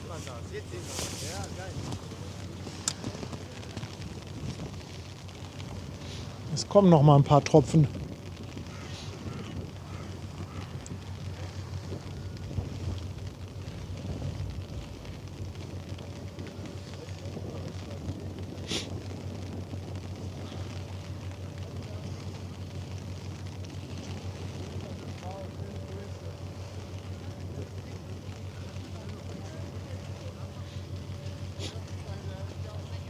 Ja, was sagt ihr? Ist die Maersk jetzt schon gleich bei Airbus? Oh, scheiße. Was kommt denn von da hinten? Guckt mal bitte. Da ist richtig Regen. Ich hoffe, dass der jetzt nicht hier rüberziehen will. Er macht keinen Scheiß. Also hinter mir im Rücken ist richtig Regen.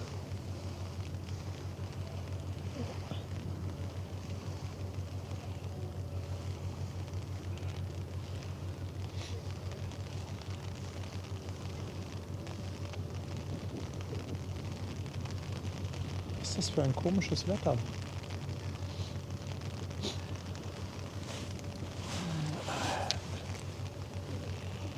Ich will mal probieren, die Kamera ein bisschen zu schwenken. Mensch, es ist ja langweilig hier immer nur Sonnenuntergang.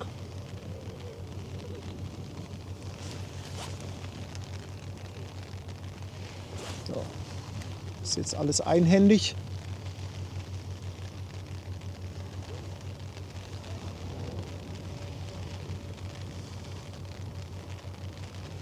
Höhe Airbus, meldet Sebastian Kolze. Ja, dann kann das ja nicht mehr so lange dauern.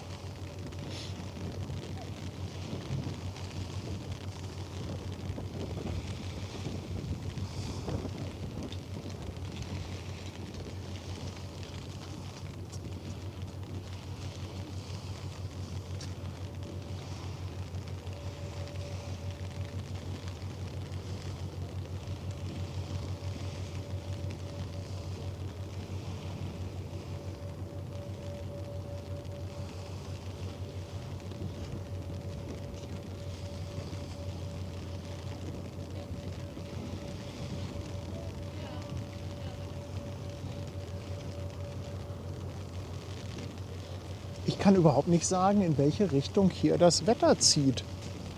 Ob der Regen jetzt von hinten zu mir rüberkommt oder ob der abzieht. Aber den Regenbogen sieht man jetzt, glaube ich, etwas besser.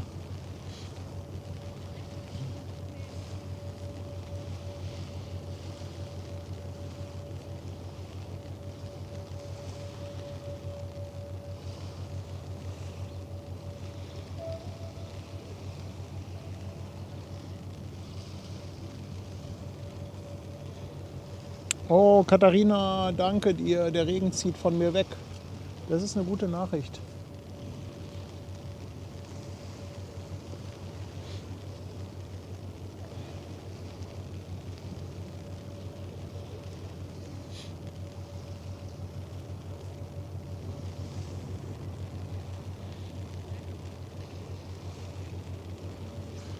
Ich habe Regen auf der Linse, ja, das kann sein. Ihr könnt ja mal raten, wo das jetzt herkommt.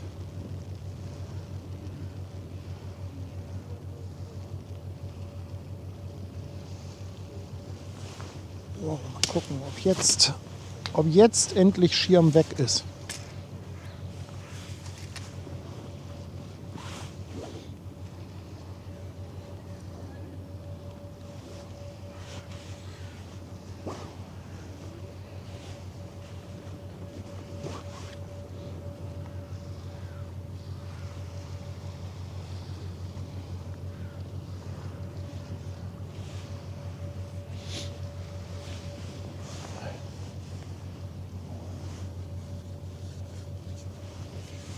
So, ihr Lieben, dann kann ich aber auch eben mal den Filter abschrauben.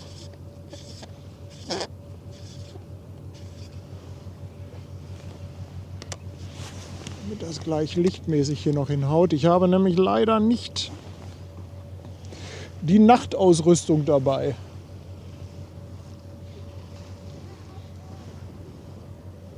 Ich war nur auf Tageslicht eingestellt.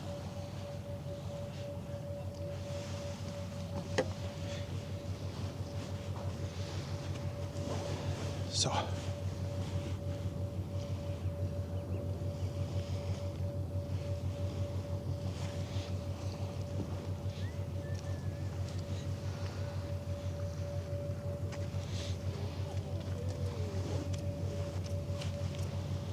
Ja, feuchte Aussprache und Gegenwind. Da kann das auch herkommen. Das stimmt wohl. Das stimmt wohl.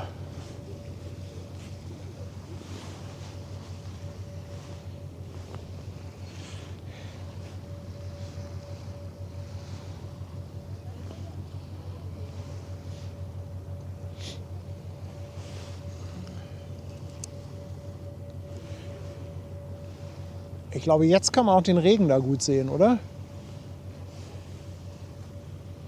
Ich muss mal gucken, ob ich die Kamera etwas besser darauf eingestellt bekomme.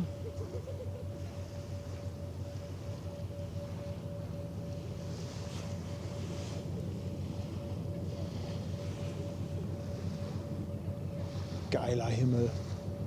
Geiler Himmel. Und ich würde mal behaupten, dass da ein Schiff kommt zwischen den Bäumen, oder?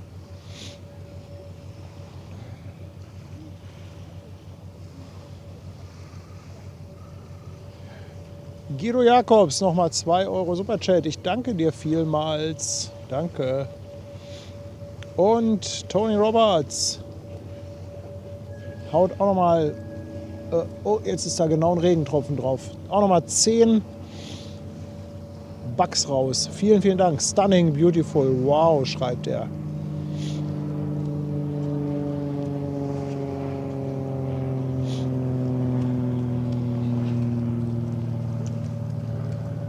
Warten Sie auf was Tolles? Bitte? Warten Sie auf was Tolles? Auf ein Schiff und auf einen schönen Sonnenuntergang.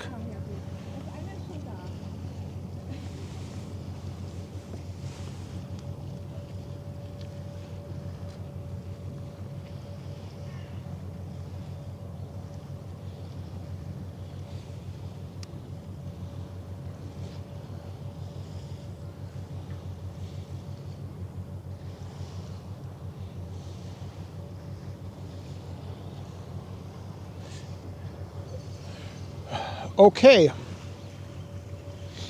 da kommt was, ihr Lieben. Andi, ich danke dir für das Lob. Ganz, ganz dickes Dankeschön.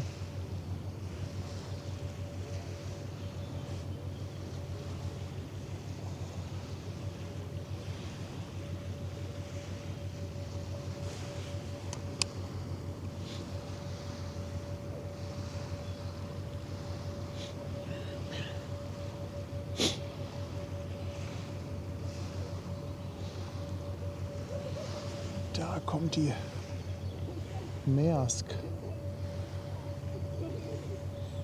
Boah, aber spektakulär ist der Dampfer jetzt auch nicht, oder? Egal.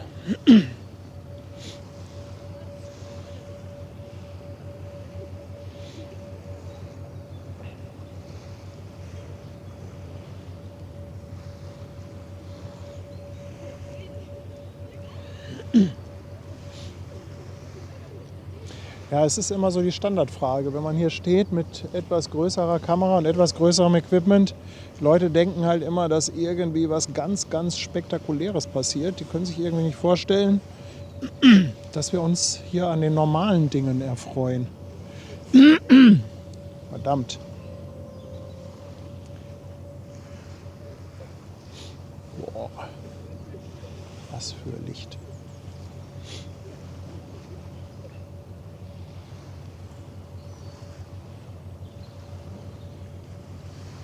Ja, die wird aber auch wahrscheinlich rucki zucki drin sein.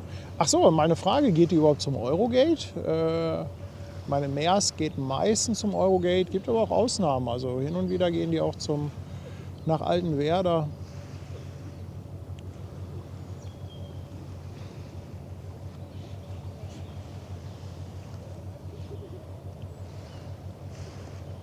Aber ich tippe mal, dass sie doch zum Eurogate gehen wird.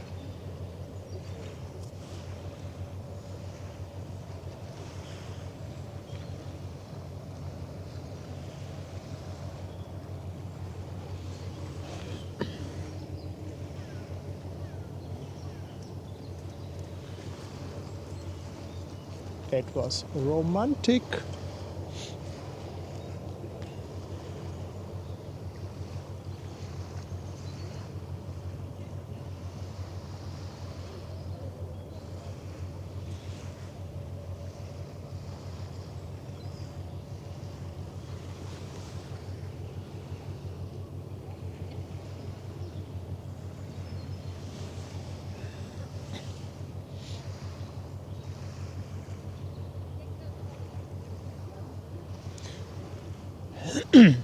Also ich glaube, den Stream können wir mit 4,5 Sternen bewerten, oder?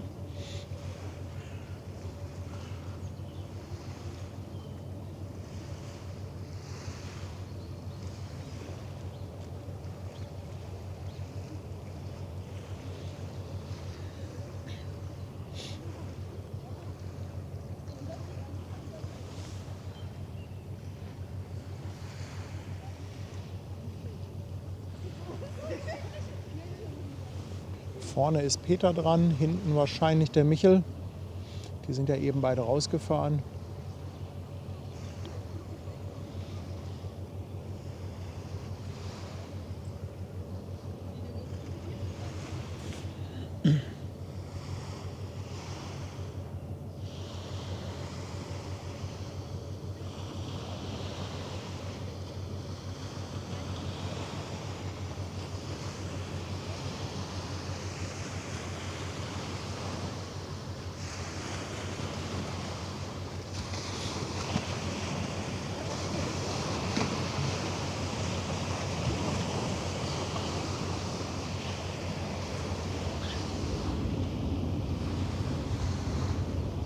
Irgendwas Lautes ist hier. Geht da gerade ein Flieger raus bei Airbus?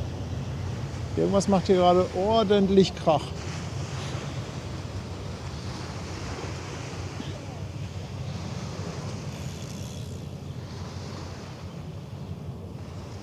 Oder ist das wieder nur ein Teststart?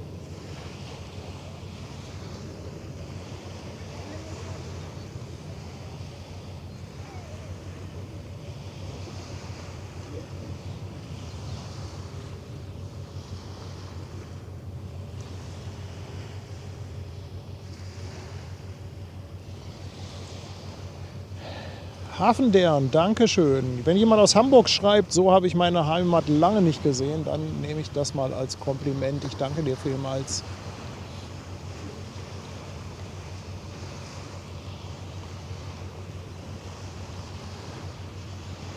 Da gibt es nochmal Farbexplosion.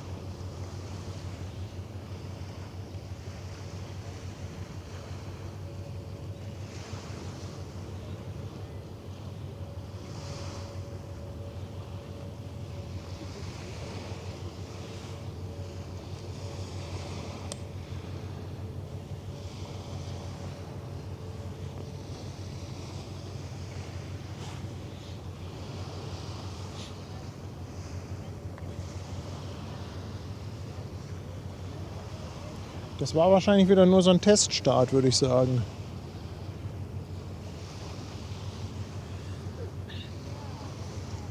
Zumindest habe ich nichts abheben sehen.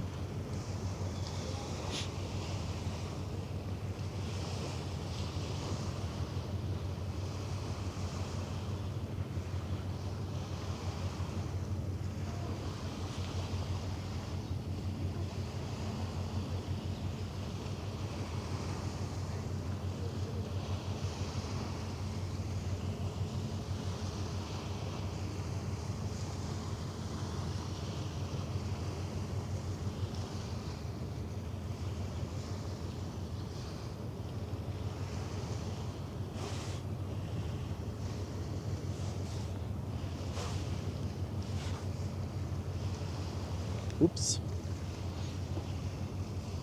Da ist sie mir gerade aus dem Bild gefahren.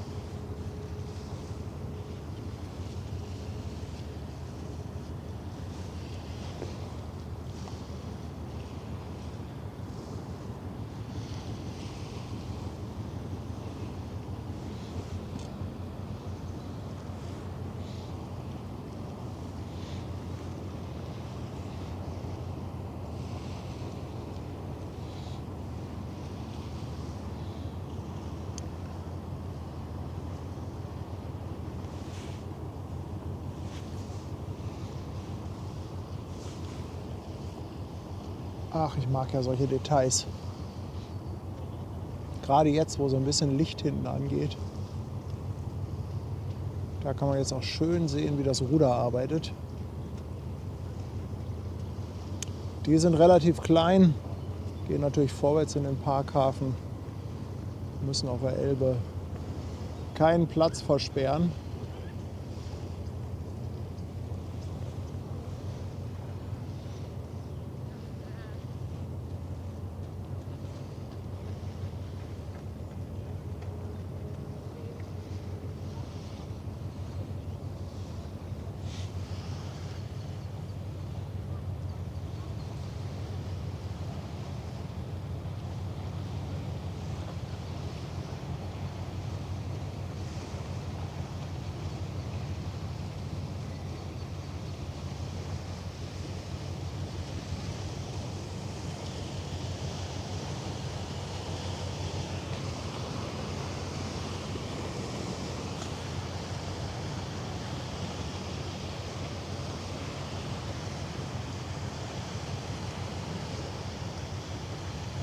So, irgendwas ist hier gerade mit meinem Chat wieder los. Ich habe das Gefühl, dass ich etwas hinterherhinke. Aber ich glaube, jetzt geht's wieder. Jetzt kann ich wieder etwas mehr auf die Kamera konzentrieren.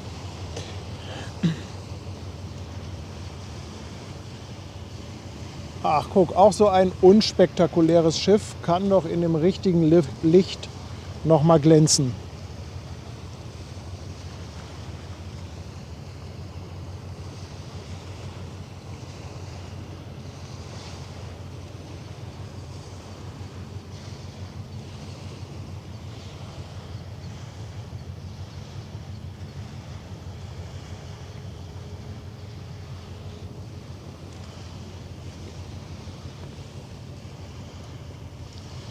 Ganz toller Abschluss. Was haben wir das Licht heute ausgekostet? Andi, ich danke dir vielmals für 100 Bits. Und von rechts kommt noch ein rotes Schiff. Ein rotes Schiff.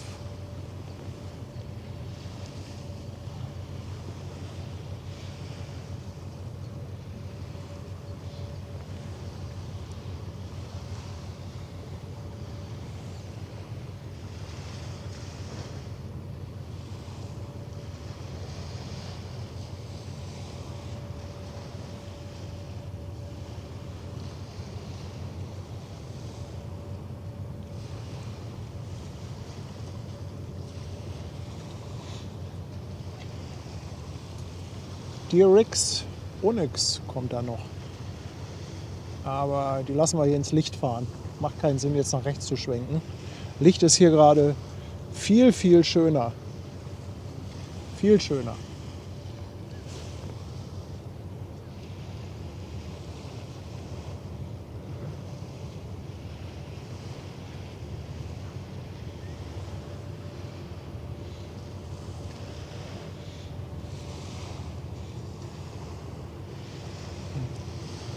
Boah, guckt euch das mal an mit den Farben. Eddie wird mich prügeln, weil ich heute keinen 4K-Stream gemacht habe.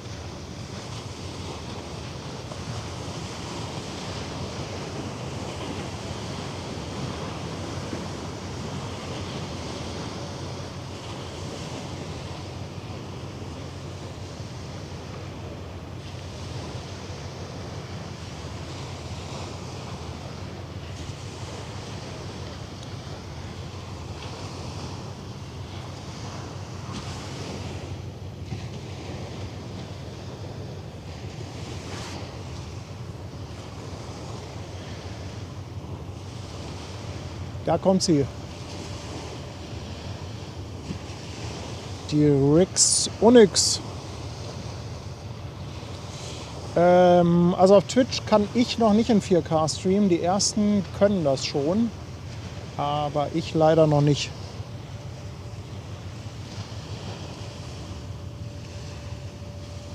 Aber wird es hier demnächst auch wieder geben. Aber ich musste erstmal ein paar verlorene Frames suchen.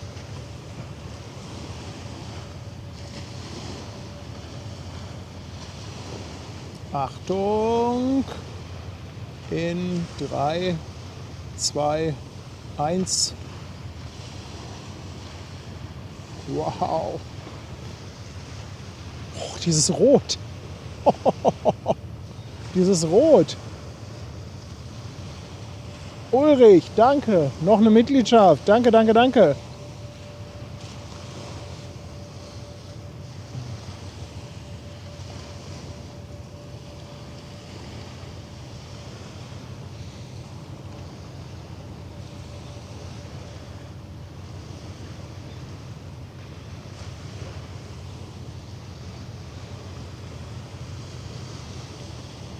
Ja, nach dem Stream gönne ich mir aber zu Hause erstmal was Leckeres.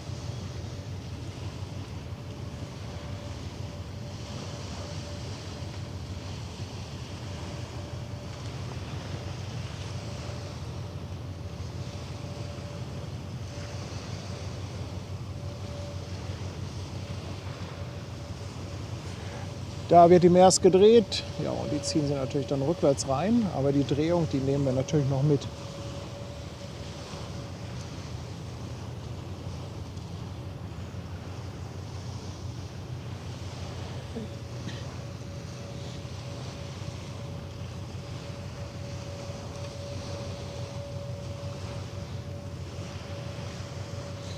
So, und Tanja, meine liebe Frau, bitte mal WhatsApp lesen.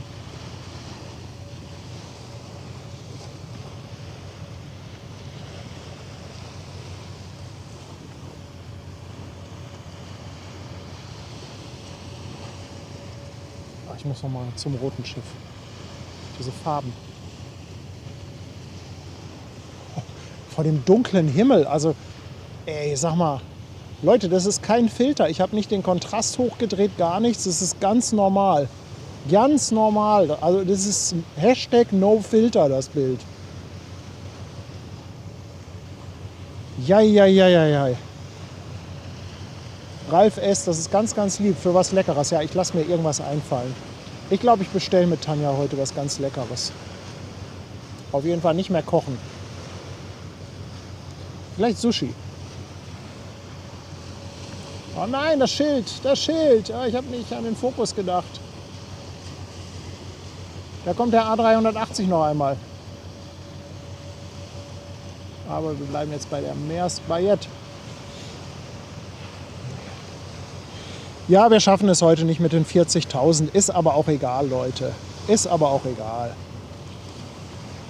Ich freue mich, dass ihr so zahlreich dabei seid, dass ihr immer wieder einschaltet. Natürlich sind solche Zahlen, wie viele Abonnenten man hat, das ist immer so ein bisschen Schwanzvergleich. Das gehört natürlich dazu. Ab und zu guckt man da auch mal drauf. Aber ich sage ja auch immer, man soll nur auf ein Like oder ein Abo klicken, wenn man das auch wirklich will. Und nicht, weil der Kanalbetreiber darum bettelt und sagt, man soll da jetzt mal draufklicken. Weil dann kommt es nämlich nicht von Herzen. Und wir wollen nur Likes und Abonnenten haben, die von Herzen kommen. Egal, ob das jetzt auf Twitch oder auf YouTube ist.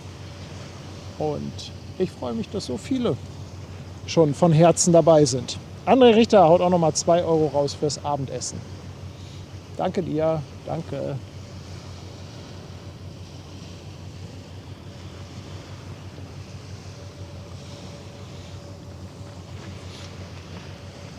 Ja, wer will Schwanzvergleich, fragt Random Fossi auf Twitch. Wo wir bei dem Thema sind, dann empfehle ich euch nachher mal bei Druckverlust reinzuschauen und fragt ihn mal, ob er euch mal seine neue Objektivhalterung zeigen kann. Rainer meint nämlich, dass die zu klein wäre für seinen Punkt.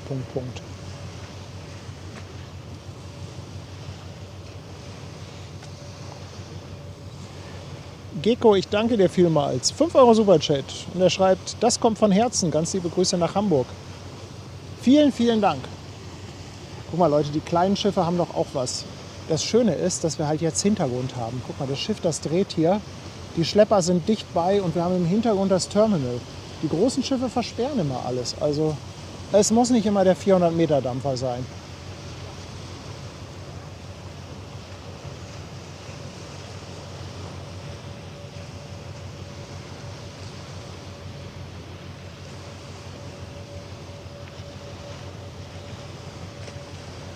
Sebastian Kolzer hat schon den Raid vorbereitet. Rainer muss auch denken, wir haben echt kein anderes Ziel als ihn. Ständig raiden wir darüber, aber egal.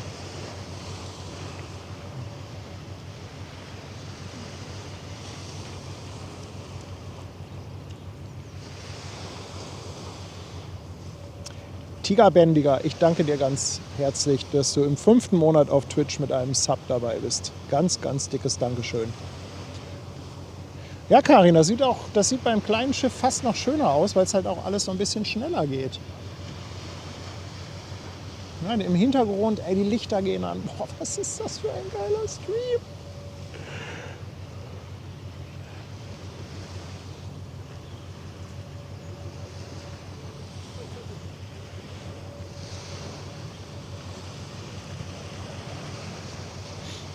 Malte, danke für dein Lob. Zornröschen ist auch seit 2 Monaten dabei und schreibt, mein Abo kommt von Herzen. Dankeschön.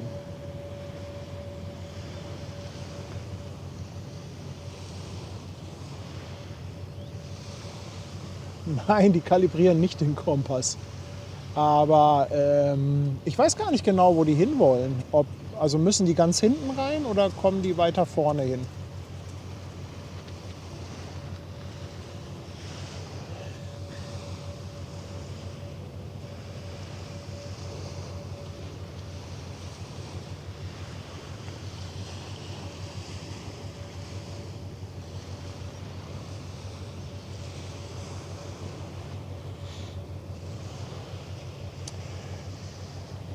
This is Dawan.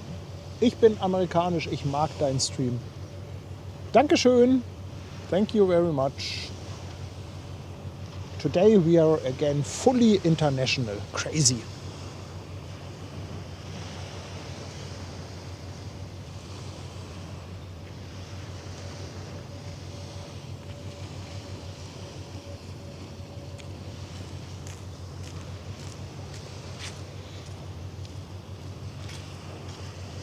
Oh, Danny schreibt, habe gerade erst eingeschaltet. Es war ein anstrengender Tag. Was für unfassbar schöne Aufnahmen. Ja, Danny, heute lohnt es sich tatsächlich ein bisschen zurückzuspulen. Am Anfang tolle Drohnenaufnahmen von Michi. Dann eben ein Wahnsinns Sonnenuntergang. Toll leuchtender Himmel, wahnsinnig schönes Licht hier im Hafen. Also ich weiß gar nicht, wo ich die Superlativen heute hernehmen soll. Michael ist seit 11 Monaten dabei. Dankeschön. Und er schreibt, keine Sekunde bereut. Ach, Michael, Dankeschön.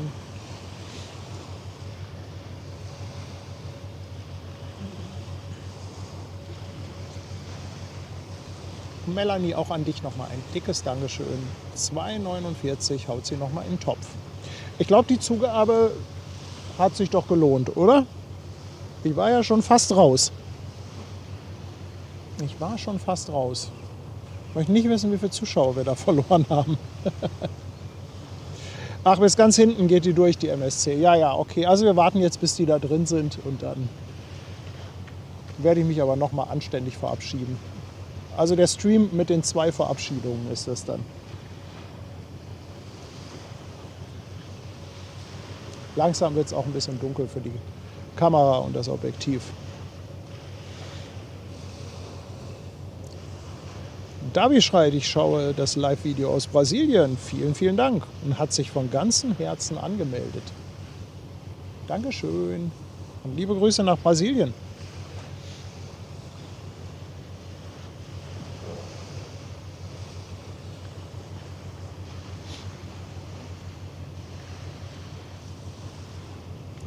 Also ich finde halt, durch das Licht hat auch die kleine Maersk hier echt was. Das hat richtig was. Oh, Fotodesignart.de ist seit 21 Monaten dabei. Immer von Herzen, ja. Und Kreativ-Andi, unser Bastelwastel. 14 Monate. Andi, das Dankeschön gebe ich zurück. Andi hat schon so tolle Sachen für uns gebastelt. Absoluter Knaller natürlich, die Wand, die wir jetzt auf Deck 7 im Hintergrund haben. Der ein oder andere hat ja auch schon mal ein kleines Goodie im Päckchen gehabt, wenn er was bei uns bestellt hat.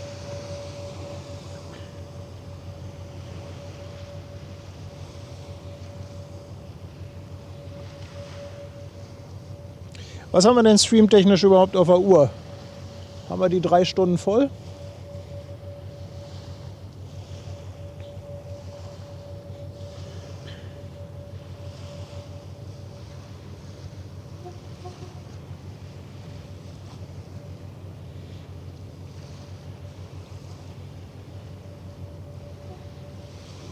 Vier sind es schon, ja. Krass. Krass. Wahnsinn. Wahnsinn. Also mir hat es richtig Spaß gemacht. Es war richtig toll. Der Regen hatte mir kurzzeitig etwas Sorgen gemacht, aber der hat sich in Grenzen gehalten. Der war jetzt nicht ganz so dramatisch. Es hat sich total gelohnt zu warten und durchzuhalten. Ich glaube, der Stream hatte ganz viele Höhepunkte. Es ging gleich mit einem los, mit dem tollen Bulka und den wahnsinnigen Drohnenaufnahmen von Captain Michi Schindler, der dann auch noch ein paar Drohnenaufnahmen von der Ever Art geliefert hat. Michi musste dann leider weg. Schade, schade. Ich glaube, er wäre gerne noch länger mit uns hier geblieben. Aber dann hatten wir halt tolle Aufnahmen, wie die San Marco Maersk hier rauskam. Ein krasser Sonnenuntergang. Die Yeoman Bank war das, glaube ich. Ein schöner Bulka kam auch noch fast gleichzeitig hier mit der San Marco raus. Und halt jetzt nochmal hier die Maersk Bayette. Zwischendrin hatten wir noch ein bisschen Beifang. Ich glaube, 2 Fieder waren noch dabei. Also für mich war das ein richtig, richtig schöner Stream. Von daher sage ich jetzt nochmal ein dickes Dankeschön dafür, dass ihr überhaupt eingeschaltet habt. Dickes Dankeschön auch für die ganze Unterstützung, dass ihr den Kanal so supportet. Für die ganzen Mitgliedschaften, die Spenden, für die Subs, für die Bits, also alles, was ihr für den Kanal tut, das ist einfach ganz, ganz toll. Auch ob ihr was im Shop bestellt, aber auch alleine lange dabei zu sein. Also wir sind echt immer ganz gerührt über das Feedback. Ich kann das nicht oft genug sagen, aber ich glaube, Danke kann man nicht oft genug sagen. Und heute geht mal wieder ein ganz dickes Dankeschön an die beste Community der Welt raus, egal ob das auf Twitch ist oder auf YouTube. Ihr seid wirklich der Knaller, Leute. Ihr seid echt der Knaller. Lacklecker verschenkt nochmal ein Sub auf Twitch an 81 Terrence. Dankeschön. Ja, und in diesem Sinne will ich mich dann so langsam verabschieden. Ich glaube, wir lassen noch so ganz kurz hier mal das Bild stehen, weil das gerade wirklich sehr, sehr hübsch ist von der Beleuchtung.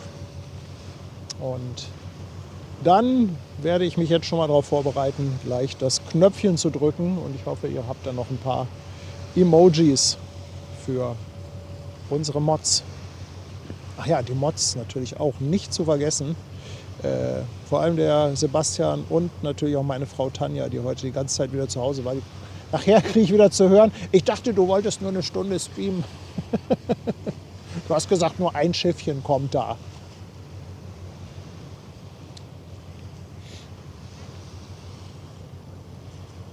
Nein, alles gut. Also Tanja ist ja auch mit Herz und Seele dabei. Und ich glaube, viele geben mir recht, wenn ich sage, dass sie die eigentliche Seele des Kanals ist. Ich bin eher so der Technik-Nerd und Tanja ist die Seele des Kanals. In diesem Sinne, ihr Lieben, macht es gut. Ich verabschiede mich und würde sagen, bis zum nächsten Stream. Habt noch einen wunderschönen Abend. Tschüss.